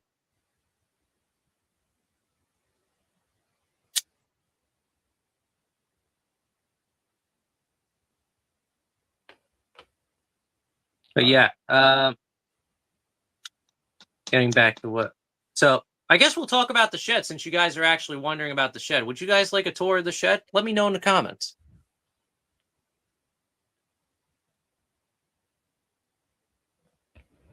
Oh, Thunder has a wife and kids. Oh, you want to see the shed? Okay. Here, let me pick up the phone from the charger. And let me try to put my charger in a way that it's not going to short out in this wet ass shed. How do I turn the camera around? Let me see. Nope, that's turning the camera off. Also, if you guys are enjoying the shed tour, make sure you guys hit the like button on the stream and subscribe for more shed tours. There we go. That's a good view. So these are the oh, it's going to show a reverse view. Okay, I see how this is working. Okay, so this is the locker over here. I think this is where my friend keeps his firearms because we are in a state where firearms are legal. Over here are the tools and liquor bottles and his marijuana paraphernalia. So far here, I think some of these bottles are dip bottles where he dips chewing tobacco. These are tools, all tools. Here's more tools. Here's the chair that I'm always sitting in. There's the space heater that I've been using. Let me try to get you a better view of that. That's the space heater. Yes, those are actual flames inside of it. Damn. That's the point of it. This is the table I was talking about. That's my ashtray and my smokes, my pipe. This is what I put you guys on. So that's the streaming setup. That's a hinge that we basically screwed into a mirror and screwed the mirror down onto the vise. This is shelving. Up here would have been where I would have had my bed if they hadn't gone and put all the boxes up there. But I could have slept in that overhang up there. Let me move a bit. This is more tools and stuff. My the shine box. More storage, more storage, more storage. Propane. Somewhere around here is tannerite, which is legal to have here in Ohio as long as you don't mix it. So we got that in here somewhere. Think it's stable. It's not something that's explosive. And that's about it. And then let me show you the outside. It's going to be dark, so I can't promise you'll see much of anything. But this is the shed from the outside. Walk around the side a bit. I got to be careful. The dog poops out here, so that's the side of the shed. It's about as big as a small home that you would see on tiny houses. So that's the shed. I mean, when it's gotten really cold, I don't sleep in here because I would die, but I've been here 2 days now. 3 days. Lost track of time. Ohio has no time. I have a theory that Ohio is actually Agartha. What's Agartha? Agartha is essentially I want to say it's like, how do you say? It's Norse heaven, basically. It's like the Norse afterworld where you go, and it's like heaven, hell, and purgatory all in one. Things were made properly and made last before some genius exo dreamed up the family known plan of off-scroll since now tech giants have intensification. Who the fuck starts a conversation like that? Well, that's what I was putting in the chat. I know, that's why I'm saying, who the fuck starts a conversation like that? I know, right? But yeah. So it's not that. Hold on, let me put you back on the stand. I was about to hold you in my hand like an idiot. There we go. And let me just move this over a bit. There we go. So yeah, this is the shed.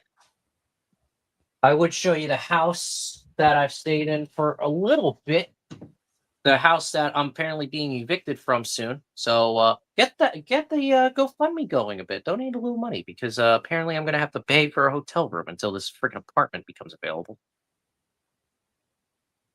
Are you? Um, Which we could talk about it in Discord, but I'll ask you in Discord oh my god. because I Let can't. me warm up my hands. That was stupid for me to leave the shed. This shed's nice and warm, and instead I decided to go out in the Oz freezing said cold. he was answering Dan before he left to go poop. Yeah. Oh, that's Dan's excuse. Okay, I take my shoes off. My shoes are wet, and I don't need to get trench foot out here. How are my shoes? How are my feet fucking wet? Are you fucking where the hell is the water coming from? I don't know where this water comes from. Now I keep getting into my shoes. It's freaking ridiculous. Is the floor flooded? No, there's not even any snow or ice outside. That's why I find it weird that my feet are wet. I'm actually putting them in front of the space heater so that this way I don't get trench foot. Because I had it the other day. And you got to be very careful with that because your feet can go necrotic from it. And I don't need to get my feet cut off. Trench foot is something I got used to in the military. Am I pooping in the shed? No, I am not pooping in the shed. If you're talking about Dan, he's in the house. Pooping. There is a house with 2 bathrooms, but, I'm rarely in there. I'm usually out doing something. What is tonight? Monday night? Right? Yeah. Today's Monday. Yep, it is Monday. I might go out to the bar.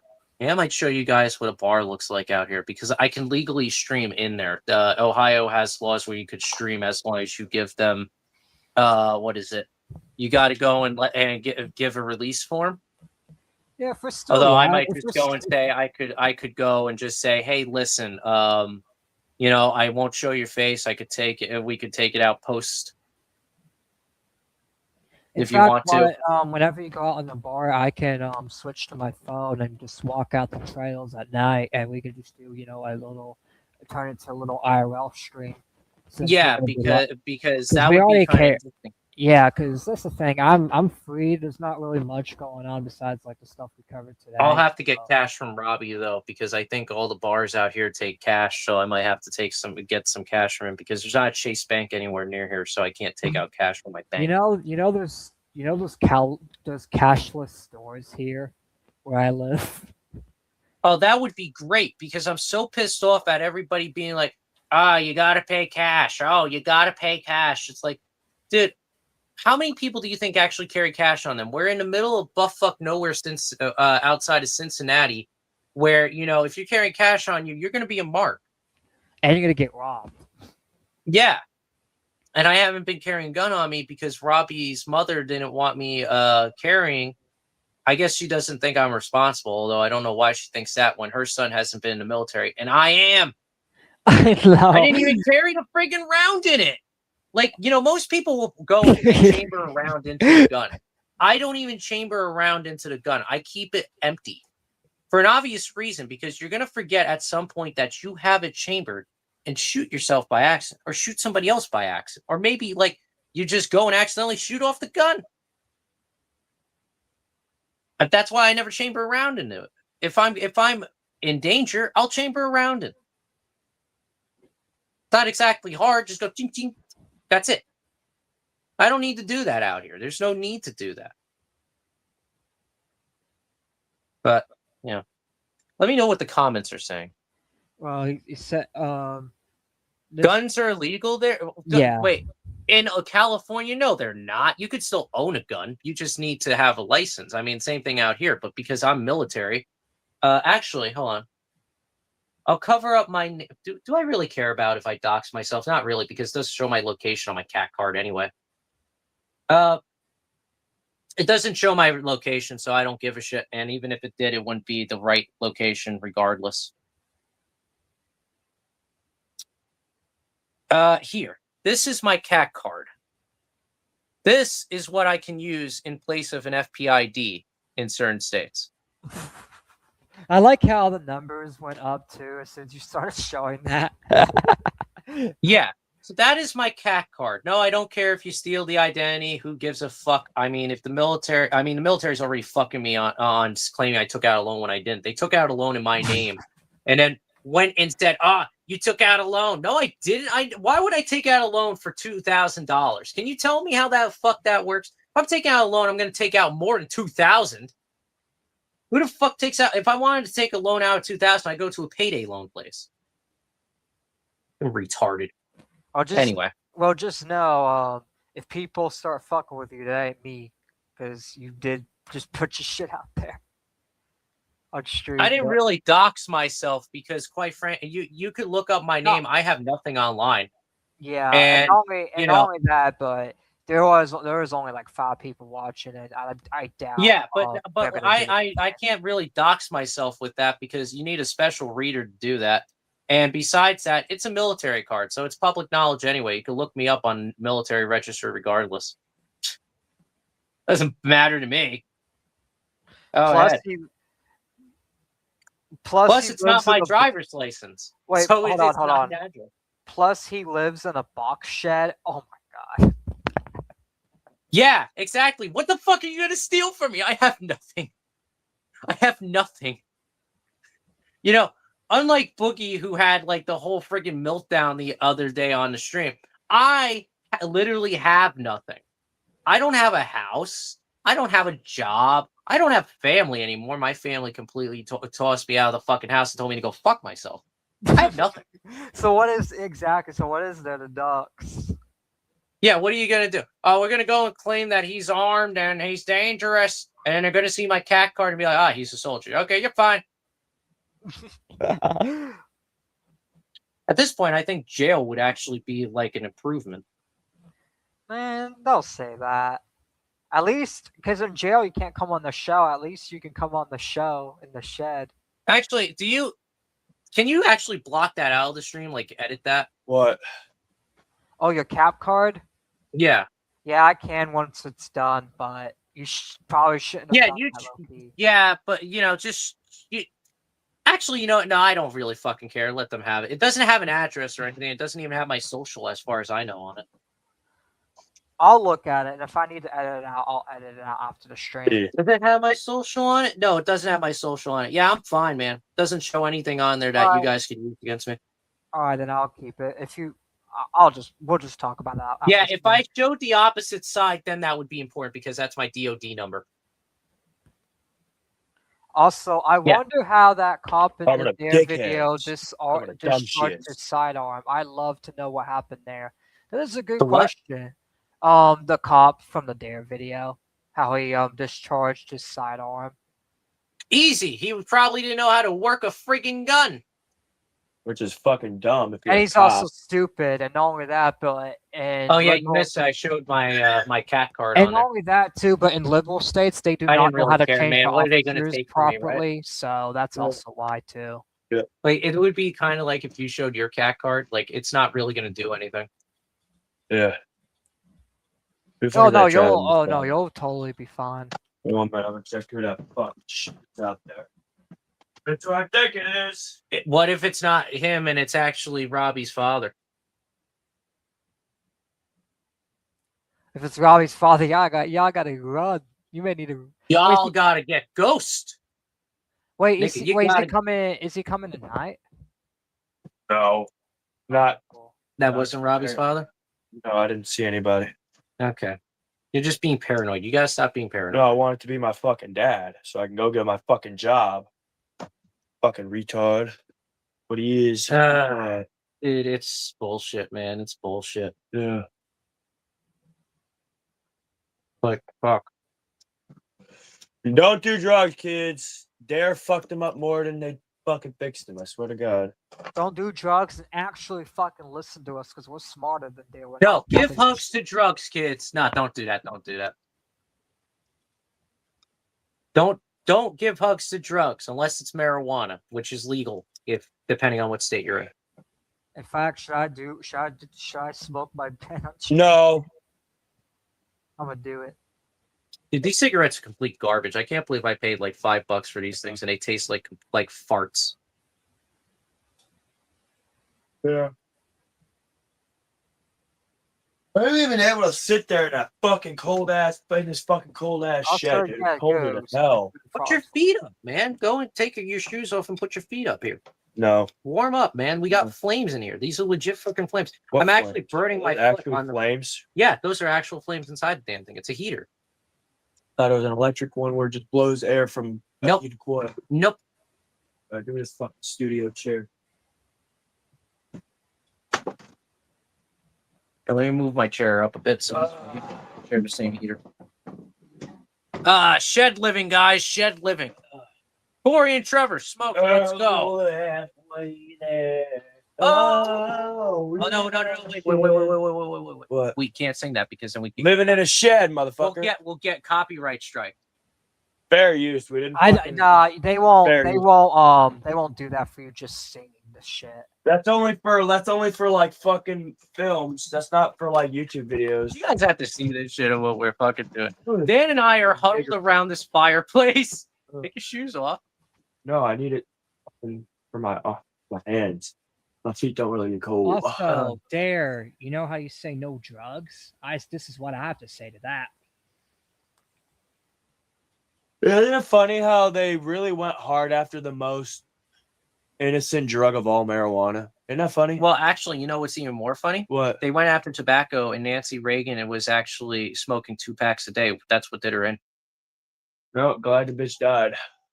I don't even smoke a pack a day. I smoke a half a pack. No wonder she died. there we go. Smoking 2 a day. Don't know if you guys can hear the dog, but the dogs out there are actually purebred dogs. You guys would love seeing those. Maybe purebred. There's no such thing in America. Nope, there's purebred. Oh, no, The guy paid a lot of money for those dogs. Those dogs are very nice. I think one was actually a Portuguese water dog, like the Obama's dog. Yeah. Obamium. Obamium. I'm gonna bomb you. It's not a great discussion. I just came up with this off the top of my head because we were talking about this last night. Obama prism. How many gay presidents have we had? I was the one who fucking asked. 0. No, we have more than 5. James Buchanan was definitely guaranteed to be gay because he actually had a roommate, and there are letters that published online that proved that he was actually gay. What they written all by his wait, name. what they all like closeted though? Like none of them were open gay. Yeah, most of them. Actually, all of them. Yeah. Buchanan was known to be gay. No, but everybody knew that was the fact. Yeah, but back did then. he? Yeah, but did he admit he was gay, or did he pretend? Yes, he did. It was in letters that people were opening and reading. The only one that I can claim that in previous time that was actually gay but closeted might have been JFK. Because JFK actually had a roommate that he lived with, and there are plenty of pictures online you could see of this, of him and his roommate naked together.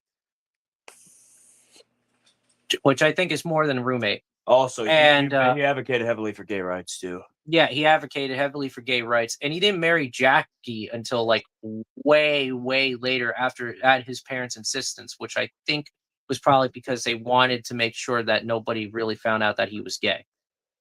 Oh, I'm switching back to computer. And also, fuck, ow. move your fucking feet so I can fucking burn my hair. My hands are cold. Shit. Well, I'm trying to dry my feet off. My feet are wet for some reason. Yeah, because you put that stupid ass comb on your fucking shoes trying to get me. It's your fault. Nice. But yeah, no, there's another gay president. We call him Bill Clinton. And we have a bi president. No, I think Bill Clinton was actually bi. Fair enough. So, you know what? Because otherwise he wouldn't have been sleeping with the female Monica prostitutes. Lewinsky. No, I was going to go and say the female prostitutes on Little James Island. Oh, he was fucking male and female prostitutes on St. James Island. Fucking get what's wrong with you? Nah. Obama's not guaranteed. Obama, I don't know about. I mean, maybe. I mean, I don't know. That's a conspiracy theory, and I can't really.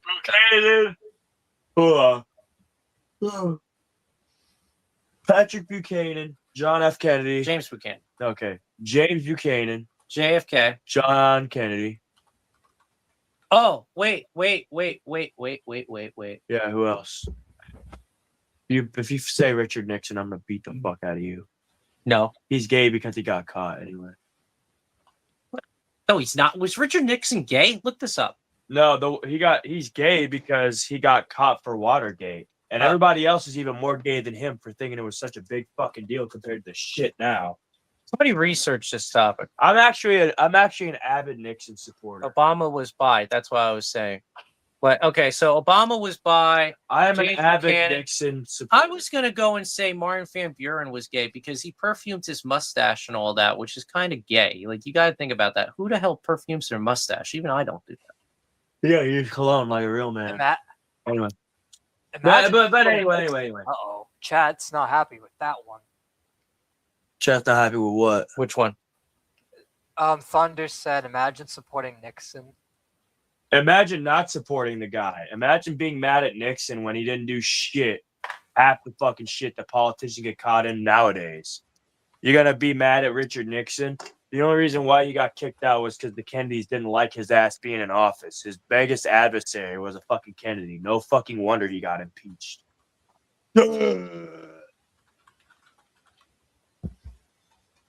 Yeah. Actually, while I was researching the topic on that last night, you know what else I found out? I found out there was actually a person from Indianapolis who ran for president, for Senate, and I think was also trying for presidency. And this gay person is retarded. Well, yeah, let me get into this. So this person wanted to ban books. This gay person, mind you, ban books, put in a firearms ban in Indiana, and was actually against abortion. Like this When do you see shit like that? Most of the people who you see who are LGBTQ in politics are usually on the liberal side. When do you see a gay person who's actually on the extreme conservative side? No, he's not even on the extreme conservative side. He banned firearms. He's like a fucking mutant freak. No, that is the conservative side. The extreme conservatives are for that. Well, oh yeah, wait. Extreme conservatives actually want to ban firearms? Yes, because the whole reason why is because then you can't rebel if you don't have any firearms. This is how we'll help. This is how we'll help it. And then they would ban that too, like they did in the UK. They would go and ban guns, and then they would ban knives. Okay, well that gay guy is retarded because he would be the first one to get shot for the rebellion by extreme conservatives. Have y'all ever seen Double Out Sean, the guy who's like shooting fucking Glocks and shit one-handed like a fucking gangster and saying 21 to buy a gun? Who's Milo? Can you explain who Milo is? Oh, Milo. Oh, what Thunder's talking about? Milo Neapolis. He's a gay conservative that Nobody cares about that fucking. No, I know he's a weirdo. He's kind of a weirdo, but like he's a guy that's like that was gay in the right wing conservative and would say like all kinds of horrible shit. Well, wasn't what's his name who was a Heisman Trophy winner? He played for New Jersey Generals. I can't remember his. Well, so was who's that one fucking guy? Peter Thiel. He's a gay conservative. Who's that football player that works with the Republican Party? I can't remember his name. His son's gay, and his son is like extreme conservative. He's like, screw these F words and all that. We can't say. So you got. I can. So you like screw these F words, blah blah blah blah blah. And So yet he's gay himself, which is weird. But he's probably not using the slur in that sort of fucking context against himself. He's using it against the actual F slurs. Oh, then again, I've heard your father use that word to describe the gays of this day and age. Yeah. So that's probably what he's talking about. If you want Yeah. more information on Milo, we can watch the Tucker Carlson interview that recently happened. It's up to you though. If you want. Wait, did he do an interview? Wait, an interview? Yeah, Tucker Carlson interviewed Milo on there, and Milo's acting like weird. Let's do it. Let's do it. Let's do it. Doesn't Milo look like a fucking olive? And then whenever you want to change, whenever you get bored of it, want to change, just let me know and I'll switch it. Yeah. What fucking time is it anyway? It is going for 8. It is 7:02 right now. You're late already, aren't you? Yeah, I'm 1 hour late. We got these dirt bikes here. They work. I'm not riding a fucking dirt bike to any motherfucker. Unless you can give me some fucking coat that has a heater inside.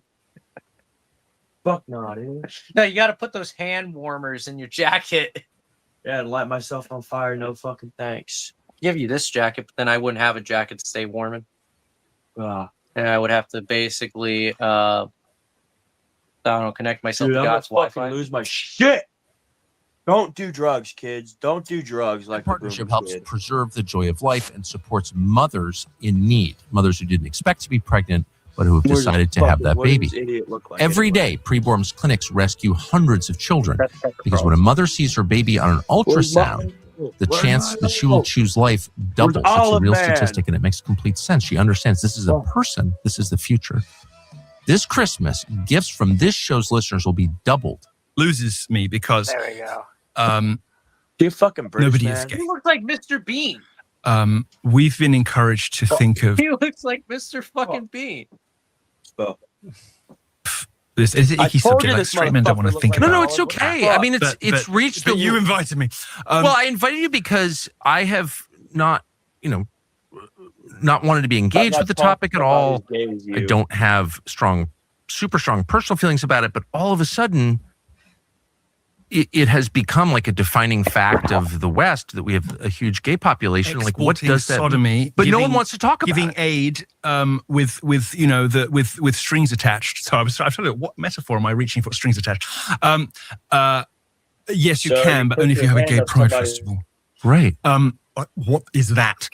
Yes, exactly. What is that? Yes, it has been, and all of these things, and with the collapse in people identifying as trans, you're beginning to now see what some of us have always known about homosexuality, which is that this is a product. I mean, there are some. By the way, too, I'm just gonna let you know too. This guy is definitely not trustworthy at all. Yeah, did you hear what he said? He reminds me of his other father. Oh my God. Oh, Eric? Yeah, he looks just like Eric. He dresses Oh like my it too and has a haircut. Holy shit. wanna Does he have fucking gauges hang in? myself. Does he have freaking gauges in? Because if he has gauges in, that would be exactly Eric. He does. He does? Yeah. Oh my God, he's Eric. Holy shit. British Eric. British Eric. British Eric, yeah, British. British Eric, and Jewish. Oh my God, that's fucked. Wait, he's Jewish? Yeah, he is. What? No, he's not. He's a quote unquote anti-Zionist, but he's actually has Jewish heritage. What? He doesn't look anything like a Jew. You kidding me? He doesn't have the curly hair. No, it's because they disguise him to fuck up the anti-Zionist movement. They send him in there to. They fucking did that Ashkenazi psyop shit. Oh my God, he looks. Yeah, like he's Eric. a part of the That's fucking scary, psyop. bro. That's He's fucking part of scary. the Ashkenazi psyop. Milo's division. basically a psyop. Hey Milo, how's it going, buddy? Shut the fuck up, flamboyant retard. Anyway, we're never getting into office after that. Fuck. Yeah, thanks for screwing up my chances of getting into office. It don't matter. You're gay anyway. Hold on, You're chat gay anyway. asked. You gave me the Chat pass. asked whose father. Wait, what do you talk about? They said whose father? Oh, Dan's father. Yeah. Oh, you talk. Oh, yeah, I get that now. Dan's father. He. It's a long story, but obviously, his father. who were probably always going to I hate be him. gay. Tammy Bruce. But like maybe she might be the only real lesbian. She might be the only real lesbian. I believe when Tammy Bruce tells me that she was only ever into women, I believe her. Yes. And I like her, by the way. I think she's great. But she's like the Dirty only real ass lesbian. olive, bro. I know, Greg. Dude, he looked like a fucking human olive mixed with Mr. Bean. This dude needs to shut the fuck up. You saw that Mr. Bean bit from me. Yeah. Why I said it? That's why I said it. I trademarked it. Motherfucker, no, you didn't. You didn't say TM. I'm suing you for TM. Do for it, trademark motherfucker. infringement. I trademarked that, so I'm gonna sue you, bitch. Trademark. Can't say it anymore. With gay men, which is completely different, we see the numbers go up, the numbers go down. This is not without some change in environmental factors. This doesn't make sense if we believe the old lie, born this way. If we believe what was in fact invented in the 1980s as a public relations strategy, born this way. So what happened back in the days? Gays were in the 80s and with AIDS and all the rest of it, wanting to be out and proud and to wear their sins on their sleeves. And somebody came up with this idea which caught on and worked. It was twofold. One is, well, what if we say that being gay? Doesn't he look strung out? Like, cause his eyes are not even straight. Like, doesn't he look? Yeah, he's gay. What do He's you on expect? meth. He's on meth. I know. Like, it seems like he literally just shot like a thing of meth before. Is there anybody in the gay community who isn't on meth? I don't know. Probably the Germans. They're on speed or something. They It's like being upgraded. black or being a woman. Yes. Then they're a bigot. We're not weird, and so it takes the Why religion. is Tucker Carlson saying yes and like not even pressing this dude? Like, Tucker Carlson's such a cuck. Tucker Cuckerson. Just the moral majority's sinful lifestyle choice argument, and it screws them because now they're saying like you're wrong to be a girl or you're wrong to be black. Exactly. It was invented wholesale by the activists in the 1980s. And the second part of it was, and this is in a book called After the Ball, which is kind of defined how gay activists were going to. Well, it was very influential because it was really the book that told gay activists how to get this revolting sin that most people don't even want to think about up front and center, family friendly, and ultimately to the state where we let them adopt children, which is a whole thing we'll get into. And that was, don't talk about bodily functions. Don't talk about. By the way, too, another fact too. He claims to be ex-gay as well. Do y'all believe that? Hello. Sorry you're about that. muted. We were discussing something with my VA benefits. I just realized I have. But do y'all? I didn't realize I had VA benefits. To stay on topic though. Do you believe he's ex-gay by looking at him? No, he's not not ex-gay? ex-gay. He's true gay. He's still gay. He's down low gay. He's closet gay. He is the gay. He is basically the gay mindset in personification. Yeah. Fluvia, just talk about love. Just talk about love. Talk about it in terms of love, like love is love, love wins. And we see this to the present day. Never talk about, the stains on the sheets, the promiscuity, the drugs, the glory holes in Berlin nightclubs. Never talk about any of those things because those things will repel women. And you need moms with gay sons to affirm their homosexuality. And so what is that homosexuality? Long answer for a short question, I understand. In almost every case, and certainly in every male case, it is a trauma response. It is not a sexuality. It is not part of what you are or who you are. And why is he getting into specifics? If you like dick, you like dick. You like pussy, you like pussy. It's that simple. Like, bro's trying to act like this is some fucking big old storyline. It's like, nah, you took it up the ass. That's the choice you made. I mean, that's the thing. There's nothing wrong with it. But you're trying to act like there's semantics and all that shit. No, there's no semantics. Like, fucking dumbass. Or a component of your personality, or a function of it. It is a set of behaviors that is that emerges in people with a number of very easily identifiable common etiologies. One of them is so for instance, among Black and Jewish Americans, they report statistically significantly higher rates of homosexuality. Well, why could that be? Overbearing moms and absent dads, or in the Jewish case, nebbish fathers, and like Jewish. Kind of like yourself, like how you didn't have a dad and all that, how you didn't even have parents. Seems like you know from experience. My Jewish friends, I always call their marriages are like lion taming. Bro literally said Jewish friends. Yeah, we know you're a Jew. We get it. We get it. You're an anti-Zionist that has Jewish friends. We get it. We get it. Where you have a sort of nebbish, scholarly, bookish dad and a larger-than-life mom who, one day decides she's going to be a rabbi. But, look how strung out he looks, chat. Like this guy. In fact, we're gonna have poll on this. Hold on, I'm gonna play the video. That, or in the Black community, of course, it's the fatherlessness. And it's why, if they're born this way, if you don't have some other better explanation, could it be the case that there are more gays among Black and Jewish populations where something's going on here? Why are we getting more trans and more gay? I mean, you are a gay Jew, so that does make sense. And then less gays, and then less.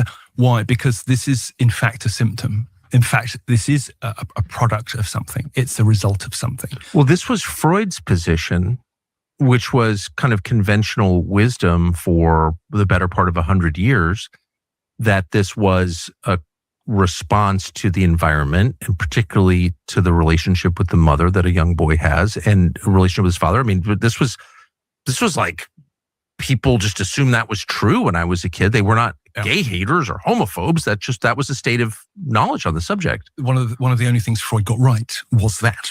And it's funny that, the way that that's actually in line with Catholic Church teaching, and now has become, now you see the terminology in the medical industry has begun to change as well, because, they now gay people are sort of saturated everywhere. Like when you get it's kind of like America, you get a whole country full of people who are very similar, but all think they're really, really individual. That's deep. Yes. Yes, I do know what that looks like. And sort of America's a very fagotized country in all kinds of ways. That's the technical term. You have to, if you want to know the truth about homosexuality, you've got to go to Black YouTube and listen to the girls. How do you get to Black YouTube, by the way? Well, it's a sort of. What the fuck? No, I do not. I am not interested in going that. No, like. Did that just fuck us over by him saying that word? Huh? We can't say the F word on here, right? Oh yeah, we can. In fact, this is on YouTube. I'm reacting to this on YouTube. Oh, okay. So you could. Yeah. You can. You just can't spam. Is that video monetized? Yeah, that video's monetized. It's from Tucker Carlson, who's like a multi-millionaire. You can't spam slurs. The only You slur can't you really spam can't it, but you say can is say, the N-word. you can't say it. Yeah. Okay, I have a few problems with what he's saying on this.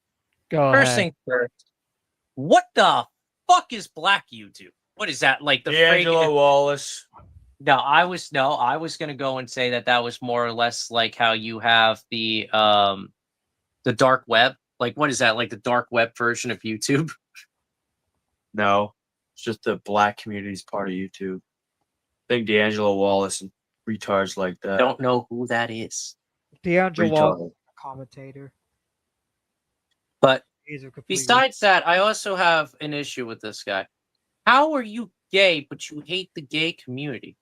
He pretends to be ex-gay now. He pretends to be straight. In fact, I have a poll. Oh, come on, man. We're in 2025.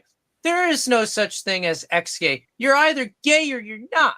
Yeah, he's literally gay. You look at the fucking man. For Christ's sake, you don't see me using that term and being like, I'm ex-gay, I don't, blah, blah, blah. No, I'm fucking gay. I'm not going to go and fucking make it up and be like, yeah, I'm ex-gay, bro. I went to a camp, they beat the shit out of me, and now I'm straight. That's basically what his whole grift is. You're either gay or you're not.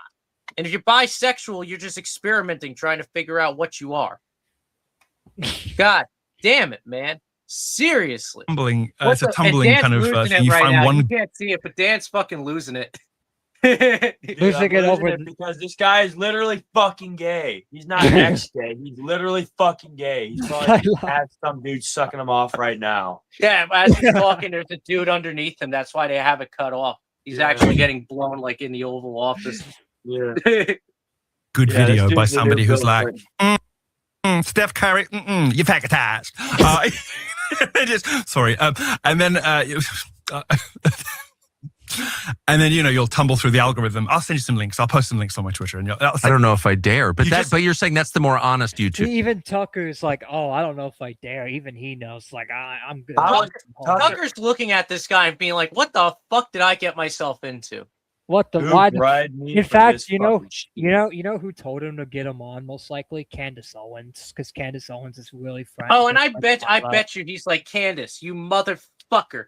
I swear to God. Candace, you stupid fucking idiot.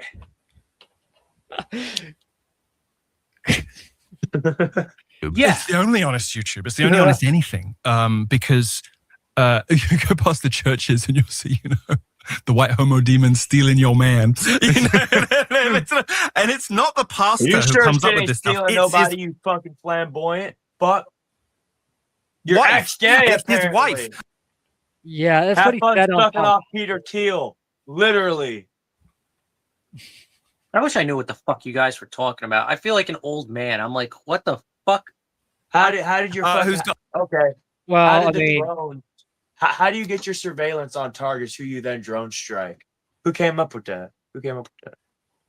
With the recent ones. So like, you know when the Air Force circles drones around, but they can't see them in the targets in the building, they just see the building. How do they know where the targets went? I don't know. Extra vision. Fucking Peter Thiel, you has some gave the fucking US Army some equipment to make that shit easier.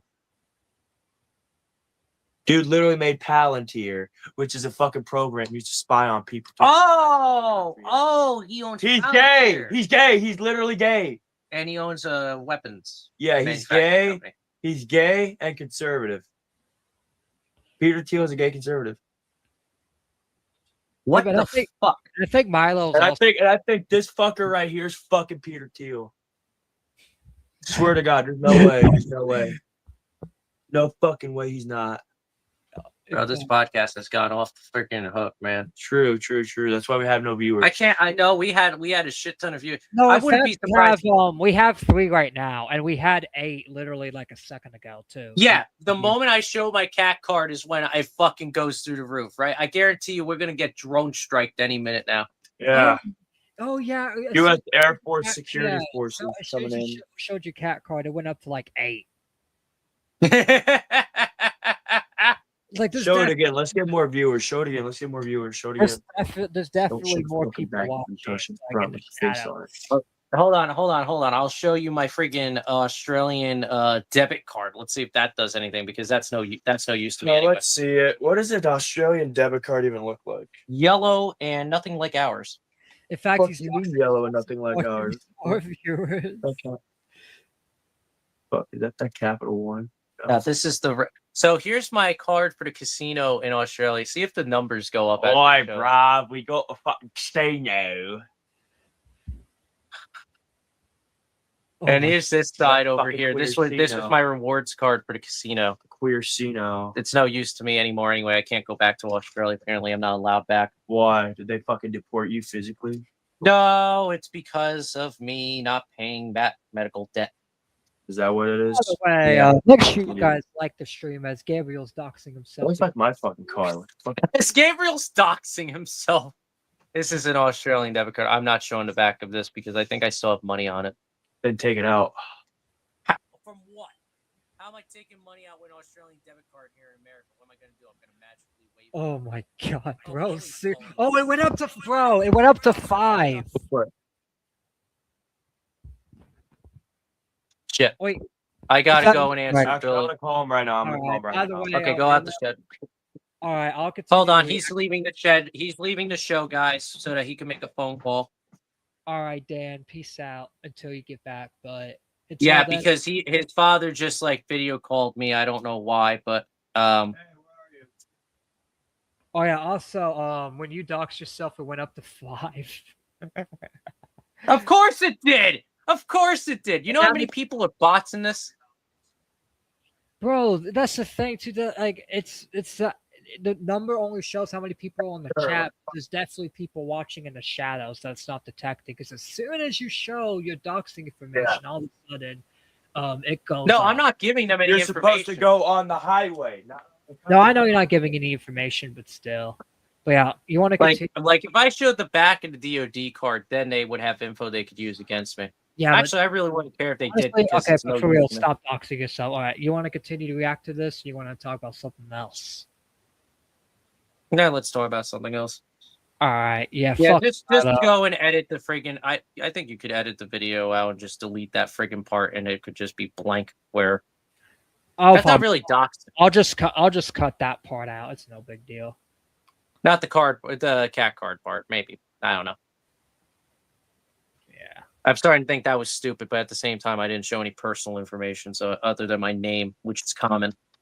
But yeah, Because my alright. name is actually on the Twitter thing, though. Oh yeah, like my.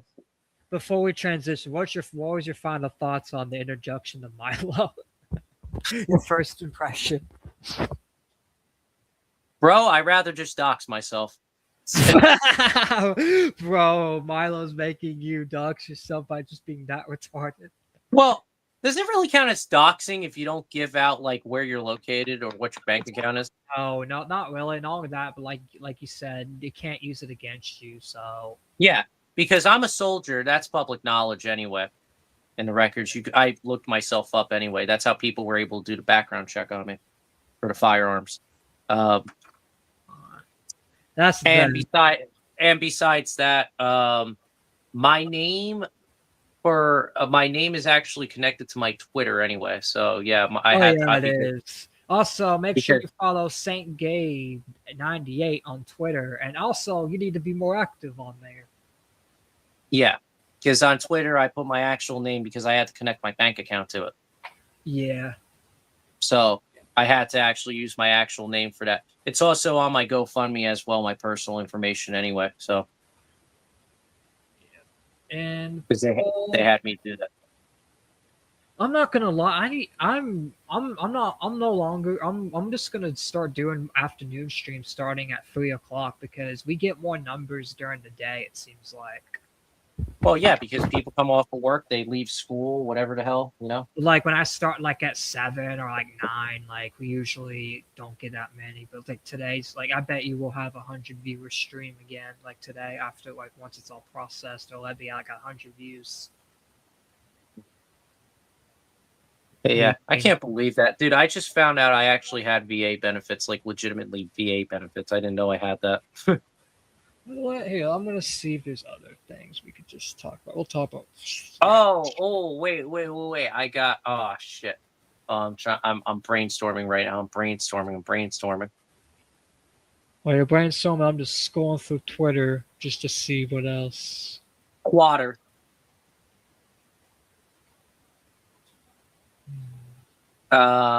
Wait, is why do you still call it Twitter when it's called X? Because I know it as Twitter, and I don't care about Elon, so it's Twitter, not X. Like, I don't understand why you're calling it. Not only that, but why would you call it X? Like, just keep it Twitter. I don't know. Maybe Elon Musk had some meaning behind it. Maybe X is connected to white supremacy in South Africa. Who the hell knows? No, I'm being legitimate. Like, one of their symbols they have is a legitimate X. Also, if anyone in the chat would like to call in and just chill, shoot the shit or whatever, just type in Mute chat. it real quick. Mute it. All right, I'll take over then. All right, so see, is there anything going on in the fucking commentary community? Because those people are fucking dead. Which I know Green Star Radio are covering shit, but wait, no, I think tonight is the Given Aunt Kasari debate on Green Star Radio, which I'm going to be there. But honestly, commentary is just so fucking dead and boring. And I was right. Like I kept telling these people, like, hey, commentary's not what it used to be. Commentary's dead. Commentary's a lost cause. Nicholas DeOrio's a lying grifter, and he doesn't, believe in what he says. He's not free speech. None of them are free speech, and everyone called me crazy. Everyone said that I was autistic. I'm Smackledaggle's little brother. I don't know anything. But turns out I was right. If I'm Smackledaggle's little brother, it's still me. Like that doesn't mean anything. I'm still right. I was right about commentary having double standards and them not giving a fuck about free speech. In fact, them being anti-free speech. Okay, So I'm back. You know what I mean? So I don't know if we'll cover any commentary shit just because commentary is just, I keep being right about. I want something that's actually a little challenging instead of just repeating the same thing I've been saying for years. Oh yeah, what's up, Gabe? I was just, ranting about. Well, another emergency popped up. Oh, what's going on? Okay, well, long story short, Dan's father has a flat tire in the middle of buttfuck nowhere, Ohio. Uh-oh. And none of us have driver's licenses. Well, I have one, but my problem is I'm not really sure I should be driving on these icy roads. Dan only has a permit, which would mean I would have to be in the car with him. And Robbie has no license whatsoever and is way too done in by drugs to go and drive. So right now, his father's literally in the middle of nowhere where cornfields are. There's nothing around, no phones, no nothing. And I don't know how the hell we're going to get out to go and save his ass because this weather will kill you. Couldn't Dan Uber there or something? Do what? Couldn't Dan Uber? Do you need to get off the show or anything? No, I'm not doing anything, man. It's too cold outside for me to do anything. And even if I could do something, what am I going to do? I don't know anything about the state. Robbie's going to have to do that. Robbie knows all these back roads. I don't. But yeah, so now we have an octogenarian man stuck in the middle of nowhere with no phone other than his cell phone, which will probably die soon. And he needs to change his flat tire. That is fucked. And Dan's going to be late for work, extremely late for work. He's probably going to get a write-up for this. And nobody's going to believe him either. You go and tell this story. Be like, so listen, my father went and got completely wasted, and then he got lost, and then he got a flat tire, and then we had to go out and rescue him, and that's why I'm late. Nobody's going to believe it.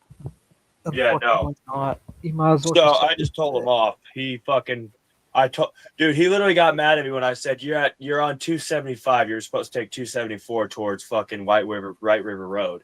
He got mad. And I'm not going to take that personally. So I just cussed him out. I'm like, what the fuck are you getting mad at me for? You're the one who's on fucking drugs, dude.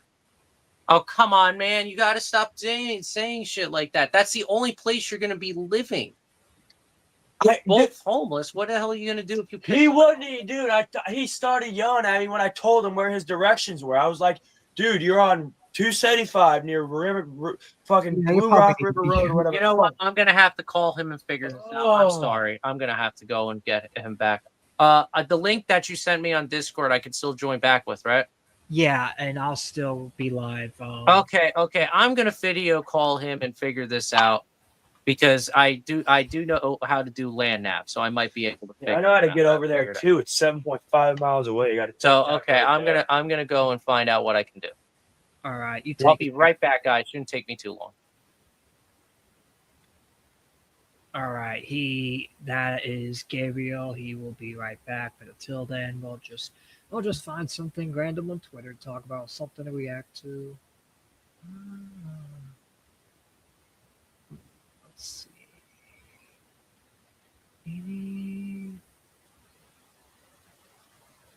Any interviews? Hey, let's see if there's any interviews and shit going on.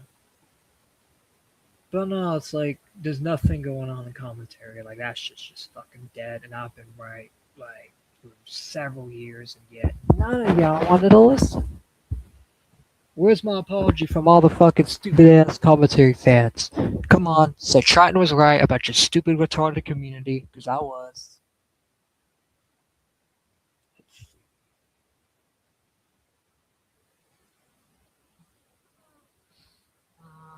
Hold on, let's see.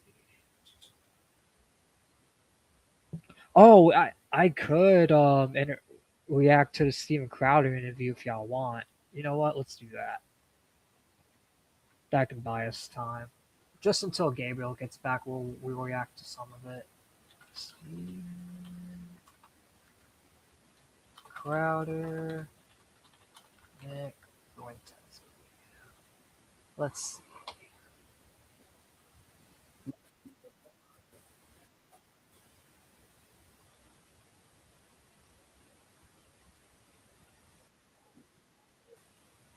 Okay. Pulling up the Steven Crowder, Nick Fuentes interview, and I'm gonna do some great autistic, truthful commentary on it until Gabriel comes back, and then we'll probably find something else to do. There we go. Boom. 3, 2, 1. Yeah, I believe you. Sounds good to me. Okay. All right. Also, I want to make sure we can issue so we're not mischaracterized. A lot of people watching. This is the last kind of ground rule. I want to kind of address each issue point by point. I'm going to avoid point stacking or just go rapid fire because people will use that, take it out of context. You know, people go, and Nick wiggled out of this, and they do that with me. Yeah, he ain't wrong. People will use shit out of context. And honestly, I'm not gonna lie. I've watched this interview twice already, and Steven Crowder did do a great job on it. He did do a great job interviewing Nick, like a really good job on it.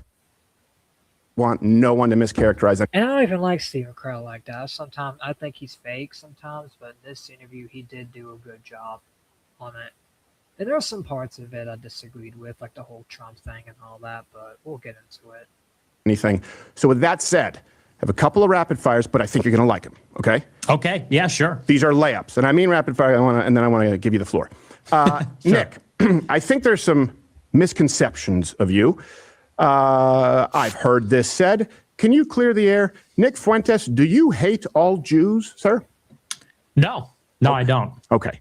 See, and that's the thing. That's a narrative that the media has been pushing for years. Like, oh, he hates all groups of people, but here he is saying no. Do you consider yourself an anti-Semite, a noted anti-Semite? No. Okay. Clears that up. Do you believe that white people are superior to all other races on the planet? No. Okay. Do you want to eradicate all non-whites from the United States? No. Okay. Well, Barry Weiss will be very happy to hear that. No doubt she's watching. Yeah. Barry Weiss would love to hear that, hopefully. Unless she's just going to still take him out of context and shit like that. And then because this happens a lot, right? It's Tucker did this with you. Fed. Nick Fuentes, are you in fact a Fed? No. Okay. Yeah, and that's another thing too. Everyone keeps calling Nick a Fed, but it's like if he was really a Fed, why would his banking processors and all that shit go away? Why would he be deplatformed for several years? Like, why would all that happen if he was a Fed? Like, it doesn't make any sense. In fact, someone I know that's an actual Fed is Keemstar. I'm going to get through these rapid fire really quickly. They're actually, there's not much. So this week, Jillian Michaels will be on the show next week while you're doing Piers Morgan Censored. And she said that we need to disavow you, and specifically said you had said that women either want or need to be raped. Now, I looked for this. I have not found as a matter of prescription from you, correct me if I'm wrong, that you believe women should be raped as a matter of policy. Do I have that right? Yeah, you're correct on that. Yes. Okay. All right. So she's wrong. She's just an angry lesbian. Got it. And that's the thing. Yeah. I mean, honestly, Steven Crowder is right because that's what she is. Now, finally, this one might surprise people because I know you and Charlie Kirk were sort of rivals, as you've described. Been a lot of controversy floating around that, and people often say that you blame the Jews for everything. Do you believe the Jews killed Charlie Kirk? That's one of the conspiracies out there right now. What's your position on that? I don't believe that. As it stands right now, I think it was Tyler. It's over near the couch.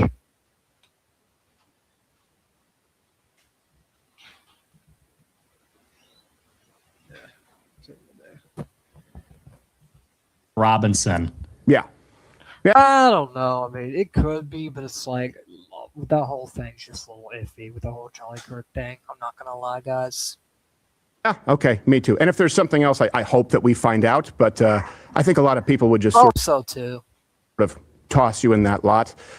Okay, I think we've cleared that up. So look, there's some people who might be new to you here. I know you've told your story quite a few times. Some people here may not have heard your background. Tell folks out here your story. How did you come to your current positions? Well, I appreciate the rapid fire intro because that is my reputation. That's what people say is that I'm pro-rape, want to kill everybody, whatever. So I told you you'd like them. Audience. Yeah, I did. And I appreciate the opportunity because my audience knows that, but maybe your audience might not or other people might not. Yeah, there's just people taking jokes out of context and like trying to run with it as fact. That's what the libs do. So I actually appreciate that. And as far as how I came to my views, I've told the story many times. I'll give you kind of the shorter version and feel free to jump in or ask me questions or clarify. But I was a fairly normie conservative in high school. I was very political since I was 12 years old. And And like everybody in those days, there wasn't a lot of stuff on social media, like conservative informational content.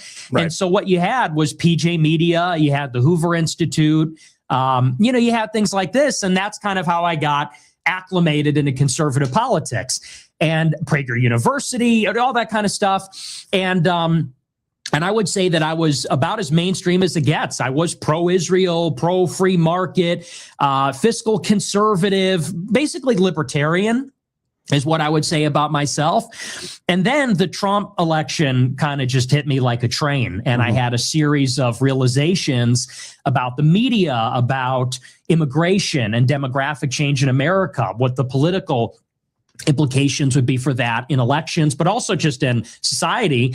And then obviously the biggest and most controversial one is I really love the idea of America first. Trump said that at his inaugural. He said that at the RNC. And when I heard that, I said, that's me. Like, more than I'm a libertarian or even a conservative, I'm that. I'm America first. Right. I'm a nationalist. And then I just began to notice that there was always just one exception to that rule in the conservative space, and that obviously that's Israel. And I remember I knew a lot of people from Daily Wire in college. This is jumping ahead a little bit to when I was in college.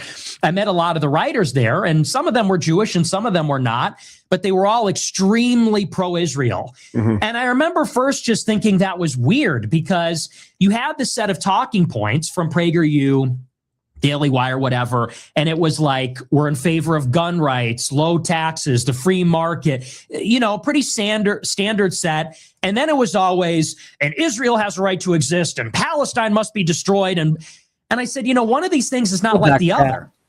Like, this is clearly different and it's conspicuous, and you never see a critical opinion on those things. That's another thing too. Even back then, like back in 2016, you never saw anyone critical of Israel, and they were instantly blackballed. It is way more heavily censored back then on Israel. Like, nobody talked about that shit, and if you did, you were considered a bad guy, and you also got the platform that no one helped you. You know what I mean?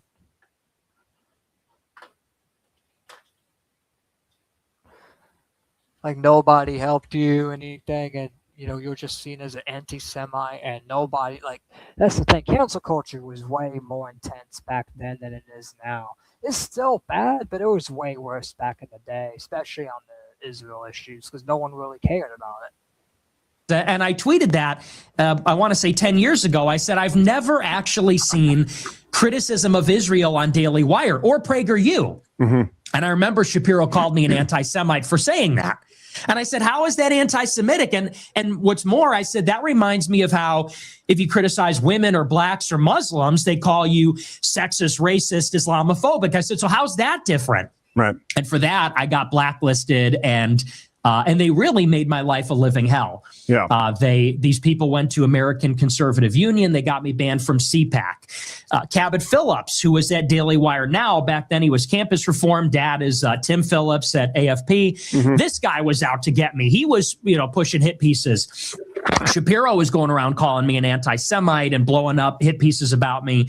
And basically ever since. And that's part of it's true. Like, I remember 2016, Ben Shapiro was blowing up hit pieces and canceling Nick when Nick was 18 years old. In fact, which I wasn't around then, but I have looked into it and found old tweets and stuff, because Nick's talked about it before many times, and I'm fact checked and it turned out to be true.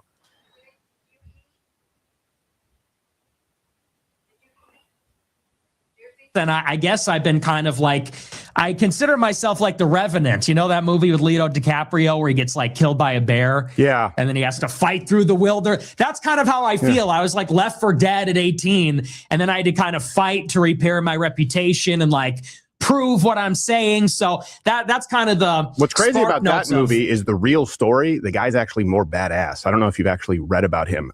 In real life, he sexually dominates the bear.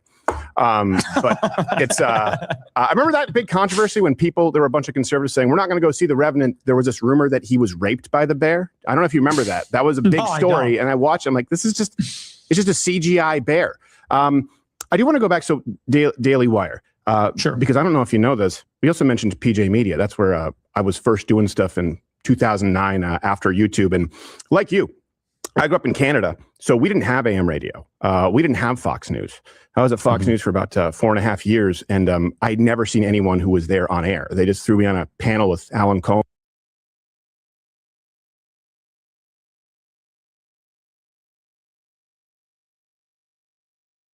In fact, too, Fox News never ever let anyone criticize Israel ever.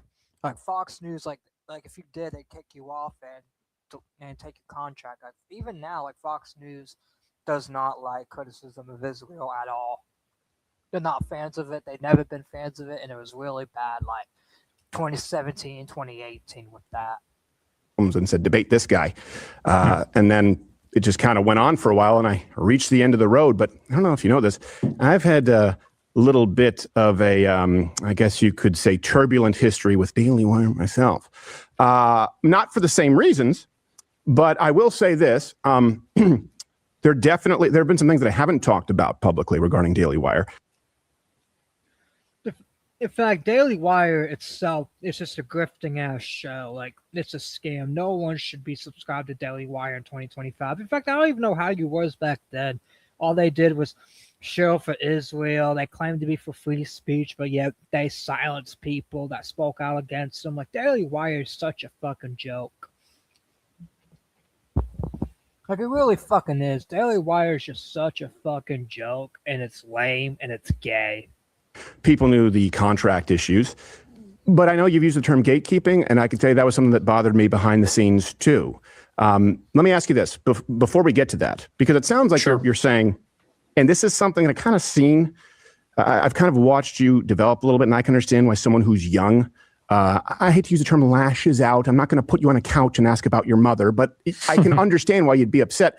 Was this, though, when Ben Shapiro was saying that, was it before or after the sort of what he would classify as targeted harassment campaigns from the Groypers, like, bombarding his events, and a lot of conservatives were being, doxxed and swatted? I'm not holding you responsible for that, but you know that happened quite a bit. I know you've been victim to it yourself.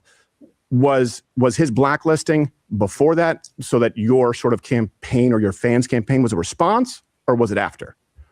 It was completely before. Okay. So just for the time. Yeah, it was before. It was because the Groypers didn't become a thing till like 2018 and 2019. In fact, Nick didn't even start his show till 2017. So, and this happened 2016. So it was way before the Groypers were even a thing. Timeline, it was December 2016, and I didn't start my show until February 17. So it's before I even had a show, before I was anybody, before the Groypers were even a thing. Groypers came around in 19, so it was way before. Okay, because I did have the Groypers show up to like a comedy event. This happened a while ago, and they just sort of went away, and they were under the impression, I don't know if you said this, that I was like an open borders cuck. And it kind of fizzled out where I was like, well, no, I'm not. I think we should close the border, and I think we should deport people who are here, not only illegally, but have stricter immigration, period. That's not a new view for me. So yeah, I could see though how people, if it was under false sort of pretense, with Daily Wire. I don't know how like people even came up with the fact that Steven Crowder was an open borders cuck, because I don't think I've ever seen him like advocate for that, unless I'm wrong. I could be wrong, and if I am wrong, y'all can let me know in chat. But I don't think he ever did advocate for that. So just, I think the Groypers are just trolling him, trying to rage bait him or some shit like that. Here's what I experienced then when he was considered an enemy to the Groypers. Now, I don't know about your timeline. I know Cassie Dillon posted some receipts saying like this is not accurate, but I would imagine Cassie Dillon's also a fed. Imagine you were giving general timelines and people to sort of paint a picture, right? Mm-hmm, yeah. Yeah. With Daily Wire, what would happen is, being demonetized on YouTube, they created the new rule, borderline content, because they couldn't fully remove me. Sorry about that. It was a third rule specifically because I had a lawyer and planned for this. I would get into conversation. Dude needs to stop with their gay ass rules. Their rules will literally do nothing. Like, just let us do our content. Come on. With Google executives, people at YouTube, and especially as we got toward COVID and the vaccine, right, questioning that or the lockdowns, I would have people very high up at Google, YouTube say, well, we don't have these kind of problems with Daily Wire. And I said, well, I'm not. And without getting into any private information.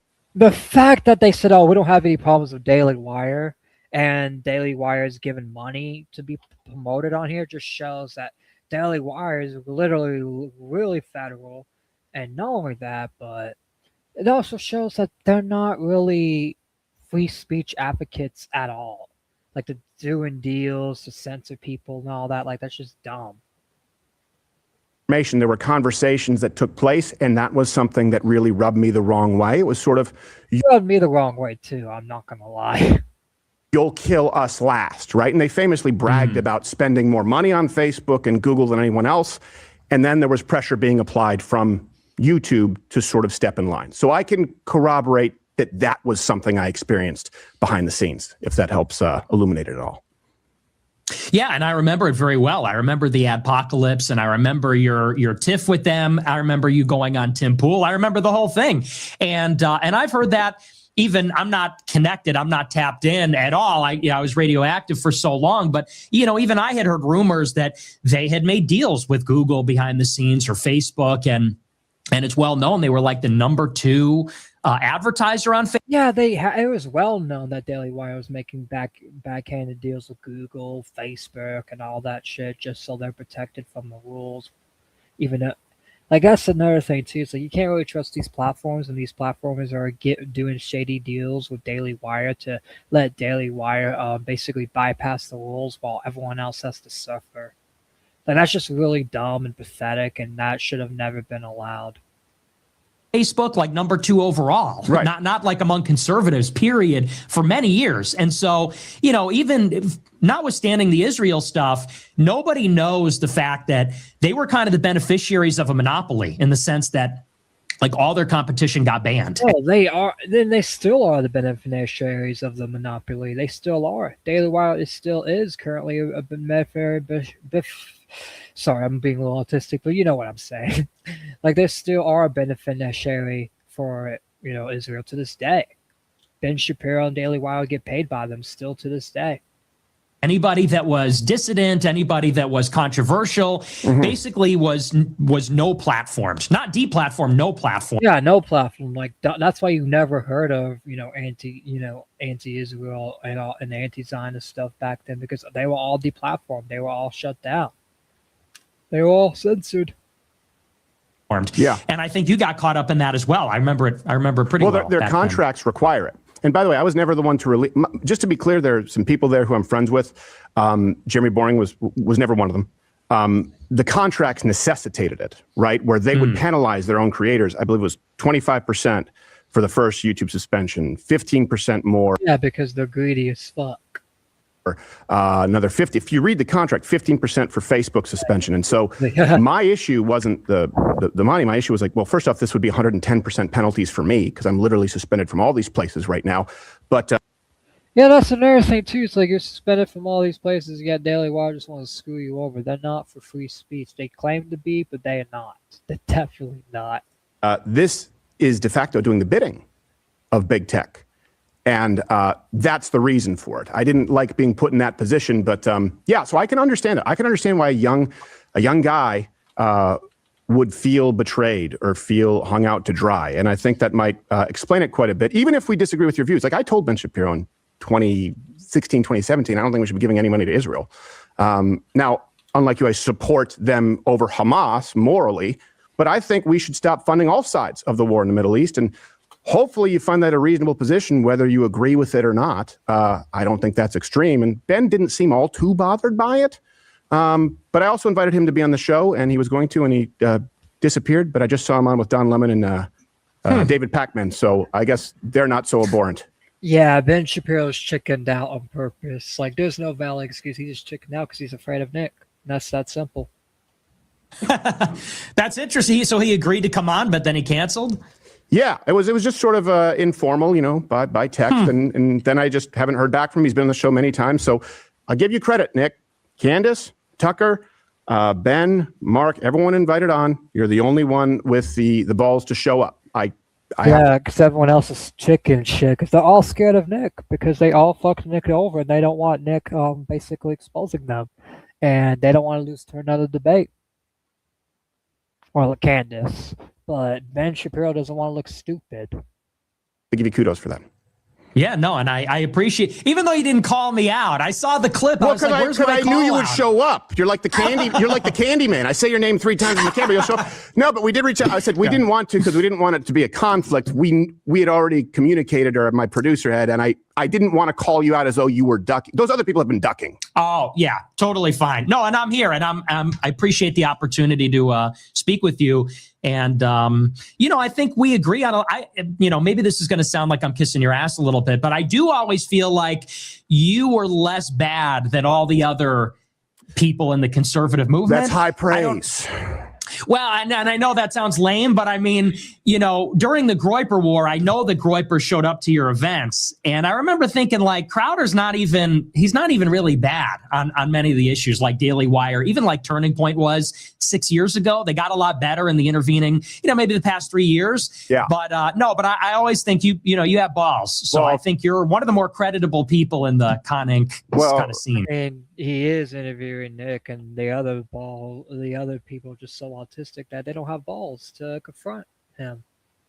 And that's the thing too. It's like Turning Point, like Charlie Kirk. That's the thing. No disrespect to him, like rest in peace to him. But I still have little criticisms of him. Like when he was alive, he said he was open to debate. In fact, he even debated Hassan Piker of all people, but will not debate Nick and say, "Oh, Nick's a bad faith actor." But it's like, why, when you're debating Hassan? Like, it's just weird. Turning Point was just a joke. Still is a joke too.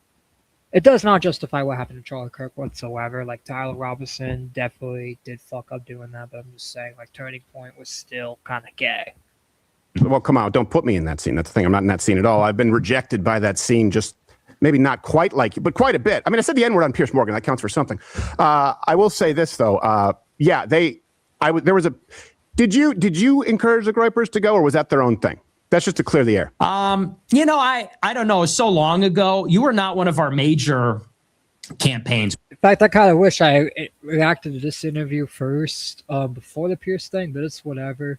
But yeah, we did react to the Piers Morgan thing, and honestly, Nick did a really good job destroying Piers Morgan and rage baiting Piers Morgan. Like, I loved reacting to that. We were really focused on Turning Point. So Okay. you might have been on the calendar. We threw together a calendar and said, these are all the speaking events in the fall. But we were really focused on Charlie Kirk more than anybody. All right. Well, then could you give me word that you're not going to send them to like stand-up events going forward? What is up, Gabriel? Welcome back to the show. Yeah. So I have an update on what's going on. We called the police to go and assist his father because he's in the middle of nowhere and will die in this weather out here because we are in a state of emergency.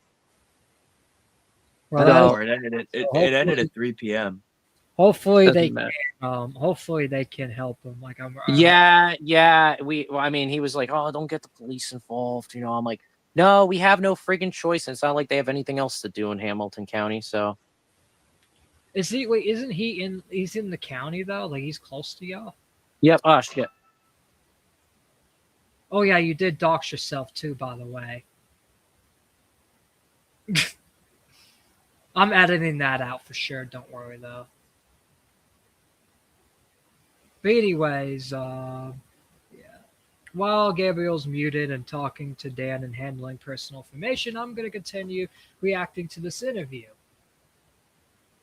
I didn't send anybody to a stand-up thing. Well, it was like an event, but I was just basically I was dressed like Che Guevara, like it was a Halloween. It wasn't the same kind of thing as Ben Shapiro. It might have been Brett Kavanaugh with a beer helmet. Like, it's not the same kind of show. Sure. Yeah, no, I won't send anybody your way. Right. I promise. Because here's a funny story before we get into it. Because the Groypers back then, people are, Well, that's the thing. I feel like the Groypers kind of just, did it on their own. That's the thing. Nick could have sent them, but it's like, if you're going to say he sent them, you got to have to, show evidence that, hey, Nick did send these people to your event. Like, Steven should have had a receipt, but it seems like he didn't because Nick probably did not send any Groypers there.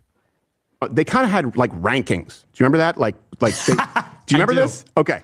Yeah, oh yeah. So who could forget? Okay. So you do remember. So I'm glad we're able to talk about this because, and by the way, we'll post all the videos and. Also, Gabriel's screen is frozen too, but that's fine.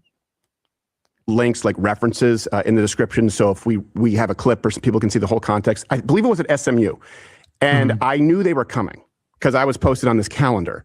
And so, again, the same way I infiltrated ANFA, I knew every single one of them. And I knew they had rankings. I don't remember, maybe it was like private admiral, something like that. But here's how I kind of also, it was a little bit of a mind trick. So you'll appreciate this. It was nothing super bad.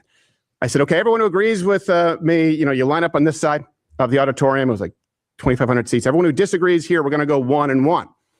And I saw all the Groypers line up, and they were supposed to go in a sequence, like private to general. The last second before we go, we have to change something in the venue, and we swapped the lines so that the wrong guy went first. And I remember in your groups back then, or not your groups, but whatever the group at a Facebook group, one of them said, "Did you see I asked a question last night?" And they were like, "You were a stuttering, disgraceful fool. You are not amongst us." And they booted him. They drummed him out of the corps, and then it was off the list. So, I remember we had generals. We didn't have. Maybe they did that on their own. We had generals, and it was sort of tongue in cheek. We were a little ironic. Don't the Groypers still have lieutenant generals like Beardson and Dalton and all that? Ironic about it, but no. But I remember the tricks you guys were pulling. It was pretty, that was pretty clever. So we lost Gabe momentarily, but until then, I'm just gonna keep, doing commentary on, the Steven Crowder and Nick thing, and.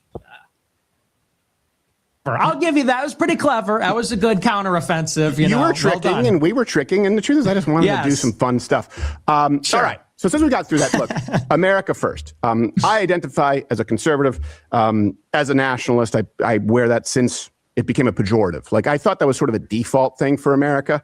So you wouldn't hear me saying nationalist until people were like, nationalist means you're a supremacist. I'm like, well, okay, well then I'm a nationalist. Now I have to claim it because of course I want America to do best.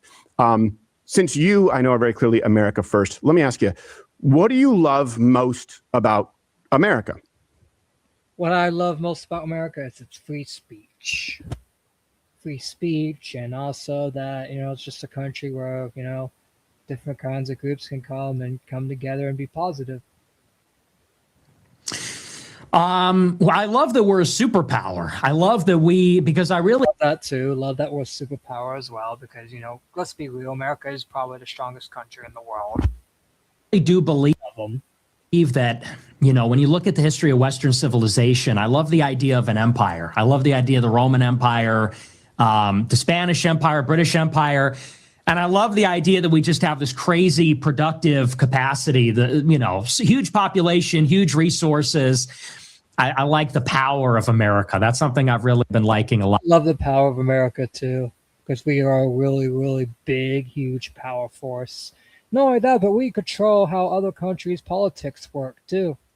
We control other countries' politics and shit, because other countries are influenced by us and our free speech values and our Constitution. Lately. Okay. And of course, we don't want to take that for granted. Obviously, the power of America, that switches in a nanosecond as far as history. Is there? Yep, Steven Crowder is right on that one. Is there anything else that stands out to you aside from the power? I mean, if not, we can move on to the next.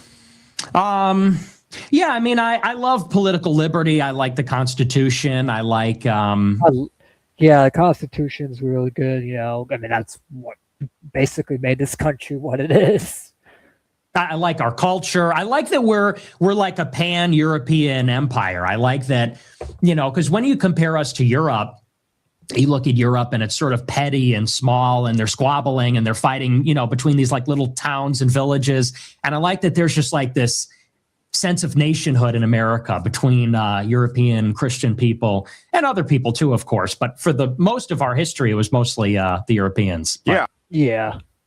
I mean, there's a lot of things I like about America. Yeah, that's where I would already disagree with you, because I was raised in Quebec, which is much more European. And I think Europe kind of sucks.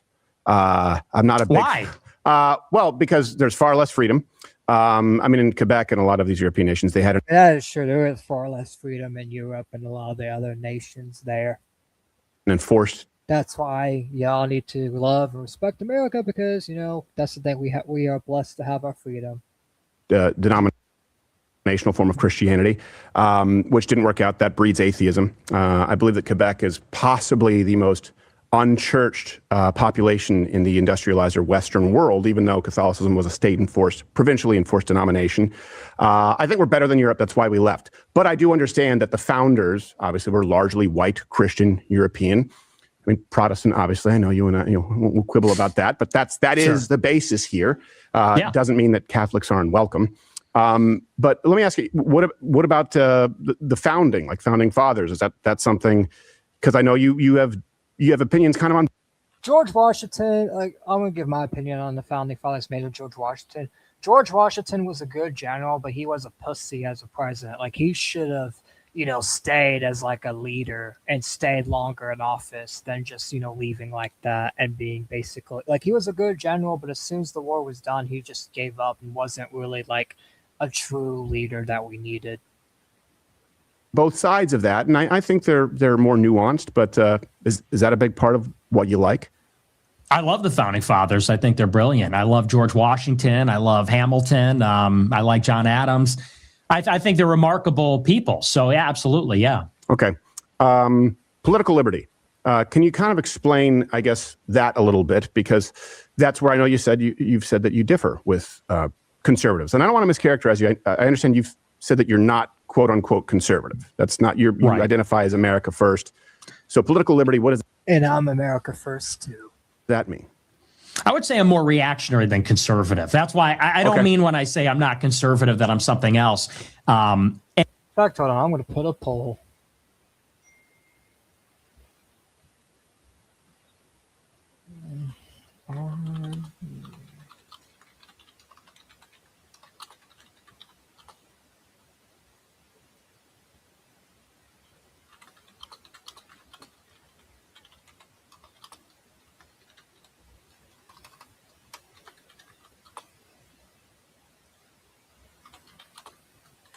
All right, I'm going to play this video. I'm making the poll.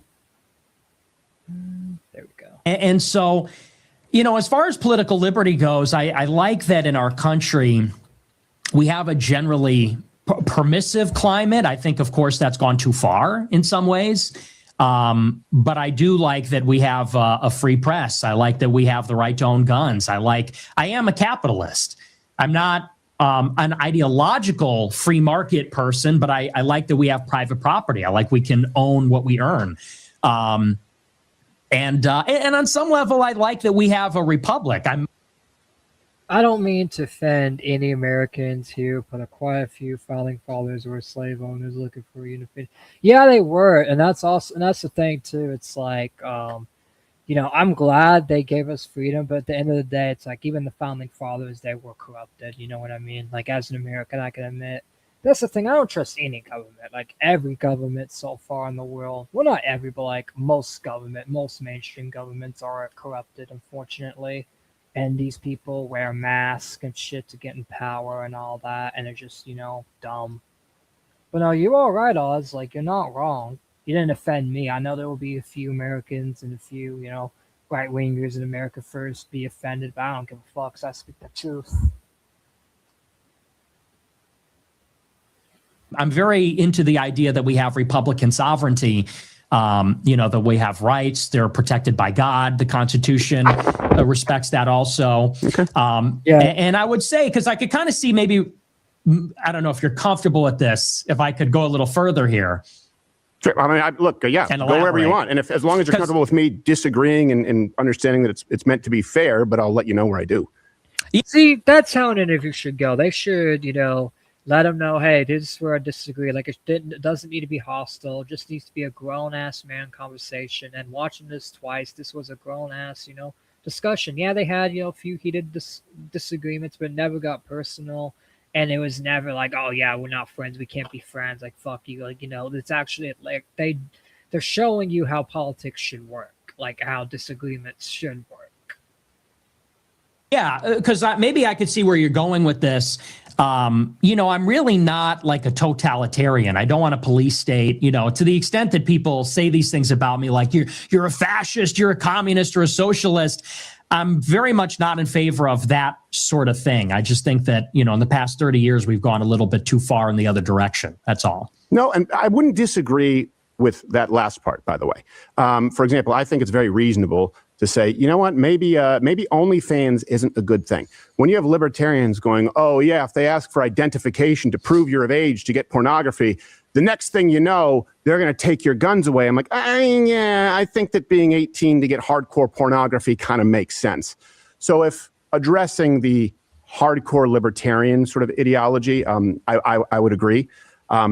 If it goes towards like a theocracy or something like that, which I know you've discussed, I would disagree. And look, I want to play this because, of course, everyone's going to ask me to ask you this about the Tucker Stalin clip. So what I want to do is play it, and then I know that you've already explained it more recently. I want to play a longer clip in context and then give you the floor, because otherwise people say, why did he softball him and not ask about Stalin?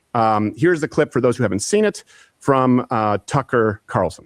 So it was like late December. It's actually funny. It was December 18th. I remember because that's an important date to me. And it's Joseph Stalin's birthday. Oh. I'm a fan. You're a fan of Stalin? Mm-hmm. Always an admirer. But we don't need to go into that. Well, that's okay. Let's get back. We'll circle back to that. And then he called you a gay fed. No, I'm kidding, but pretty much that's what he did. People are mad at him for softballing. I think he didn't. I think that would be fair to press. I just think he was fundamentally dishonest in a lot of ways, because the second you left, it was a different Tucker again. That's another thing with Tucker Carlson, which I've expressed earlier too, is he's like when you're interviewing him, when he's talking to you, when he's in front of your face, he's all nice to you, and he puts on a mask like he likes you, he fucks with you, he agrees with you, and all that. But then when you walk away from the room, all of a sudden Tucker's like, oh, I disagree with that guy. That guy's an anti-Semite. Fuck that guy. It's like, what the fuck kind of two-faced shit is that, guys? Like, that is just so straight up two-faced bullshit. That's straight up fake. All these people are fake. Like, Tucker Carlson's fake. Well, to be fair, his dad was in the CIA, so he's also a Fed, too. He's a fake Fed piece of shit that wears a mask, pretending that he cares about America, when in reality he's just in politics for a grift like everyone else is. Unfortunately. Is that a fair assessment? I was kind of surprised.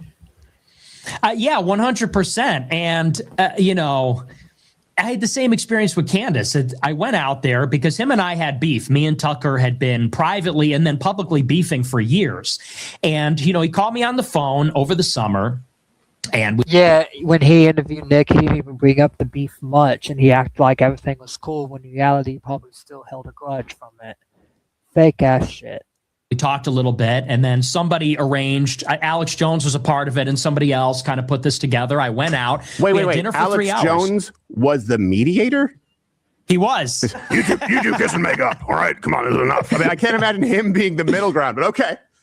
He's a sweet guy, He's a teddy bear. Guy. Yeah. So he didn't want to see us fighting because he loves Tucker, he loves me. He kind of put it together for us, and so I go out there, we have dinner, we do the show, and at no point during the show or during the dinner was it really even contentious. Was there really even an explicit disagreement? We had some disagreements, but he kind of... Just like civil pussy softball disagreements on Tucker's end. It was never like Tucker fully said, oh yeah, I disagreed. They never had any actual discussion, just Tucker saying, yeah, and Nick mostly talking through the interview.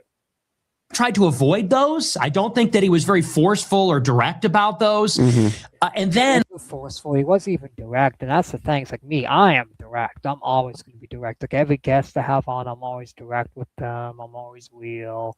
Like if there's stuff I disagree with, I'll always, I'll get into it and all that. But these people, Tucker's just like, no, I agree with you. Then when you walk out of the room, he disagrees with you all of a sudden. That's just fake to me.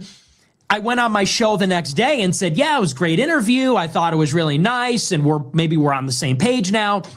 And then every single interview that he has done since then, he doesn't say my name without calling me an anti-Semite. And that is true, because I've watched those interviews as well. He's going and doing the circuit, and every show that he goes on, he says, Nick is really talented and this and that, but I don't agree with his anti-Semitism and Jew hatred. And I'm like, okay, so where was that during the dinner? Where was that during the show? I didn't hear that during the whole thing. I'm an anti-Semite now. And I wish he would have brought that up during the discussion, because I would have loved to discuss that or to dispute that or whatever. But it's like you said, I got a completely different Tucker after the fact in all these other shows. He's going around and telling everybody, that like it's the making of a murderer. Right. Like I could see why people like him, even though he's like so you're awful. Like you're the Averys. Yeah, you got them Jews there. Oh, yeah, exactly. Yeah. And Candace will make another show about that like 9 years later. Okay, so that is true too. She probably would make a show 9 years later about that. That's fair. She did like something about making a murderer. I was like, what is this? Like, this is very late. Okay, but going back to that's the clip that people say, ask him about Stalin. And I would have, in Tucker's shoes, asked you about Stalin. Now, I've seen you on another show explain it more recently. And I can't play the whole clip because it'll be really long, but I want to play a longer one and then allow you to provide any missing context. I can't remember the name of this, something Danny D, Johnny G, play it. Tommy G. Tommy G, I was close. Agree, you have some hilarious moments, but there was a moment from the Tucker Carlson interview I wanted to ask you about. Yeah. You mentioned Stalin. You're a fan of his work? Yes. Was that serious or a joke? That wasn't a joke. But, it's like anything else. I love history and I love stories. And to me, Joseph Stalin is an extremely compelling figure. I would say more, you'd be surprised to hear this, than Hitler. Everybody pegs me as like a Hitler guy. I'll tell you, and I'm not saying this to pander, I'm not saying this, because I care about what you think of me.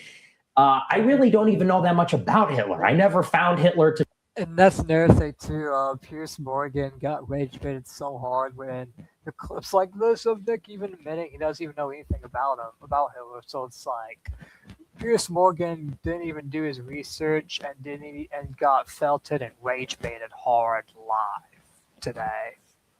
Be that interesting. I think that there's narratives about Hitler that are interesting. In America, if you talk a certain way about certain issues, they say you're a Nazi, you're Hitler. So it's interesting in that way.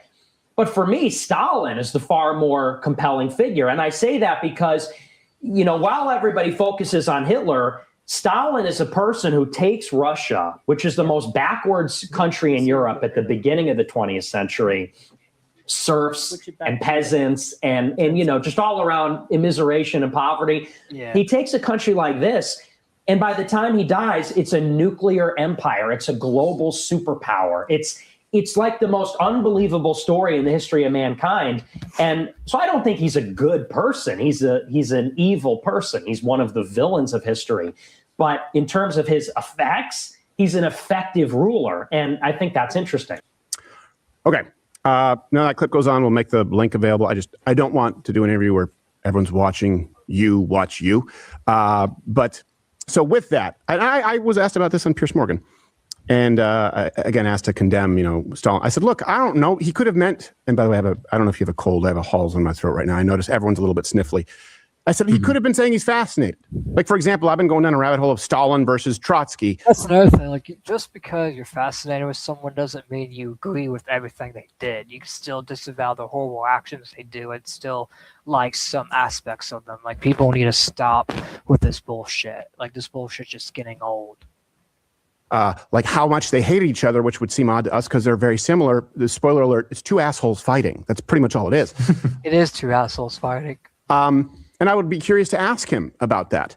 So when people say disavow without having the full context, I think that's wrong. Now, that said, my question to you. That's another thing, too. It's like people in the commentary community do this to me. They fucking bring an out of context clip of my show or like whatever, or something I said on Wall Smashers years ago, and they're like, oh yeah, you need to disavow Triton. He said this, he done this. It's like, who gives a fuck what people do in the past and what they say? People say crazy shit. That's what the internet is. People say crazy dumb shit. So what? Would be, I know that you have said we need a Catholic theocracy or a Christian theocracy. I've heard the word dictatorship, correct me if I'm wrong. So I would ask you, since the end point seems much more similar to where Stalin reached, just swap atheism for Catholicism or Christianity, would you be able to name, or is there any one thing that you think America, like concretely, should copy about Stalin's rule or methods to get there?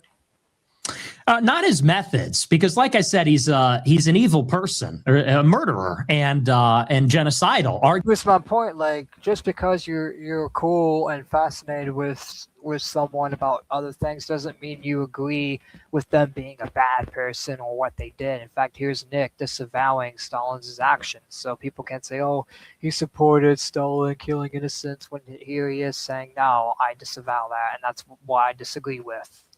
Like, people really just need to stop being such fucking retards and moral fags. Arguably, with the famine, I mean, I think it's pretty clearly intentional that they were trying to kill all those people there.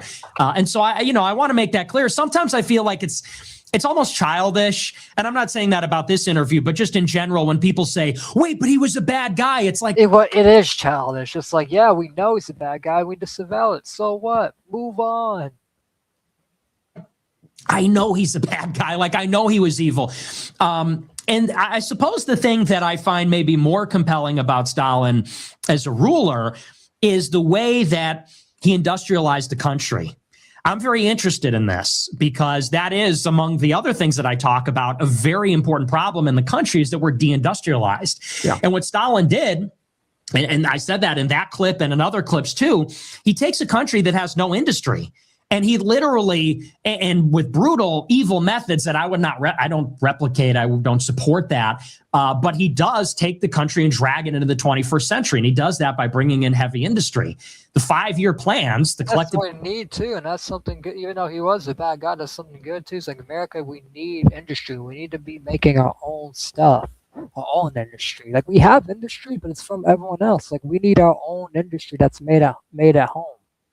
Of the farms. It was about prioritizing heavy industry so that they could eventually build ships and planes and tanks and, the things that they needed to fight the war. So, but it was about seizing industry, and it was about doing it by force. I mean, secret police, the party purges, the show trial. So if you say the industrialization of the country, how do you separate that from, the only methods were largely evil, or certainly his calling card methods, right? That's where people would say, okay, if you point to him as an example, is there anything worthy of emulating other than, because you could point to other countries that have industrialized, including the.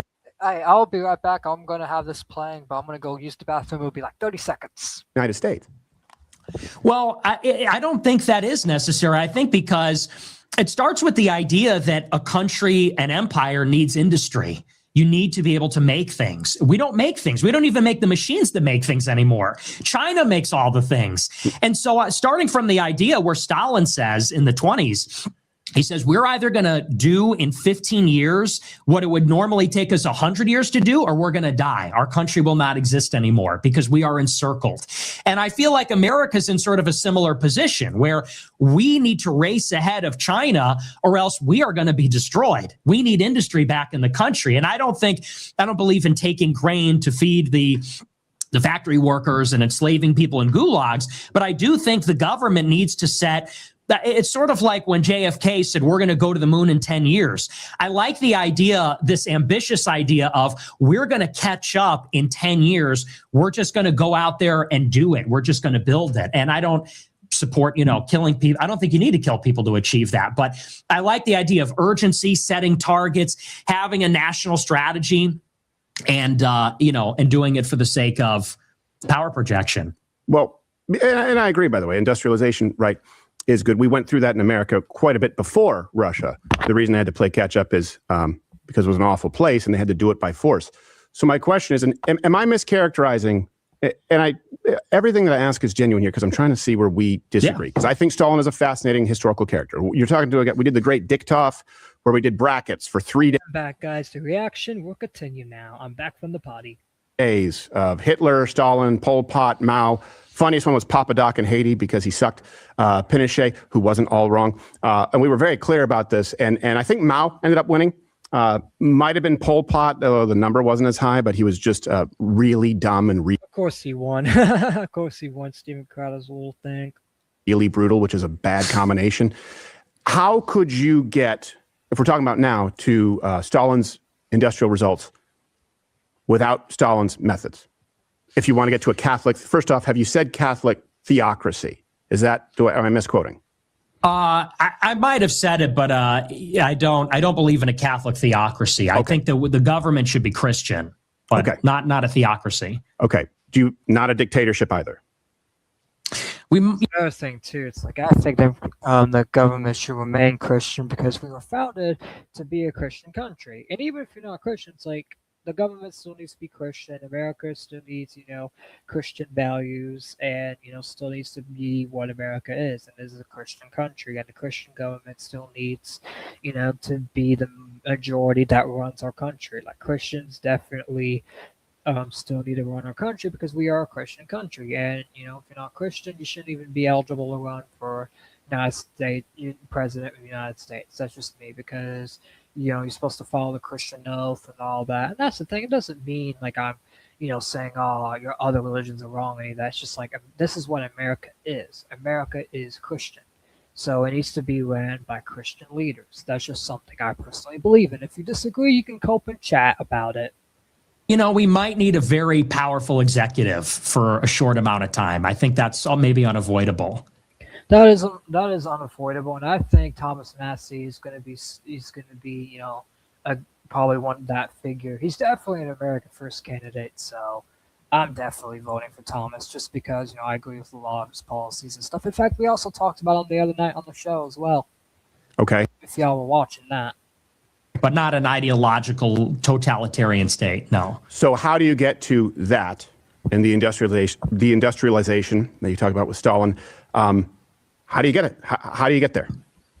I think that you need tariffs. I think you need subsidies. I think you need a massive public works program, something like the New Deal. And I know you're probably not a fan of that because I know you're a huge free market guy, but I think that one of the things the free market doesn't do well is it doesn't allocate resources efficiently on like a long-term timeline.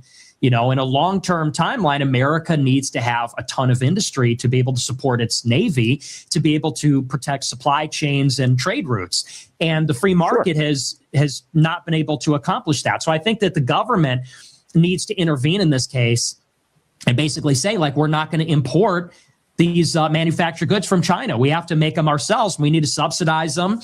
And maybe we bring people on, onto the dole of the state in a public works program to accomplish some of these things. So I believe in an intervention from the state to do that. Well, okay. So I understand, by the way, tariffs, I understand. And especially when you look at the revenue they'll be generating, I don't think that's an infringement of the free markets.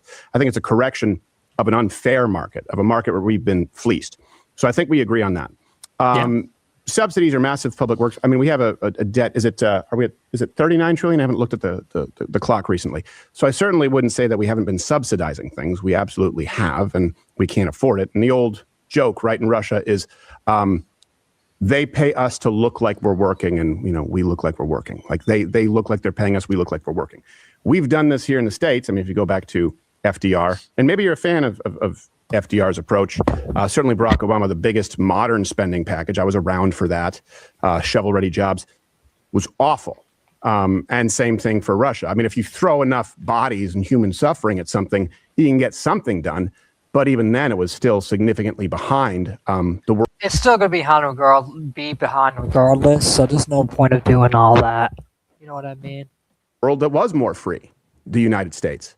So where have we not done it? Because I look at it and I go, well, we have been subsidizing almost everything. I agree with you on China. I agree with you on tariffs. I think that's a huge threat. What would that look like? Well, I don't think we've been subsidizing industry. I'm not saying just like subsidies across the board. I mean, we need to actually subsidize and prioritize the industries that we need in the country. So like, for example, the CHIPS Act, I think that was a great thing. I don't think it was enough, and I don't think it was comprehensive.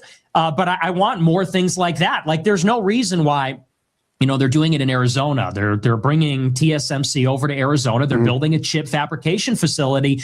We need that. And I think the government should give tax breaks or just straight up give subsidies to the companies that are going to do that. And I think that 100%. I agree with Nick here on this one. We need aggressive trade negotiations. I guess maybe where we differ ideologically is that I want a very smart government. That's exactly what we need. We need a smart government, but not just a smart government, but a government that's for the people and not for themselves. I liked what Doge did. I like the idea of bringing people from the private sector into the government. And even Trump said that in 2016 to work on trade deals, to work on, for example, China steals all our intellectual property. They steal all of the developments that we have.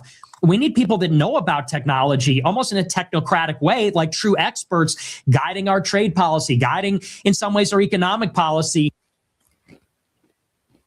setting a benchmark that it's like, we need like 10% of the economy or 15 or 20% of the economy to be productive in 5 or 10 years. We need to be making... Definitely do. In fact, the economy, like we're literally $39 trillion in debt. Like if we keep going in debt like this and not trying to stabilize our economy is going to crash completely.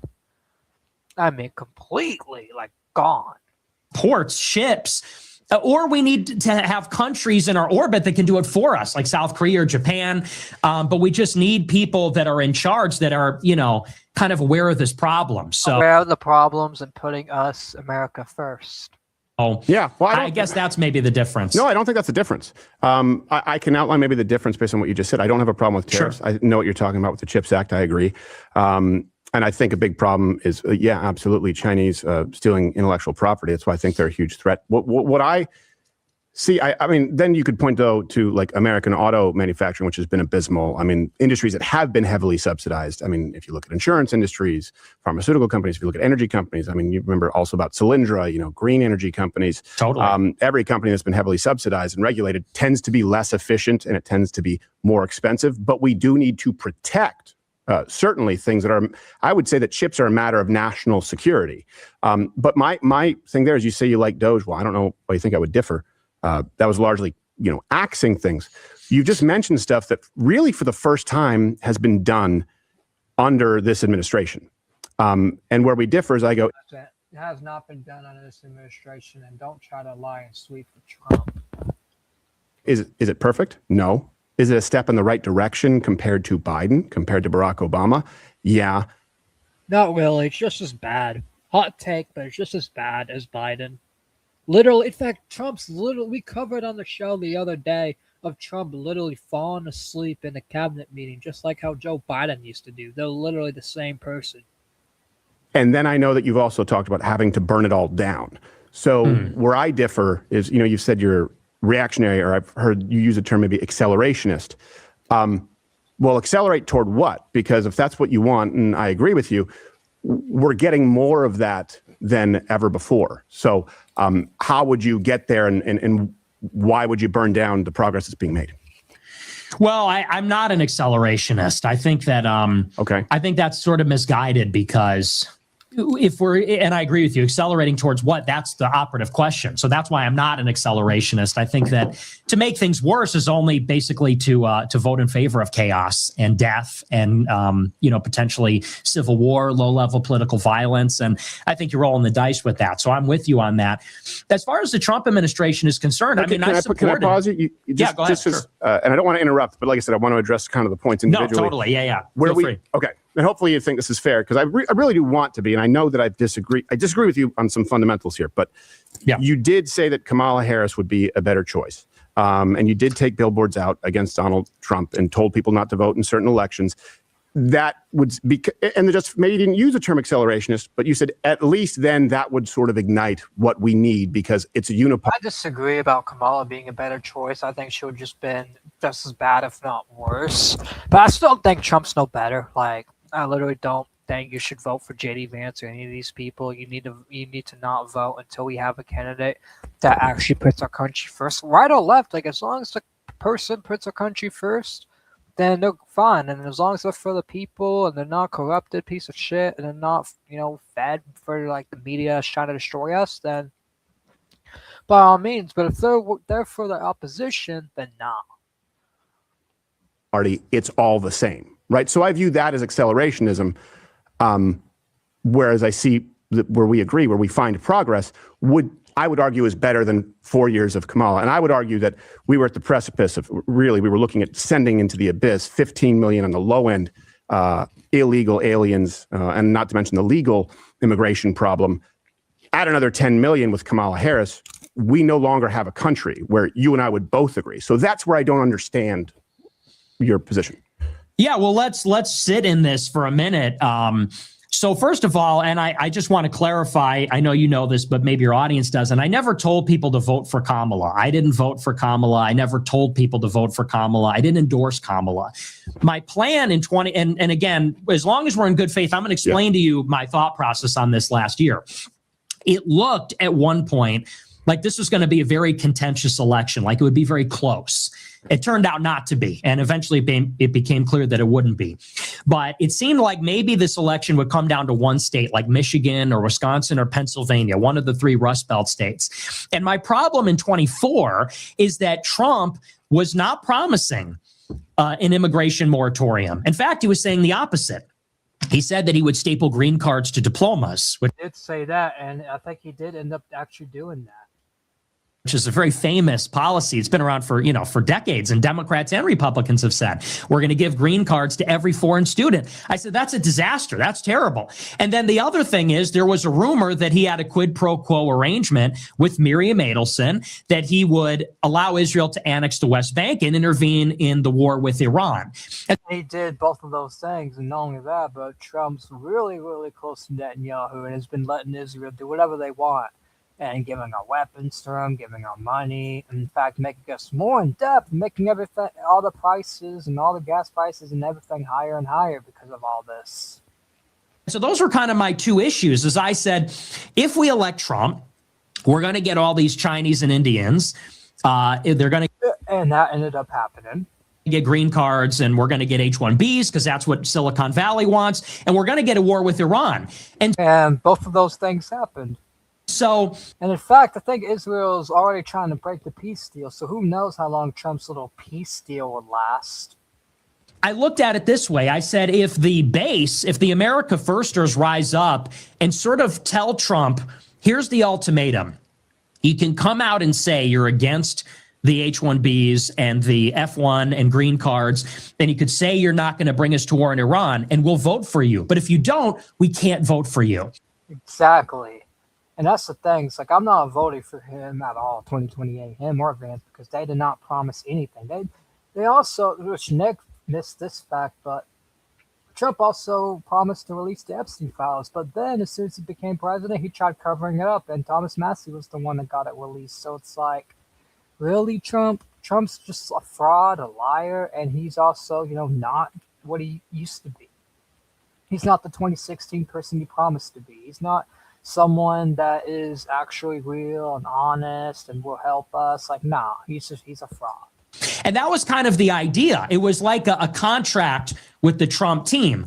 Now, ultimately, Trump became basically, his advantage grew to be so big that he wasn't worried about losing in one of those states. And I felt that way. I said, we don't have leverage anymore because he's leading by so much. It's clear he's going to win. And that's why we sort of abandoned it in the middle of it. But aside from, so that's where that came from. Just to clarify, abandoned what? And I'm gonna be real. And that's why, like, we're all blind. But at the same time, it's like Kamala was no option. So, like, you really had no choice. Like, we might as well just not even vote. You know what I mean? But I love voting for Trump, but I kind of regret it because he didn't promise anything that he said he would do, and I'm really disappointed as a try. In fact, I used to criticize Nick like November 2024 and say, oh, why is this guy going after Trump? Why is he doing that? But then I kind of woke up and realized you're kind of right about Trump. Like, Trump is, a liar and a fraud, and that's why I've been pro Nick lately, because he's right about Israel, he's right about Trump, he's right about all these things. Abandon that project, the Groyper War II, because we were going to go to Michigan and we were literally going to knock on doors and hand out leaflets and stuff. And we said, you know what, let's just not anymore because he's going to win anyway. So we bought one billboard. You were going to knock on the doors and tell people to vote for Trump, the Groypers in Michigan? Yeah, no, to sign on to something like a... No, I was basically telling them not to vote for Trump. In fact, Nick even joked about making a fake ad of Trump saying he went to war with Iran. Like, I remember that shit. Pledge that would say, we will not vote for Trump unless. That was kind of the idea. And To correct Nick, it was strictly do not vote for Trump because he's not going to fulfill our promises. Like, I think he should have been more direct in this, in my opinion. Because you ended up being right. No, we sort of spun that up, but we abandoned it when it became clear that he would win. Okay. And I understand that, by the way. I understand the idea of holding the representatives accountable. I mean, that's why we have primaries. But hopefully that's a part of your strategy, because a lot of people just don't run in primaries, and that's a viable option. But I do remember what caught me off guard, you saying that Kamala Harris was a better choice. And I remember part of what you said was because Trump, if he's elected, legitimizes the system. And that would be worse. You didn't want Trump to be elected because it would legitimize the system. And and that's the thing. Trump does legitimize the opposition system. He sold his soul to them. What does Steven Crowder not get about that? Explain what you meant by that, because that sounds to me like you want to delegitimize and almost revolution instead of Trump. Well, and here's the thing. I think that Trump is obviously the better president if you're just taking like all the nominal figures, like fewer. Not really. They're all the same. Come on, Nick. Why do you have to be softball a little bit? Legal immigrants. He secured the border. The economy's going to be better. The government's going to be more efficient. So, I mean, we're in agreement on that. Here's the problem. And I try to make people think about it in these terms. It's sure. And I don't want this to sound like a cop-out, but I'm trying to get people to think, which is that Trump gets elected, and let's think about what happens on day number 2. Whereas in 2020, everybody said the election is rigged. Like 86% of Republicans said, oh, the election was BS. Now... It was BS. I'm not going to lie. Like, even though I don't like Trump anymore and all that, it was still BS. I'm not one of those flip-flopping faggots that flip-flop. Like, that was BS. That was a rigged election. But now, instead of trying to expose those people, Trump joined those people, and now is part of the opposition that rigged the election. So, yeah, Trump fell off. It was close to half of Democrats, too, I think. Yeah, it was substantial. It was across the board. Now nobody believes that. And whereas at one time people believed like the system really needs to be overthrown, like we really need radical change. Now they're saying, oh, Trump won. Oh, I feel relieved. Now we're okay. And look at the things that Trump has done. And we're going to get in. I can tell we're going Another thing, too, it's like Trump is legitimizing the system a little bit. And not only that, but like he's also, like, that's the thing. Trump's also saying he's going to run for a 3rd term when that's not even, whatever.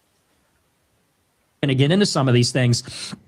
The Epstein files, bombing Iran. And I'm not gish galloping. I'm just giving a little list of things that. No, the Epstein files, like all these things are definitely important, especially the Epstein files, because we need to know, and I don't care if it damages anything or not. Like, we need to know like who was guilty of that shit so they can be prosecuted. And they don't need to be running Hollywood or the government or anything like that. Like, if you're on the Epstein list, you need to be fucking charged.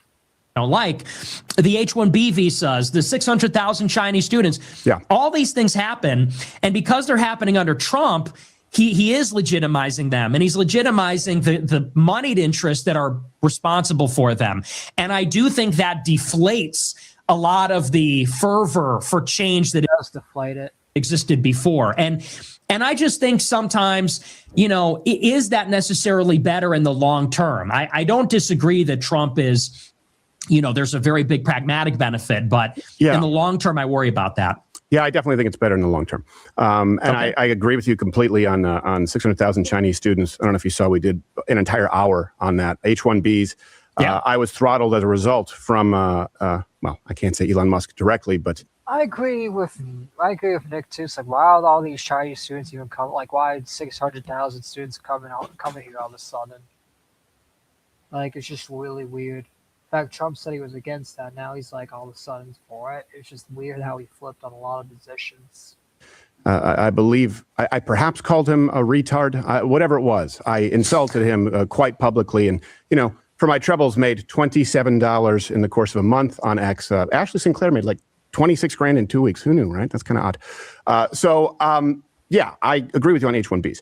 I will tell you, worse than 600,000 Chinese students would be another 15 to 20 million illegals and changing the census rule. which is what we were looking at, where that redistricts the entire map.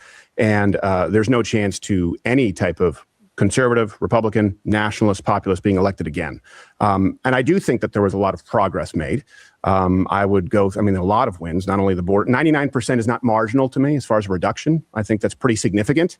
But I'd like to go to, I understand where you're coming from. I understand that perspective, but I also don't understand what the threshold is as far as, okay, burn it all down, or we want to delegitimize the system. Because I know we lived through that, like you just said.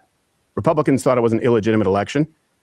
I did as well. Not a whole bunch of folks at the Daily Wire back then, so I think we were on the same page. And I also, obviously, when we had the lockdown. Correct me if I'm wrong, but is that true? Like, a lot of the Daily Wire people did not think the election was rigged? That is weird if they did think that. All of that. We then lived through 4 years of Biden, right? So it was already seen as not legitimate. We saw the results. I think the results of not electing another Biden is better. But I would like to roll a clip, because I think it's in this vein and might help set it up. It was where you discuss, Epstein, too. That's one thing. Of course, I absolutely agree. I don't know if you know, I recreated the Epstein cell down to the millimeter and tried to hang myself with a force meter. I saw that, yeah. It's possible, not likely. So I thought it was a huge mistake. I think Pam Bondi's an idiot. And I mean actually like an See, that's fair. I'm glad Steven disagrees with that and is calling out Pam Bondi for being an idiot. But I think you need to be more harder on Trump, because Trump said he was going to release them, but then didn't, in fact flipped, and is trying to cover his ass because Trump is complicit in a lot of shit. Idiot. Like, she potentially could be a mongoloid, using the term hate speech. She's a moron, and I've always said that, using the term, and that rollout was terrible. That doesn't undo the things that a lot of people who elected not just Trump, but the cultural wins that they want. I think there's a lot of good there, and I don't think burning it down is the best approach. But here you mentioned a new potential coalition, and I think sort of lay out a prescription as to how to go forward, and I'd like to ask you about it. And again, we'll make the link to the full show available so that no one mischaracterizes anything. Ro Khanna and Thomas Massie working together against the interests to compel the files. What do you think that has? A 90% approval rating? If you had progressive Democrats and nationalist Republicans working together, let's say to compel the release of the Epstein files, what kind of approval rating do you think that has? 90%? And what if they got together and they opposed foreign aid to Israel? That's another thing, too. It's like Thomas Massie has gotten a lot done. He's not even president. He's doing more for this country than Trump, the actual president, is. And that is sad. That just shows who the better candidate is. And that just also shows that Trump's just fallen from grace. It also shows that, Thomas Massie can actually get shit done and is not fucking around and is not lying or grifting or any of that bullshit. Like, Thomas Massie's a real one. He's a real candidate, and I think he will actually, save our country from a lot of problems, and I think he will reform a lot of shit. And I'm also, going to vote for him as well.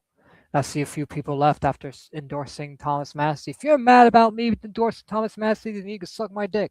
Comment in the chat, and I'll fucking, roast the fuck out of you fucking retards. What approval rating do you think that Traitor, endorse Thomas Massie? Fuck you. would have? 90%? Do you think that that Republicans or independents running under that brand, do you think that would become more popular or less popular? More popular, because the independents know what they're doing, unlike the stupid ass Republicans. Over time. 4 becomes 8, 8 becomes 16. And if you disagree with me, suck my fucking autistic nuts, you fucking bitches and losers. It snowballs. And we need to propel someone into the White House that is just a populist. If the right can come down on healthcare and on a social safety net and maybe on some subsidies for education, and if the left can come down on the anti-white open border stuff and they can agree that we have a country, that party will win 90% of the vote and rule. 100,000%. Like, the right and left need to unite together, stop the bullshit, and actually, fight the opposition and stop giving into the opposition's thing of dividing us. for a century. That's the compromise. That's the populist compromise. Okay, and I think you were, you articulated that pretty well. I would say Epstein already has a coalition. Everyone voted to release the files except Clay Higgins, who is a punchline, deservedly so. Like, that's the first time everyone knew Clay Higgins. Like, he really must love pedophiles. I wish I loved anything as much as he loves defending sex islands.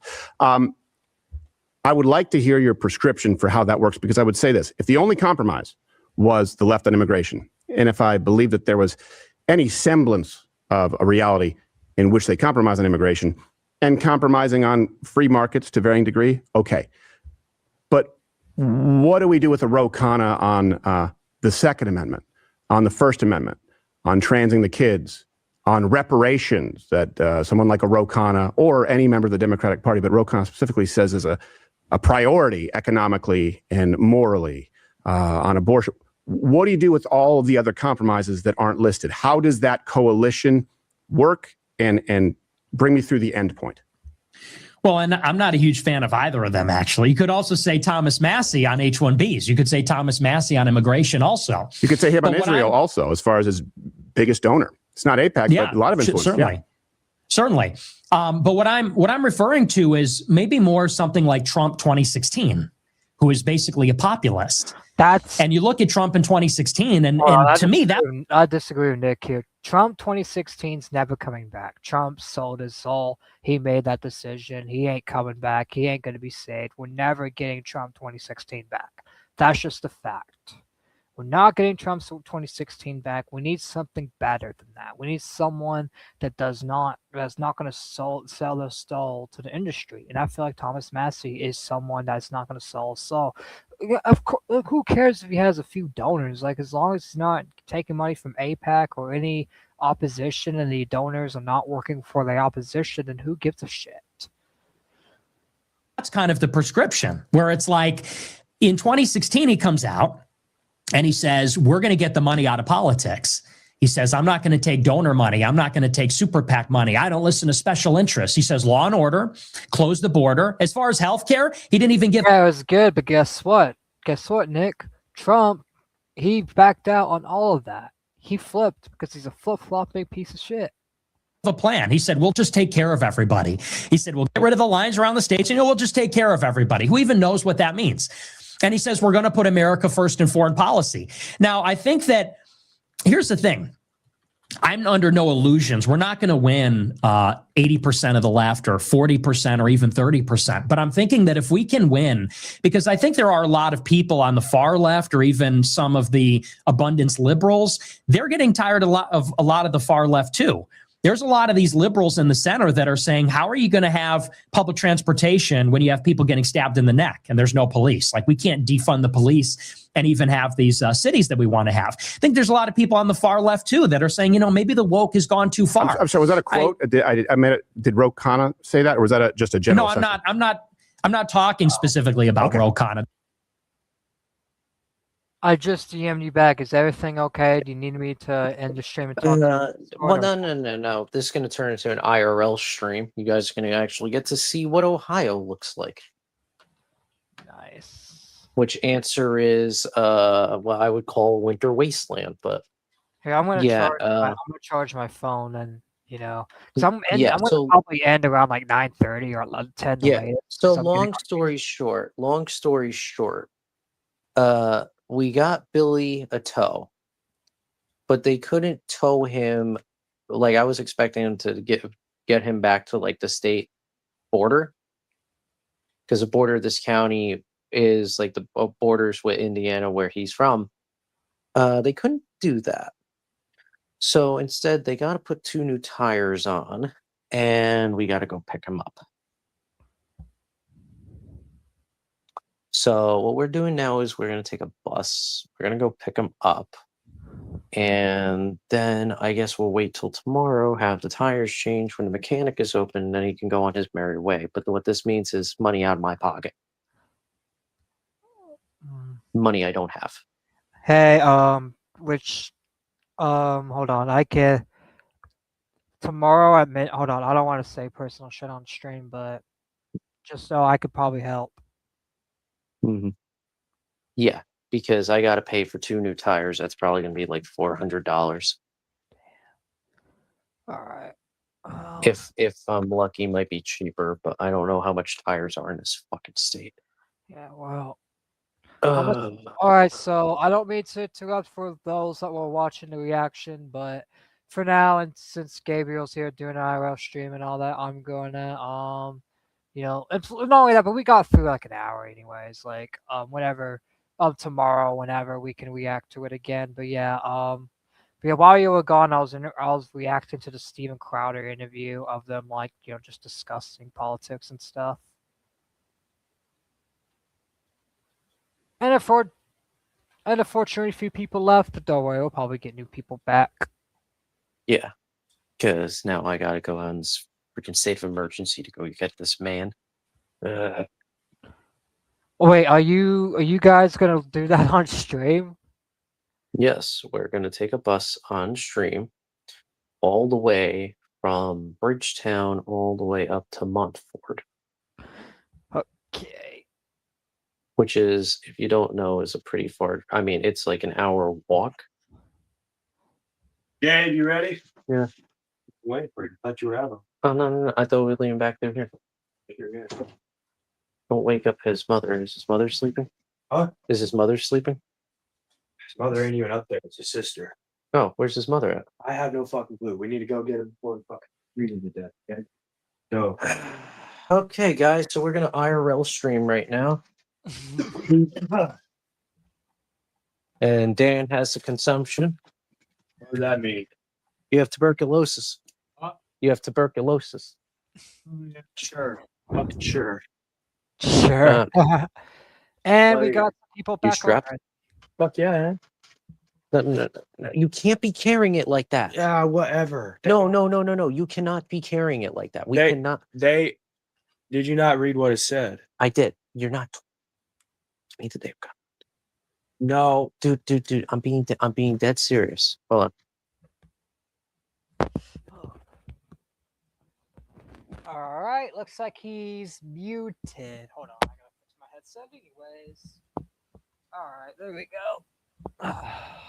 All right, guys. Hopefully y'all could. All right, I am back. So, yeah, Gabriel and Dan are currently, gonna go pick up his father and, doing some IRL shit. I guess this is IRL stream. We're just fine. Like, I don't mind. I didn't mind reacting to that for like an hour, anyways. Our main topic was Piers Morgan, anyways. Like the Steven Crowder thing was just a side topic, anyways. It was just something for me to do because you know what? We're gonna start streaming more. Ravencast is back and live than ever. In fact, we're gonna call out more commentary retards and just keep telling the truth about people and keep on, being mean, more Triton, and pissing people off too. Because that's the thing, a lot of people get pissed off at me for whatever reason, just telling the truth. Just telling the truth. It's like, bro, you hate the truth? Like, really? These commentary people be fucking stupid. They just be dumb and retarded. They're fucking dumb, stupid. Fuck, Robbie knows the law. He said I can. Oh, there you go. Hello. Welcome back. I was doing it in the first place.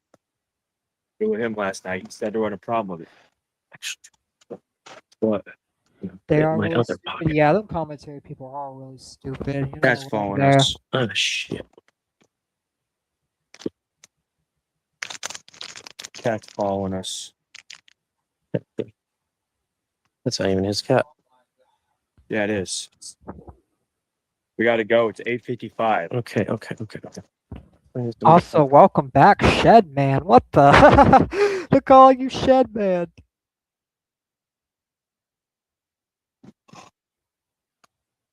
I don't know if you heard that or not. So what's going on? Why can't I carry my firearm? I did a private transaction. I can carry it at 18. For a rifle. No, that's for handguns too. Robbie fucking already said this. For handguns too. I'm just being very careful, man, with the laws out here. Being very careful. If anybody should be locked up, it should at least be me. At least then I won't be freezing my fucking ass off. Oh yeah, I forgot we're live. Yeah, you did rejoin the stream.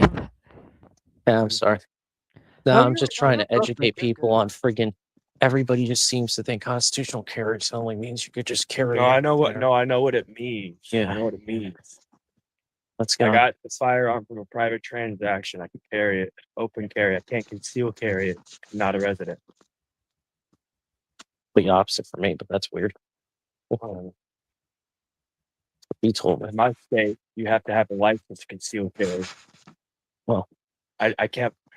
Anyway, Ohio recognizes other states' gun laws. So if I let's just get Billy and pray to God that he doesn't get freaking robbed at the speedway. That's what I'm more worried about, him getting robbed.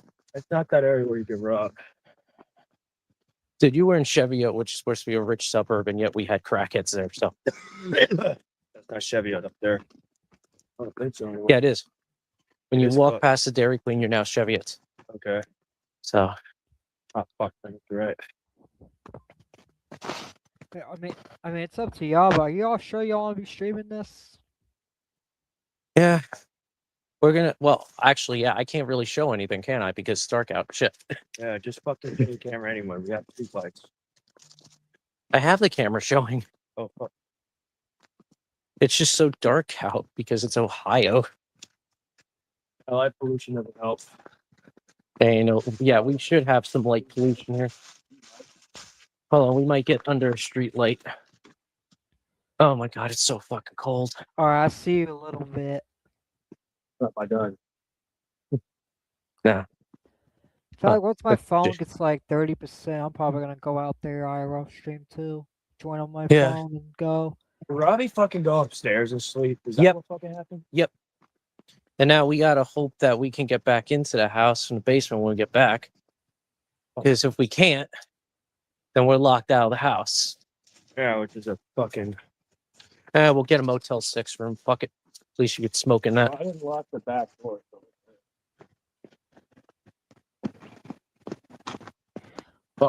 Wait, are you guys not staying the night at Robbie's? No, we are spending the night. Well, we're gonna attempt to at least. Okay, let me check to see if this bus is actually running, because if not, I think he's gonna be foobarred. Fucking missed call.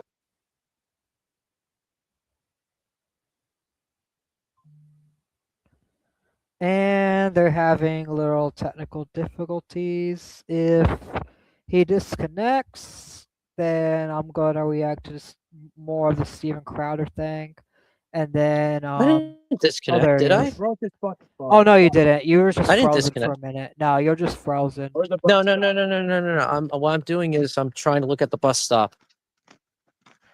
If you need to leave for a second, that's fine. I can run stream if you need to leave. Just to look it up. Or he's just looking it up. Whatever, we'll let him look it up till then. I'll just grab a bunch of shit. Let's see. Let's see what's on the Twitters. Lyric shit. Ugh. Not gonna lie, that's just fucking ugh. Commentary's just, why are they all feminine like that now? They used to be like conservative, now they're all feminine. Like what the fuck? That's just so fucking dumb.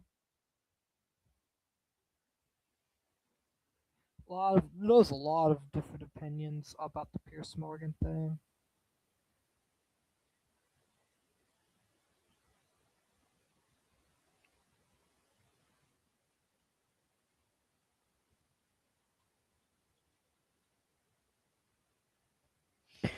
Oh, apparently there's a Candace Owen clip. Oh, okay. I'm gonna play this. Computer. All right. React to a crazy Candace clip while we wait on Gabe to get back. Even though it's only a minute, so we can just play it. Bookmarks. I really do wish we had those wraps that the Russian army used on their feet. Oh yeah, by the way, too, I'm gonna react to the short Candace Owens clip of her being schizo, just for something to cover. It's only a minute though, so it's a short segment. Not anything long.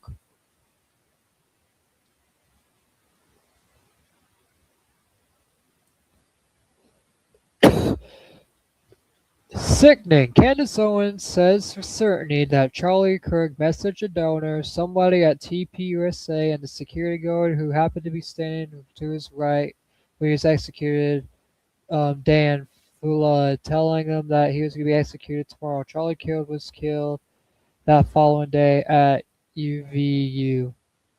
Charlie Kirk came up against this gang, right? Like, you're with us or you're against us. And what I can tell you is we also received a tip from somebody within Turning Point USA that the night before he died, I know for a fact he messaged a donor and he messaged somebody at Turning Point USA.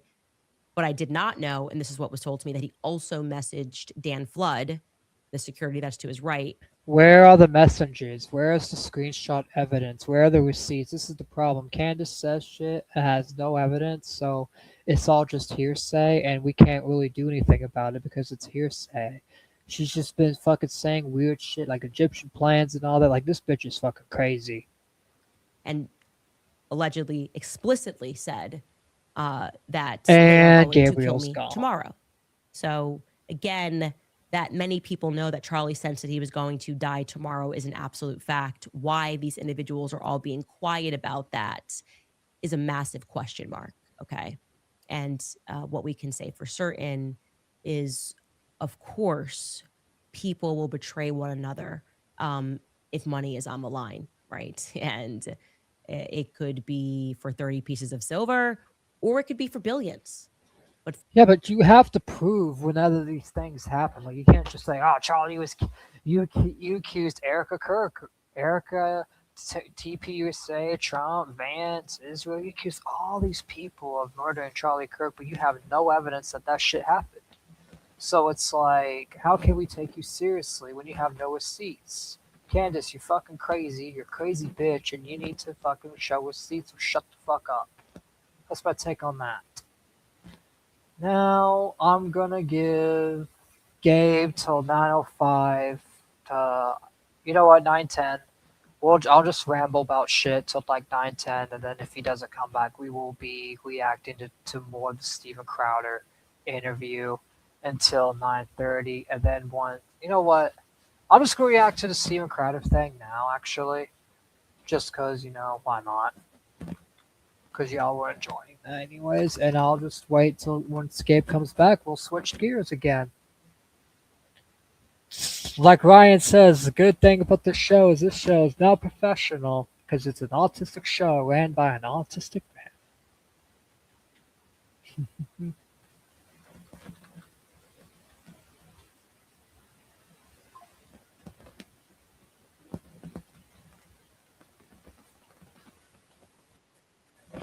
All right.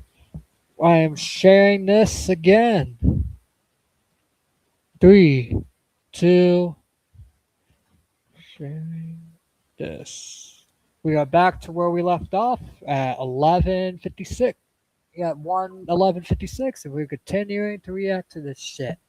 Let's go. That's just an example. Because when I hear it, I almost thought you said like I was like, oh yeah, it sounds like something a liberal would say, like stab the cop in the neck. No, when people are being stabbed in the neck by like black people, for example. Oh, that's also something I could hear a leftist supporting. But yes, okay, go on. I just didn't know if it was specific. Okay, yeah. Well, and here's the thing. I mean, fundamentally, it comes down to the fact that let's just talk about it in general.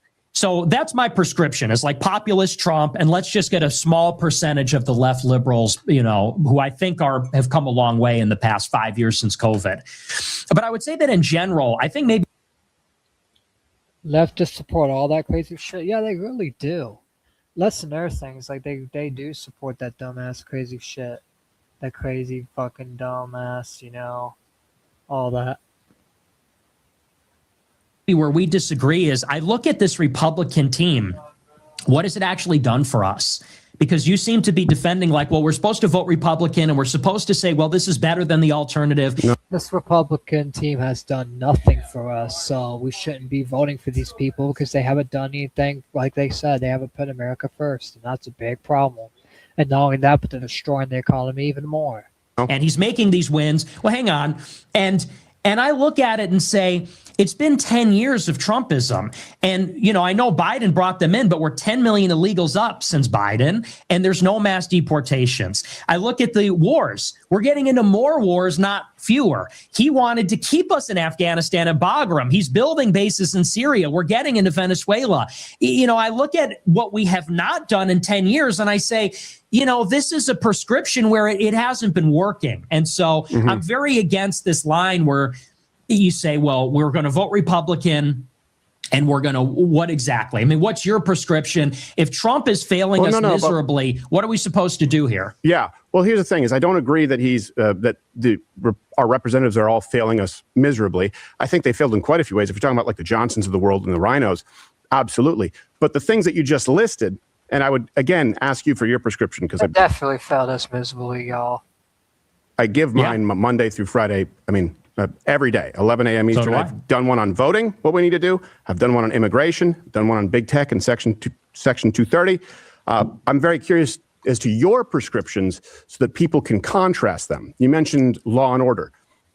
I don't know of any president who sent the National Guard in as aggressively when we're talking about D.C. and Chicago. That way you talk about law and order. You're talking about in Chicago. Well, I'm saying any effort being made. I know what we've lived through as far as what Ro Khanna would support: Black Lives Matter, the Police and Justice Act. Again, BLM I don't think happened under Trump in 2020. So let me ask you, what's your prescription? Why hopscotch all the people who I think watching right now would agree with you if they think that you're on board with them on LGBTQ, on immigration, on Second Amendment rights, on First Amendment rights?